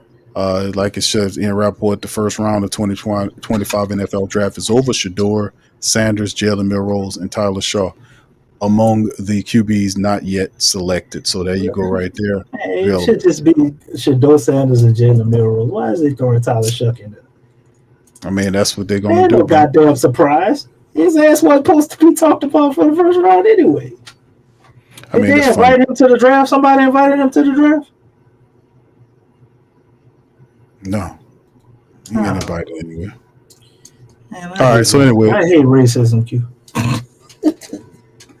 We got a lot of stuff going on. The Saints have a some kind of draft situation there. I guess they're going to Kellen Moore or whoever going to talk about what's going on with the draft. We'll have that popped up, and until that gets on screen, we'll hear from what they got going on coming up soon. But there is a poll question for the family members in the chat. If you please, you guys can check that out. It says, "What grade do you give the Saints for day one in the draft?" Y'all let us know. Right now, it's showing A, B, C, or D and lower. And right now, currently, I think it's 29%. Gave them a B. 26%. It's very close, man. It is very close right now. 29% with a B, 27% with an A, 26% with a C, and about 19% with a D. So, boy, it's really close. Everybody divided, huh? Yeah, tonight, 29%. No F's out there? What's that? No F's out there? I can't hear what you're saying, DC. I said there isn't any F's? Nobody picked to give him an F? D or lower. Oh. D or lower. And only 19% of people. It's very close. But 30% right now gave the Saints a B. I mean, because it's a position of need. It really is. It's a AKZ says B minus. All right tonight. So yeah. It's Andrew says he gives him an A. Okay, shout out to you, Andrew. Who that says they talking about Cleveland going out. Yeah, of course. Cleveland is the first team in the second round. They got 2 picks before the Saints. They got 2 picks. They got Shador where they want him at. They ain't got nobody else to talk about right now, Q. That's the only big name, as far as that's going to draw polarizing headlines right now is Shador. So, yeah, they're going to mention him with Cleveland, and they're going to keep pumping that. I don't think Shador is the guy for the Saints.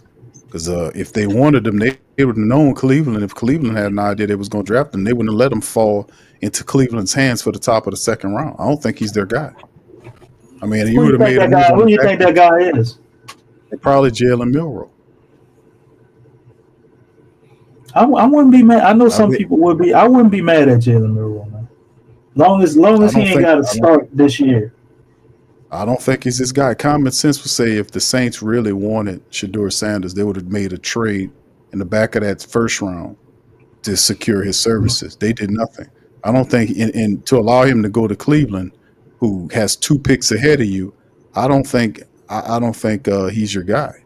I think it's going to probably be one of these other guys more. I think it'll probably end up being Jalen Milroe. That's what I think it's going to be, because it don't make any sense if the Saints had any. If you see Jackson dart off the board to the Giants, and you talk to Shador and you were liking on Shador, there was comments back and forth that were good, that you would then not know that Cleveland has 2 picks ahead of you to start the second round, and you allow him to fall into their clutches at the top 2 or pay a heavy cost to trade. Definitely. Some people, my dog says he takes his Tyler. Either way, I don't think it should do Sanders. I think it's just how they play ball, man. It's very strange. I think it's Shador, man. I mean, I think it's Jalen Milroe. because it don't make any sense. You wouldn't have done that. You would have traded back into the bottom of the first half of the draft. I mean, bottom half of the first round, and took your guy and keep him out of Cleveland, because the rumors been happening for the last couple of weeks that Cleveland likes him in the second round. They might not like him in the first round, but they like him in the second round. Like I said, they got 2 picks before the Saints get to 8 in the second round. Well, they can be able to get another guy and pick up Sanders there. So I don't think he's their guy. I think more than likely it's probably, I would, if I had to put money on it, I say it was probably Jalen Milroe. And here goes JFK Jr. Let's see what he got to say tonight. Here we go. Put one in the chat. Why you calling me? It was a great process. It was kind of fun. Culmination of a long process over the last few months. And so, it's that first opportunity for the coaching staff, for the scouting side of this thing, for all of us to team up on this process. And I felt like it's been a lot of fun.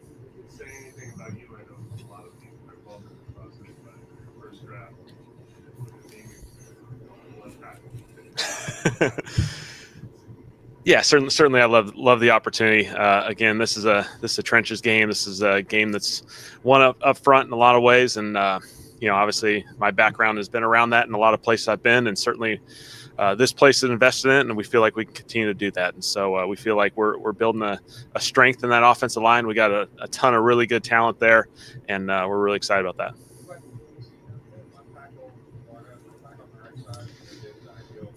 We're going to give it plenty of flexibility through this whole offseason process, and allow those guys to kind of go through this, give ourselves the flexibility to get the best 5 on the field, because we feel like we have depth beyond that. And so it's going to be a great opportunity for us. Yeah, go ahead. Yeah, just through the whole process, he's everything you want your organization to represent. The player, the person, 3-year starter. She's just turning 21 here next month. You meet him, you quickly are gravitated to him as a person, and you put on the film, and he gets after people. He moves people in the run game. He's a great pass protector. He just does an excellent job.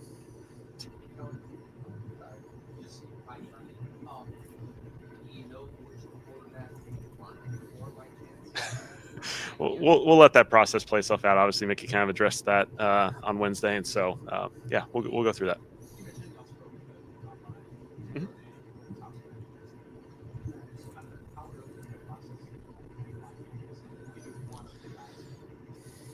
Well, certainly we felt like we had 2 touching base points there.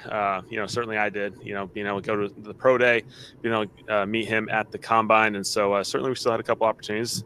30 visits sometimes come in for various reasons. And, we just felt like we had a great feel for him. Felt like, they had done a lot of work from a scouting department standpoint. And so, we felt really comfortable with it.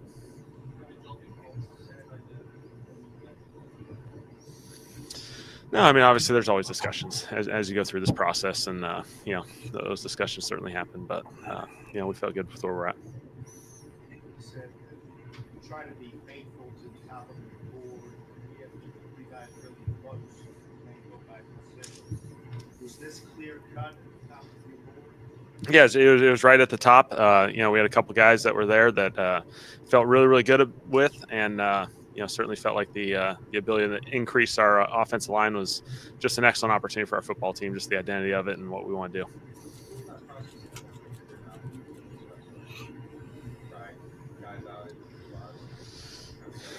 Yeah. I think it's obviously, now that we're at this process, and we know Kelvin will be here. We'll go through that process just to kind of give a few different looks, a few different presentations for us, and it'll settle down as we go.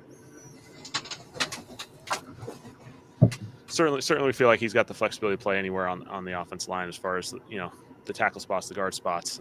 And we got other guys who are flexible too. I think we feel really good about this. Got Trevor. We went and signed Dylan. We got a lot of depth in this group that allows us to have some flexibility there.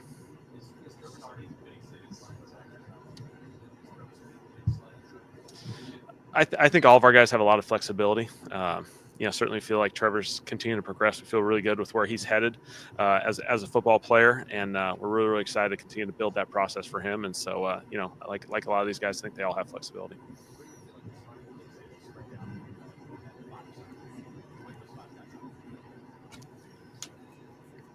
Yeah, we'll get there.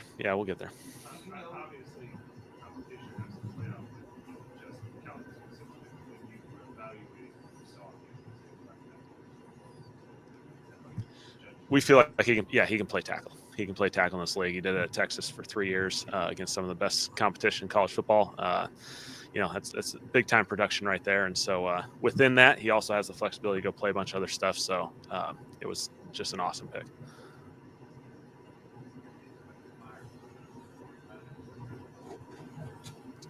Well, certainly when you combine the situation, he's a 3-year starter. He's really young. He's about ready to turn 21.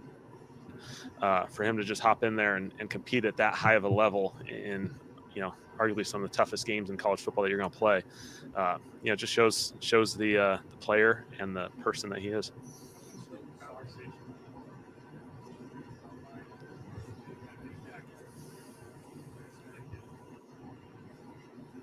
Yeah, phenomenal.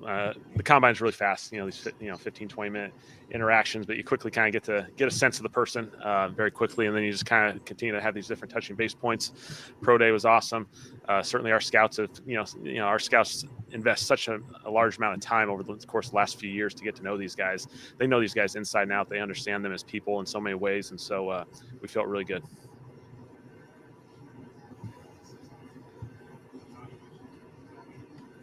Never hurts to have two guys in-house that give you the thumbs up. Definitely helps you.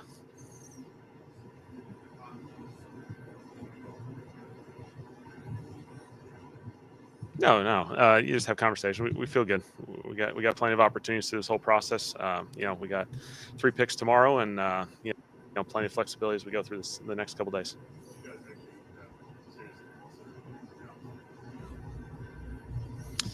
Couple conversations here and there, but we felt like we had a great opportunity to get a really good player at 9, and certainly we felt the value of not missing that opportunity.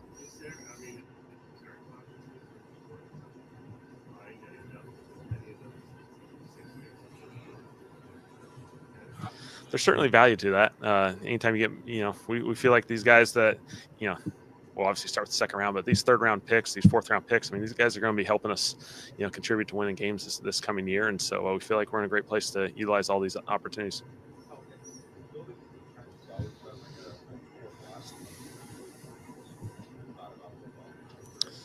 Yeah, I think it's just you recognize the value of that in this game. If you have issues up front, if we have challenges, not a whole lot else can be accomplished without those guys. And so we recognize the value of that. I think that's the beauty of it. This place has continued to invest in it year in, year out. The last couple places I've been, it's been the same exact case, and feel like it's contributed to a lot of the success at other places and here included.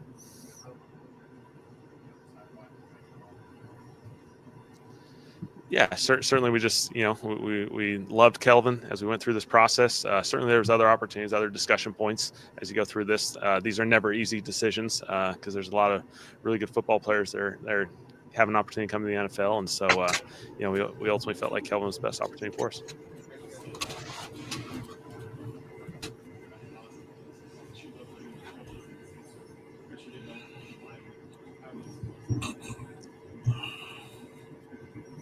It ended up playing out, in a really clean, way. And so certainly we all feel very comfortable with that. It doesn't mean that we're not trying to go, find receivers, find skill guys, find back end guys on the defense. There's huge value in all these different positions, but, certainly aligned this way, with Kelvin.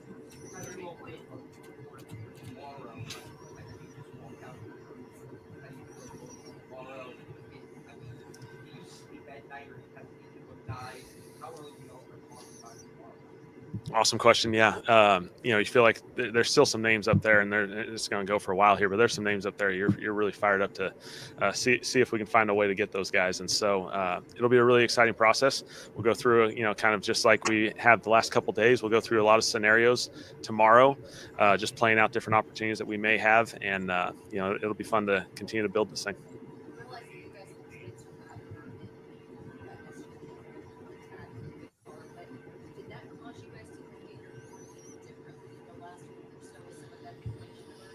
We've been building it, for the last couple months, and so we felt like the board was built the right way. We'll let the thing play itself out. We'll trust the process, and we feel like we got some good players in the building. Again, Mickey kind of addressed how Derek's situation is being played out, and so hopefully get some clarity in the coming time as everyone just goes through that process.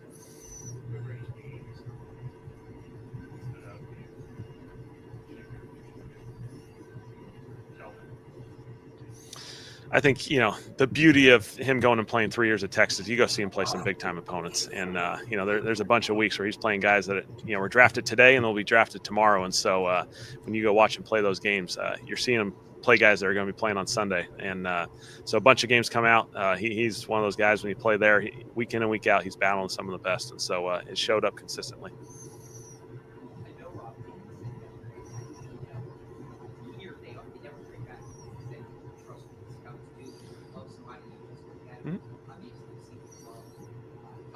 Yep.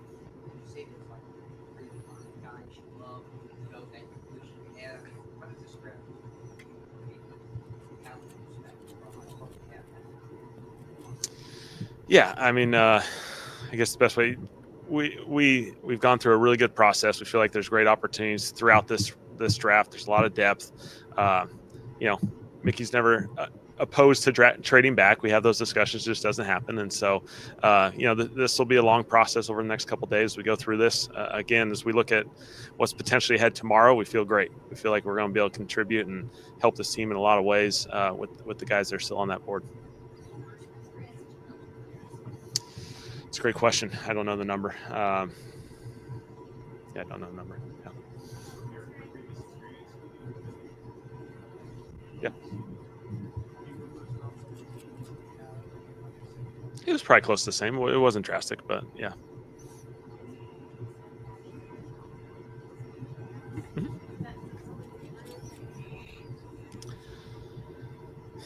I think every organization is always looking at that position year in and year out. Even years with that past place I've been, you stay the quarterbacks each and every year because, it's just a fun position. Obviously, I've been around it my whole life, and you're continuing to evaluate those guys because you never know. You may end up working with them. Spencer, I was in Philly. We weren't drafting a guy last year, but, you got to go through the process and better understand Spencer. Jake was the previous year when he was coming out of Fresno. I was in L.A. You spent enough time. So when you came here, you really knew these guys really well, and you had gone through the evaluation process with those guys. And so I think you try and do it each and every year, no matter what the circumstance is.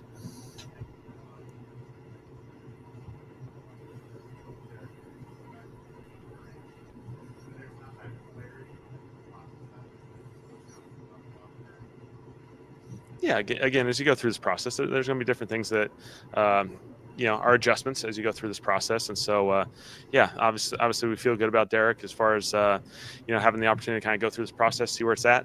Sometimes things pop up as you go through this, just like in season, guys have things that you got to kind of navigate. And so, we'll let this process play itself out.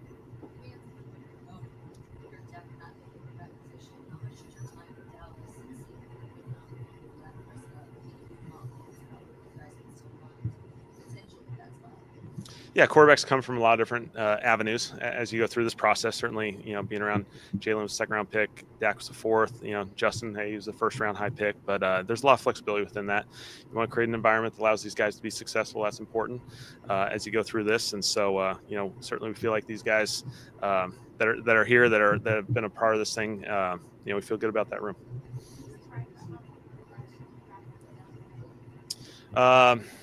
No. Obviously, I think Cam's an excellent player. Everyone kind of knew how that one was going to go down, and you figured, at some point someone would pop up and take one, and we'll see how the rest of this thing goes. All right, awesome. Anything else? You guys good? Yeah. Oh yeah, one more.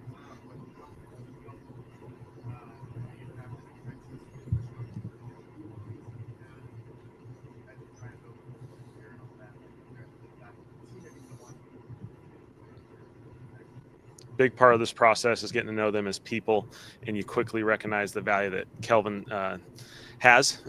Seeing him, the representation he has at Texas, that program just loves this guy, sees him as one of the leaders of that place, and you feel like when you're bringing those type of people in this building, they're going to help elevate our organization as well. So,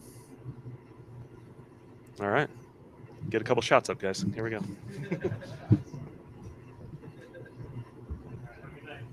All right, there it is, man. That's Kellen Moore, man. This thought process on the picks and trades, man. Let's hear it, man. DC, you heard what he said. Let's kind of talk about that, man, with the black and gold before we close out the stream. Saints get online. You heard some of these suggestions. They have 3 picks coming up in day 2 tomorrow. So we'll see a lot of stuff that happened with the black and gold man this year.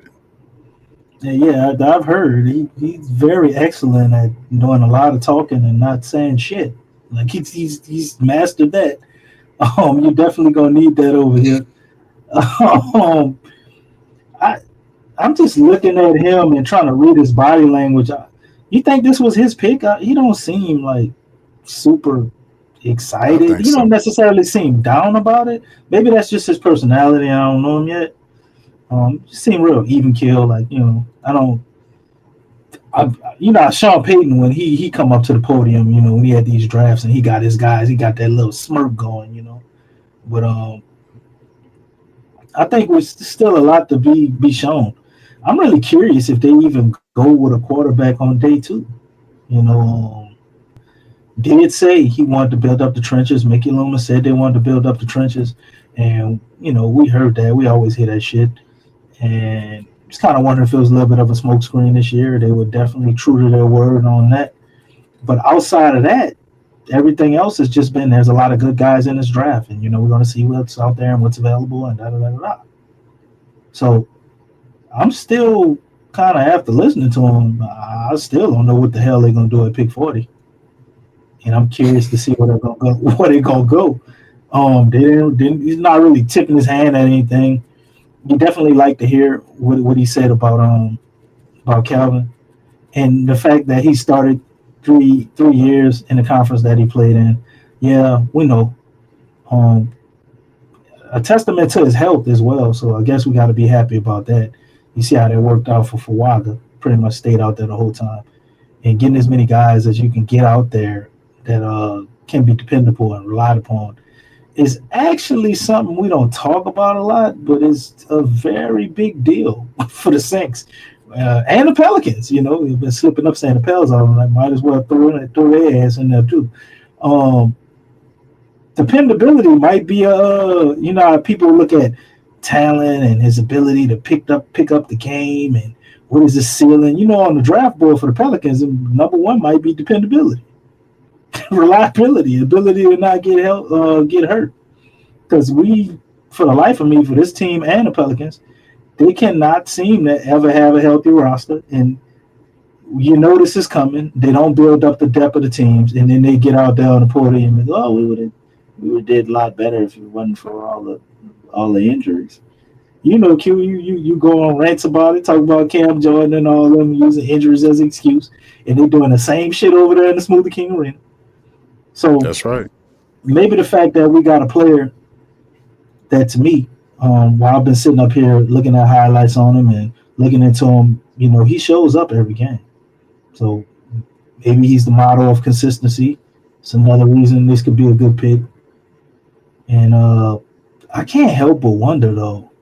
I know what you're saying, and I mentioned this early in the show, and you quickly kind of chewed it off a little bit, and we went on to something else. But what if Spencer Rattler is really Kellen Moore's guy? We'll see. He came here, and Derek Carr's shoulder was fine, and they were sitting down, and he laid out the plan of, yeah, man, you're gonna be here a couple of years, and we're gonna let Spencer Rattler take this thing over, and then all of a sudden, the car broke down. Could that have been the conversation? Because everybody thought it was, they told him they were going to draft a quarterback. Maybe they said something else. Maybe they were going to draft a quarterback. But just after watching today, I can't help but think that maybe we're overthinking this a little bit. And like I told you, Q, the Saints are a lot higher on Spencer Rattler than we're initially thinking. But I could tell you one goddamn thing for sure. You ain't got to wait too long to figure it out, because you're going to know tomorrow night. That's right. I'm about to try to tell you, because that's the issue, whether they might not have just been as high on Shador as they've been, but I know they were high on Jackson Dart. So if they were high on Jackson Dart, why don't you go get him? Well, why don't you go get him? They didn't want to pay the price. So I mean, you had an opportunity. You weren't that high on him. You didn't want to pay the price that the Giants wanted to pay where they took him. So, they got a value system that they operate on, which is what is too much and what is No, too no, Q. which is less. No, Q. So They do have they have a great value let me system. finish my thought. Yeah, that's right. That's true. They got a great value. That's right. Yeah, great value. You're right. Yeah, absolutely. But yeah, and you might have a point on that, DC. We might be discounting Spencer's outlook in the eyes of Kellen Moore. I do too, but I just feel like we've seen the trend every year: new offensive staff, new quarterback. We've seen it with Hayner and Pete the Rat Carmichael. We've seen it with Clint Kubiak and Spencer Rattler, and we'll see it with Dougie Nussmeier and Kellen Moore. We'll see whoever the guy is. It's just probably not Shador. We think it's him, but I think it's somebody else. I think if I had to really look at it, I would probably say Milroe or the other guy from Louisville. So that could be the guy, right? Well, like you said, we'll know tomorrow. But in terms of what we've seen tonight, for them landing Kelvin Banks Jr., he fits a need. Now, the thing is, you hear the media people looking at and asking questions about Trevor Penning. Trevor Penning is in trouble here. He's absolutely, because there's no place for Trevor Penning to run. I mean, he can't. I mean, Banks is on. Banks is. You don't think they just put Banks at guard like we were talking about? No, I don't think that, because if you look at play musical chairs with the line, you gonna try out all the positions? No, he's gonna a number 9 pick. That guy's gonna start somewhere, and he won't take Tali Fuaga's position. And they have Dylan Runnels, who is a guy that played a lot of starter minutes at the guard position on a 1-year contract. He's going to compete for that guard position. Penning is the odd man out. He would have to step up. So Banks is going to challenge him for that tackle spot. I don't know, Q. You talking about Trevor Penning playing a position he never played before, going against Dylan Runnels, a guy that has a lot of starter experience at the guard position, on a 1-year contract, competing for a larger contract. Good luck, Trevor Penning. So yeah, they can talk all that crap they want. Penning in trouble in terms of that. So you obviously you look at the offensive line. No, Marley. Like Q said that earlier about him possibly playing guard and da. We were just talking about that. Yeah, but the thing is, like we played some of the report, DC. We talked about the report and showed the scouting report saying, and we talked about Kelvin Banks Jr. He can play either one though. He can play either tackle or guard. But the thing is, he played a lot of, and you heard what young JFK was saying. He was basically breaking down and telling you about the competition that he played. Didn't he say that like 2-3 times to you? Well, the competition he played at. I'm talking about you. I still can't get over young JFK. Don't he look that haircut? It got to be something about that haircut. I don't know. I just see JFK there, man. Young JFK. But anyway, man, the bottom line is, this is the thing. You look at what he said, he's really high on Kelvin Banks Jr. in the competition that he played against in the SEC. He's really high on that. And he talked about the improvement of the line. There's one guy out. Kelvin Banks Jr. is going to be a 10-year starter for you. Tali Fuaga occupies the other spot. Now, they could very well flop those guys from left tackle to right tackle. They very well could do that. But Dylan Runnels is a veteran on a 1-year contract that played a lot of games. He's a young veteran, too. He's in the prime of his career on a 1-year prove-it deal. And you're talking about flipping Trevor Penning, who struggled to who struggled at the left tackle position, kind of struggled to get the right tackle position together, who's in the final year of his contract, who is going to be hard for him to beat out Kelvin Banks Jr. for that job. And then if you're talking about we're going to flip him to guard, he never played guard before, and you're going to go against a veteran that spent a lot of time doing it, good luck with that. So apparently he was a little bit of a turnstile over there in Tennessee. They ain't want him either. So.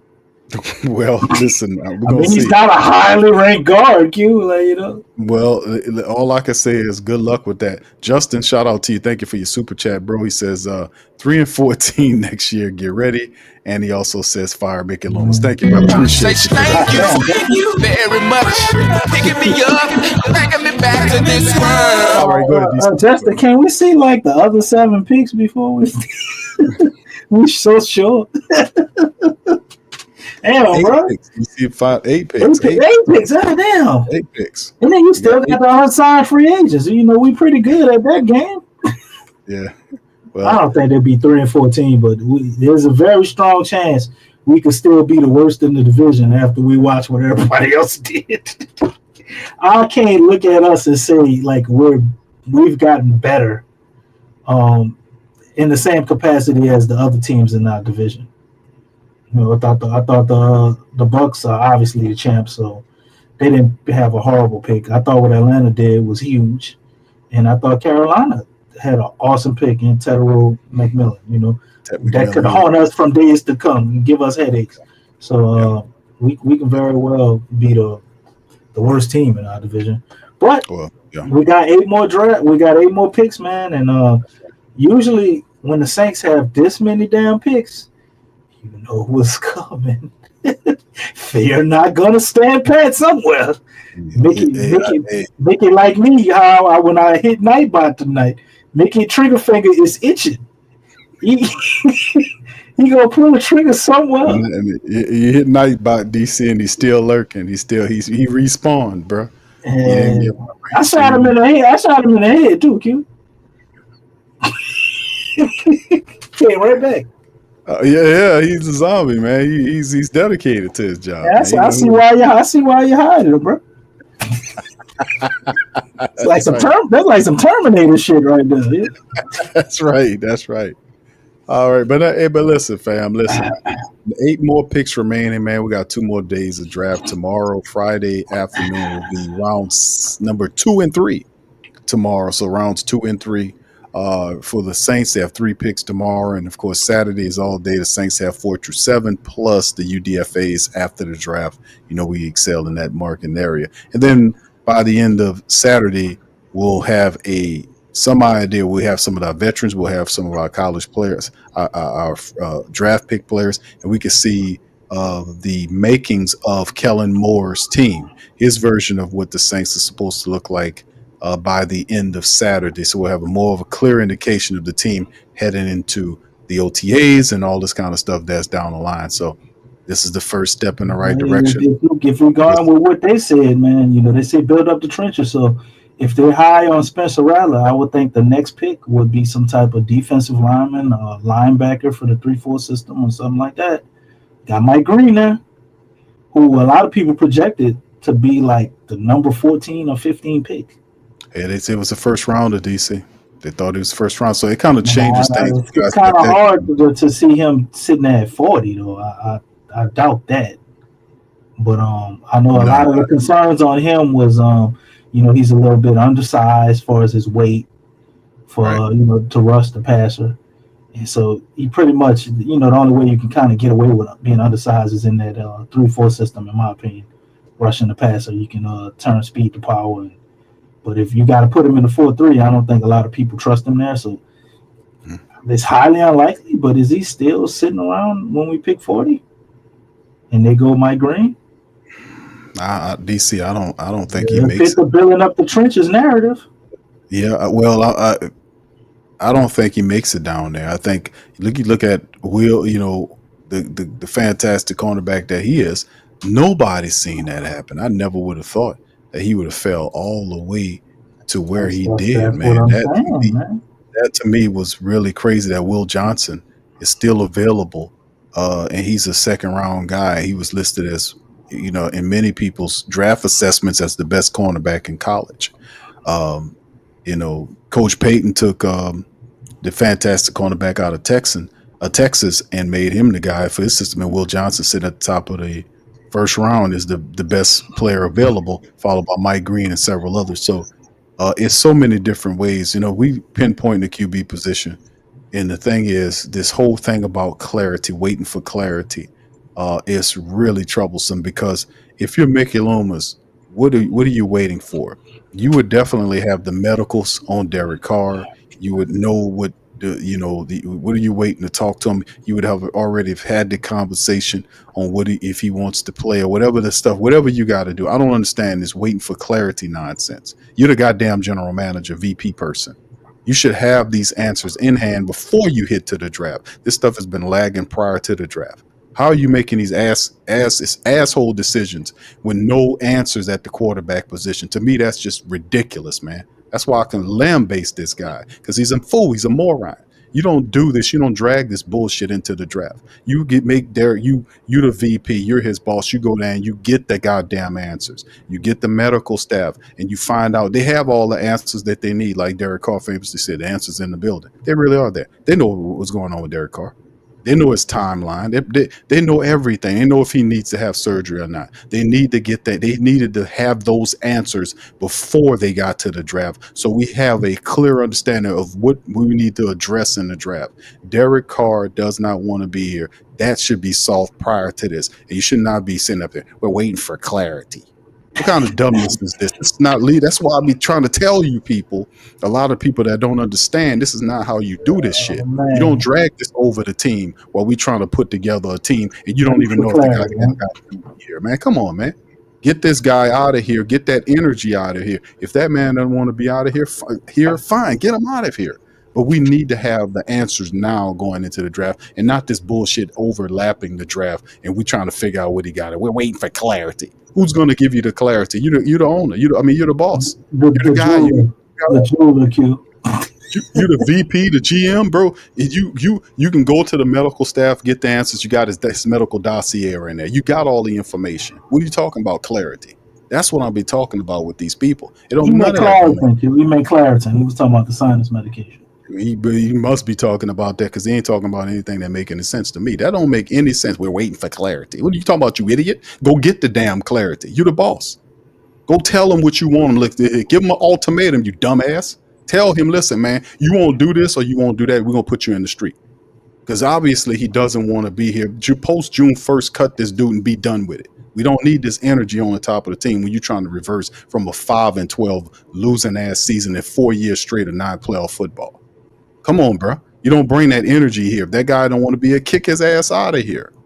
And that ain't never been Mickey's strong suit, man. Setting the tone has never been something he's able to do. That's why he don't need to be the general manager, DC. Exactly. He's not a leader, man. He's not a leader. No, he's not. He's not a leader. He's not decisive enough. Talk about we waiting on him. We're again trying to. I'm not going to answer.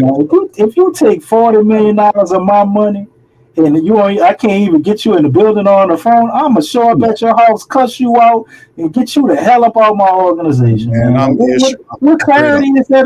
You cut him now. It's either that, or if you have a strategy or a plan to try to go about trading him some type of way, I can understand that. But I don't see anybody jumping on that shit, especially with the type of theatrics and the dumb shit he's doing. Derek Carr is either really smart and he just, put a foot in our ass and he's bowing out on his NFL career. But if he's really talking this shit like he wants to go somewhere and still be a starter and all of that, he's done himself a huge disservice to do that with what he's done to us, because other organizations are looking at you, idiot. So if you really want to go somewhere else and have a start job, I think he's royally screwed himself in being able to do that with the way that he went about handling things with the God damn, I just saw that play on Ja Morant, man. That was crazy. All I can say over somebody and they took him out. My bad. But he's doing himself a huge disservice, man, of trying to do that with the way he's handling this situation with the Pelicans. So, like I said, if he's bowing out on his NFL career, the Saints. God damn, it's horrible. And I'm watching basketball highlights too. But yeah, he's doing himself a huge disservice with the way he did the Saints, man.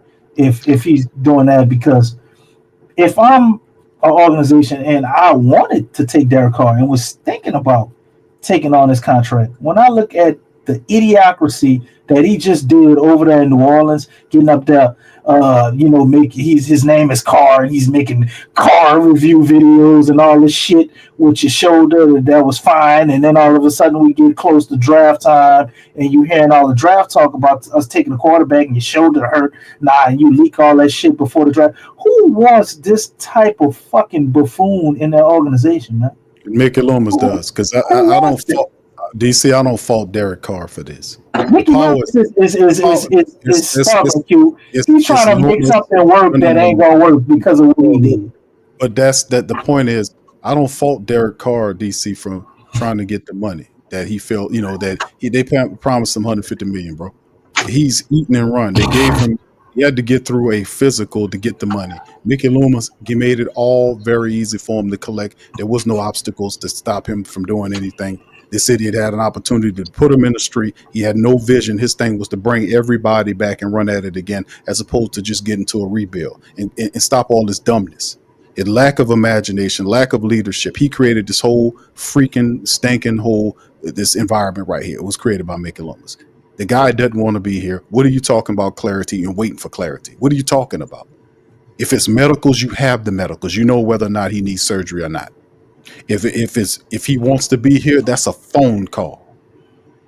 That's you driving to his house or flying to his house. But wait, if he needs surgery, what are you waiting for? My thought. He has to. If he needs surgery, if he needs surgery or not. It's not a secret to him. The team has the information. You can go to the medical department and know whether or not he needs surgery or not, DC. They have the medicals. They have all the information. What clarity are you talking about? That's some bull crap that dude talking about. What is he talking about?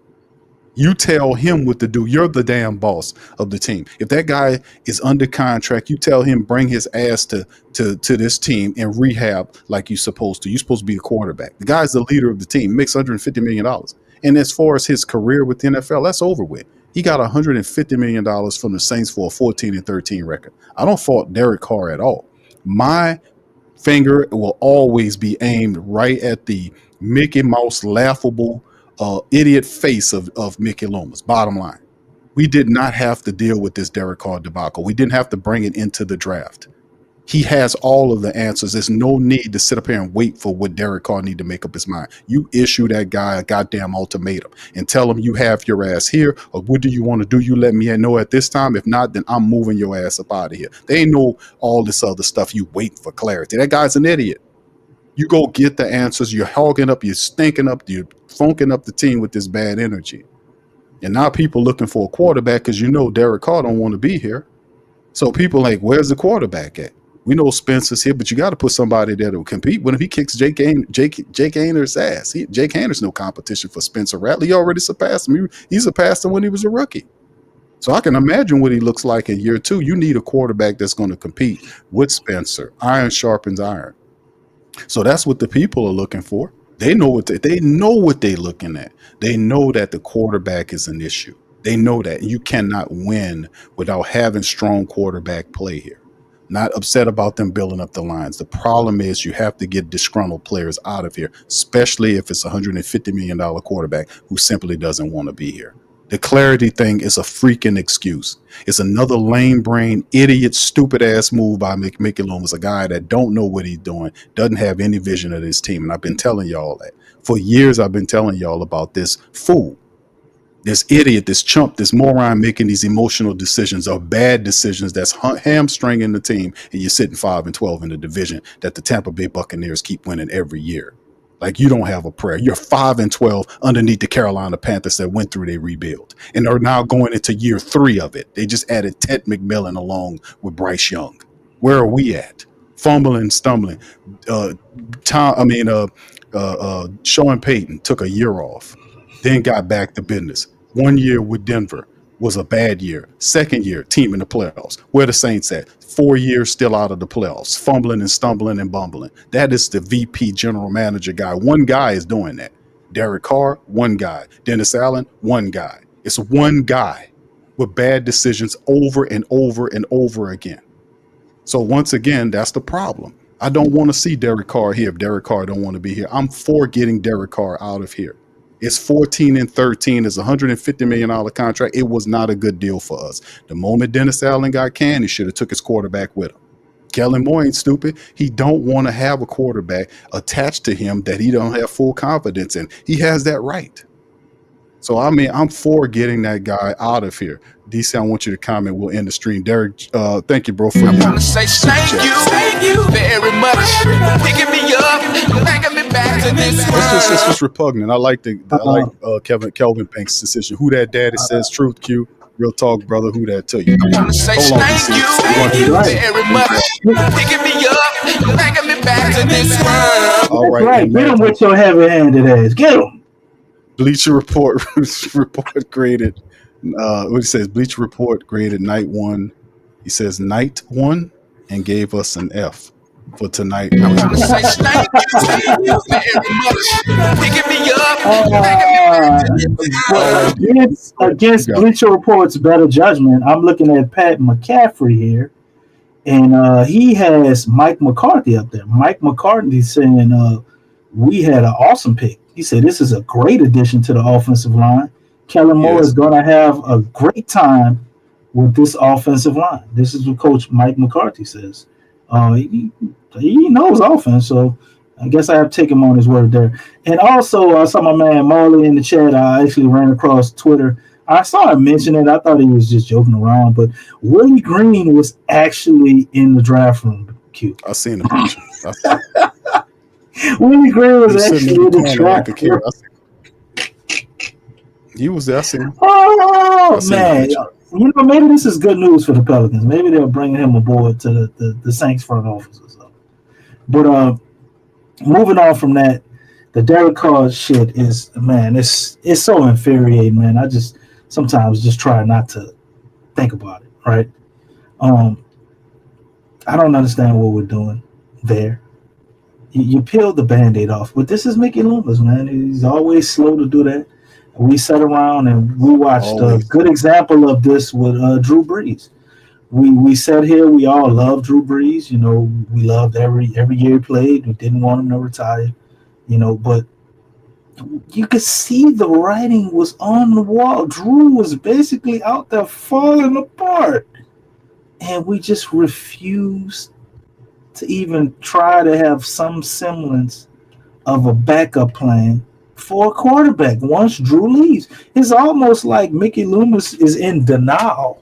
Anything that happens that goes against what he originally wanted to happen, he just gets stuck in these delusional mind states of seeing things only one way, and he digs his feet in and just keeps going in the same direction. It's almost sad. It's almost like a person with an addiction.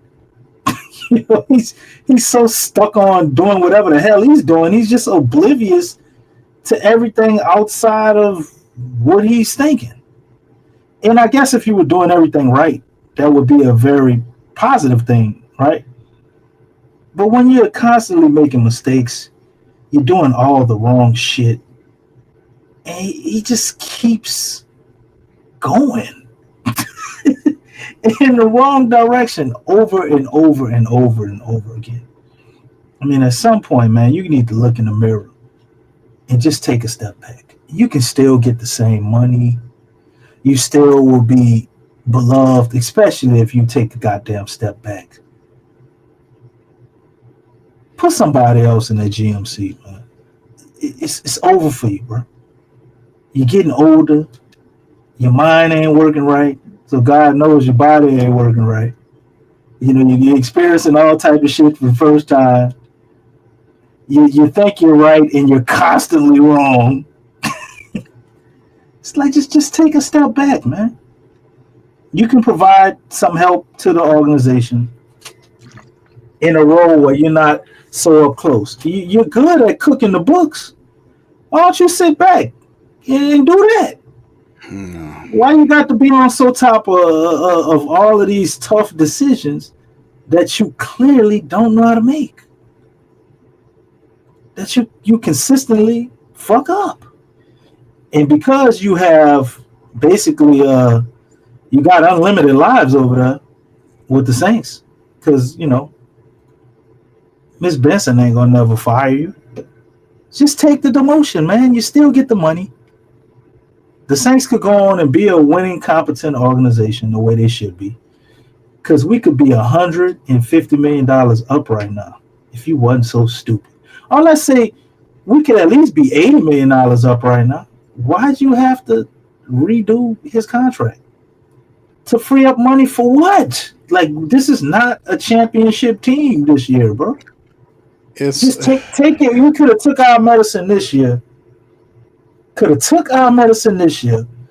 then we would have had a great salary cap situation the next year, and it would have been even better going into 2027. I just But read you want to do something stupid and straddle us with an extra $70 million. What would that have to pay Derek Carr next year if we would have got rid of him before June 1st or something? It would have been nothing next year, right? $69 million. The Saints sold. No. I'm talking about before they rescheduled. I don't remember, bro. Before they rescheduled, I think it wasn't that much money if it was any money. Like 30. I think it was 30. Something like 30 that. million. So you went from 30 million to you added $39 extra million for no fucking reason. I just read a tweet from Derek Carr's brother that he talked about what's going on, and he basically said, and this was David Carr, who said that the Saints and Mickey Loomis are working with the best way to move forward. That's what they're saying. Number one, the Saints, you're under contract, but you're talking about best way to move forward. All the power is in the hands of this stupid. That's what I'm saying, man. I'm not going to belabor the point. You know what I think we should do, Q? Hold on, DC, I don't want to keep this going. We just kind of no. Let me land and just say this one thing. Cause I've been thinking about this shit all day. I think we should all get a ticket to the first home game, preseason game, whenever Derek Carr gonna walk out there. Right? Everybody go buy drinks and just throw that shit at him. As soon as he run out the tunnel. They need to know something. You got to do something, and then just stop showing up. Put get rid of Derek Carr signs outside the Super. Man, you got to start going to extremes. I thought about posting Fire Willie Green stuff all on the light poles and everything around the Smoothie King arena. They would do the same shit with Derek Carr. We got to do something, bro, to show these people that they can't keep doing this dumb shit and think people gonna sign up for him. Now, Derek Carr done all of this. Who in the hell make you think the Saints Nation gonna take him back or even want him to be here? You get out there, all people gonna do is boo and say put in Spencer Rattler. You know how good you gotta play for people to forgive you. You gotta damn MVP damn near Derek Carr before the people here will even think about forgiving you. And then they probably still want your ass gone. Once you get to the MVP level, we'll just be saying trade you. Once you burn people here, man, it's a wrap because nobody ain't done nothing to you to deserve that nonsense. Nobody came out the bag on Derek Carr till he came out the bag on us and start lying and all type of shit, lying on his fucking teammates, throwing shit under the bus, and just saying all type of dumb shit, being fake, a big fake phony. You ain't gonna survive down here like that, bro. But go ahead, you can take it. That's a done deal as far as I'm concerned. You're absolutely right to point about that, DC, about the how we play down here. With Derek Carr is unlike for a reason. The people not mad or wrong about Derek Carr. Derek Carr is showing you everything he's made. He's still 2 years under the contract with the Saints. I don't know what the talk is about going forward. But once again, that's non-leadership. That idiot shouldn't be talking to him. He should be telling him what to do. You're the starting quarterback making $150 million. He provided, and he gave all leverage to Derek Carr. I'm not mad at Carr. Yes, Mickey Loomis provided all the leverage. He made sure he got to the money and all of that. So that's the dumbass Mickey Loomis. As far always in a weak position. Always. He gave all the he's dumb. He's stupid. You don't give all the leverage away and you the team. You don't give leverage away to this player, and this player doesn't even much want to be here. What are you talking to him for? You're not to work through.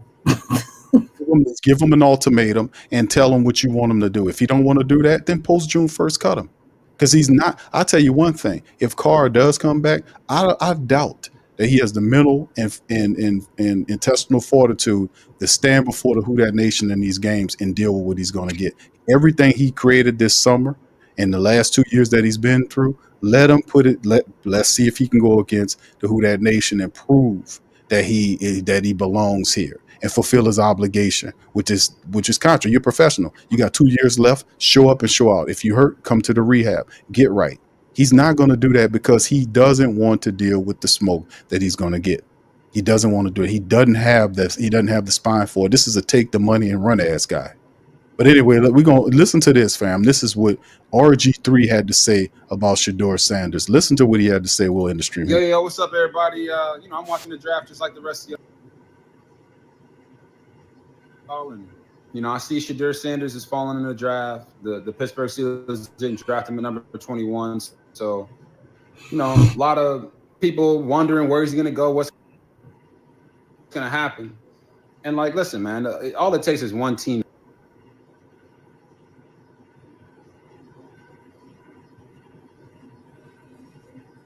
Hold on, fam. I don't know what's going on. Let me kind of reboot it. I don't know why it's doing that. RG3 need to change his internet. Try to hear, because he had a good little saying he was talking about you. Nah, I think that's something funny running with my internet here. Hold up, I done lost the damn thing. I had it set up here. Maybe that was. I done got rid of her Horizon, and you done went picked them up. Nah, it was. I think it was something going on with that because all the rest of the stuff was working correctly. But anyway, fam, I'm gonna look for it again. Play it on the next stream to go about. But yeah, this is pretty much what it is. With it, I had it all set up correctly. It just. I had the RG3 thing. Hold on, let me see if I can find it again, man. Because I had it. I don't know why it was running like that. I hate when that happens. Let's see, RG3. Because he was talking about the Shedeur Sanders situation. He did not like how Shedeur was being treated and that he was falling, and he had something to say about that. So let me see if I can find that statement again. Yeah, RG3 was pretty high on Shedeur, man. There's a lot of quarterbacks. Like a lot of quarterbacks were high on Shedeur, man. It's just weird when these organizations come out and talk. A lot of the actual football players were really high on Shedeur. That's why it's crazy to me he didn't get drafted in the first round, right. Man. I don't know. It's wild, man. Yeah, it's hate. That's what it is. Because they're talking about the guys entitled and all that shit. Man, get out of here with that, man. Entitlement don't drop you all the way down. We was running around. Schefter said we was talking about still inquiring about getting the number 1 pick to get Cam Ward. So I don't know. Maybe little JFK want a running quarterback. Maybe that's what it is. Maybe you want somebody who's more mobile than Shedeur. What makes sense if it's Jalen Milroe? That fit your Milroe narrative, or even Jackson Dart. Jackson Dart is more mobile than Shedeur too. Yeah, well, there you go then. He's the most mobile out of all of them, but he's obviously probably the worst passer out of all of them too. Right. Well, I mean, and the thing is, I understand the Jalen Milroe thing to a degree, but if you're looking to try to put somebody to compete for that position, I don't understand how that's supposed to work. Like if you're trying to get him to compete, he's not ready to compete. He's not a guy that's ready to play the position right now. He still needs some development there. So I don't know what you would do. But then again, maybe he feels like he can get him to a certain place. Very weird thinking. I don't know. I don't know what the hell these guys are thinking. I think you just take the best quarterback that you can on the board that fits you, and the guy don't have to be running a 4.5, a 4.44 in the 40 for him to be a quarterback on the team, especially with all the high stats that he did. I don't think it's none of that at all. I think it's just pure hatred and underhandedness and how they scouting the guy using bullshit like that about him being in the title. They ain't got nothing to do with 4 years worth of high production. But in the end, I don't like how this is handled, man. And then Tyler, who's a Louisville quarterback, 4 or 5 years in college, one good solid year, and then all of a sudden he's a first-round draft pick. Man, get out of here, man. Get out of here with that BS, man. Get out of here with that. That don't make any sense at all. He leapfrog even Quinn from Texas. How the hell he leapfrog Quinn from Texas, and all of a sudden Quinn's not a first? He's not a day 2 pick, and this guy is because of the size and the strong arm. Man, get out of here. I've seen his tape. I've seen his production. There are more impressive quarterbacks than what he is. This is all about the bullshit with the size and all this nonsense. Man, get out of here with that. It's just stupid, man. But anyway, let me get on up out of there. I don't know where that thing just disappeared, man. I'll find it for y'all next show and put and spin it for you because RG3 made some good sense on that. But anyway, once again, big ups to the fam, man. Y'all do us a service. Hit that like button, hit that subscribe button. By all means, feel free to share the show on your social media feed. Me and DC representing. We up in this thing tonight. Saints pick up offensive lineman, tackle, Mr. Kelvin Banks Jr. to improve the line. Hey, man. We need strong. We need to do it. I think Pennant's in trouble, but I do understand what he's trying to do. I do understand that, man. But anyway, listen, thank y'all, man. Competition is excellent, man. Yeah, for real. Especially that competition there. That's great. They got a good offensive line. All right, y'all, we're going to get on out of here, man. Y'all enjoyed the show. Hit the like button, hit the subscribe button. By all means, feel free. Check out the links in the chat and our sponsors in the description section below. We'll be back Friday afternoon for day number 2 of the Saints draft. 3 picks on par. Who do the Saints get? Do we get a quarterback? All questions will be answered on Friday's stream. Much love. We'll holler at you tomorrow. Who that to you? Peace.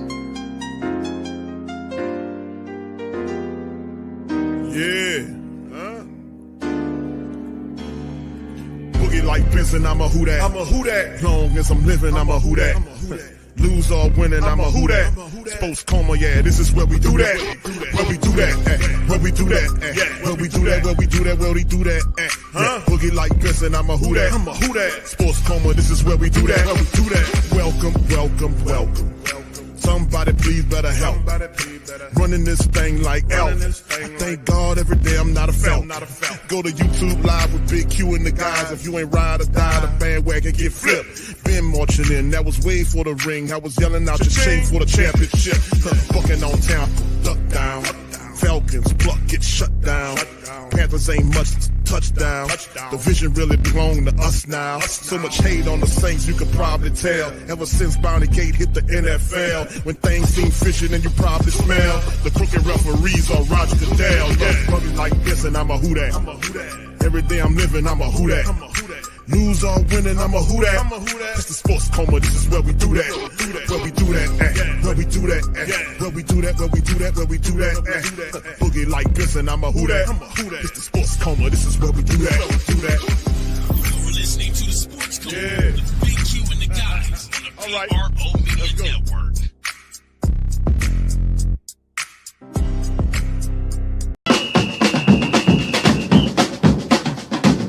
Who that say they gonna beat them Saints? Who that? Who that? Who that say they gonna beat them Saints? Who that? Who that? Who that say they gonna beat them Saints? Who that? Who that? Bet Online is the world's most trusted betting platform and your number one source for online betting in 2025. Whether you're a seasoned fan or a first-time bettor, Bet Online is your ultimate game day companion with the largest selection of odds on everything from NBA and college basketball to NHL and UFC. Bet Online continues to be your number one sports betting source for every three-pointer to hat trick. Bet Online has you covered with odds, stats, and more for every game, every play, and every win. Bet Online, the game starts here.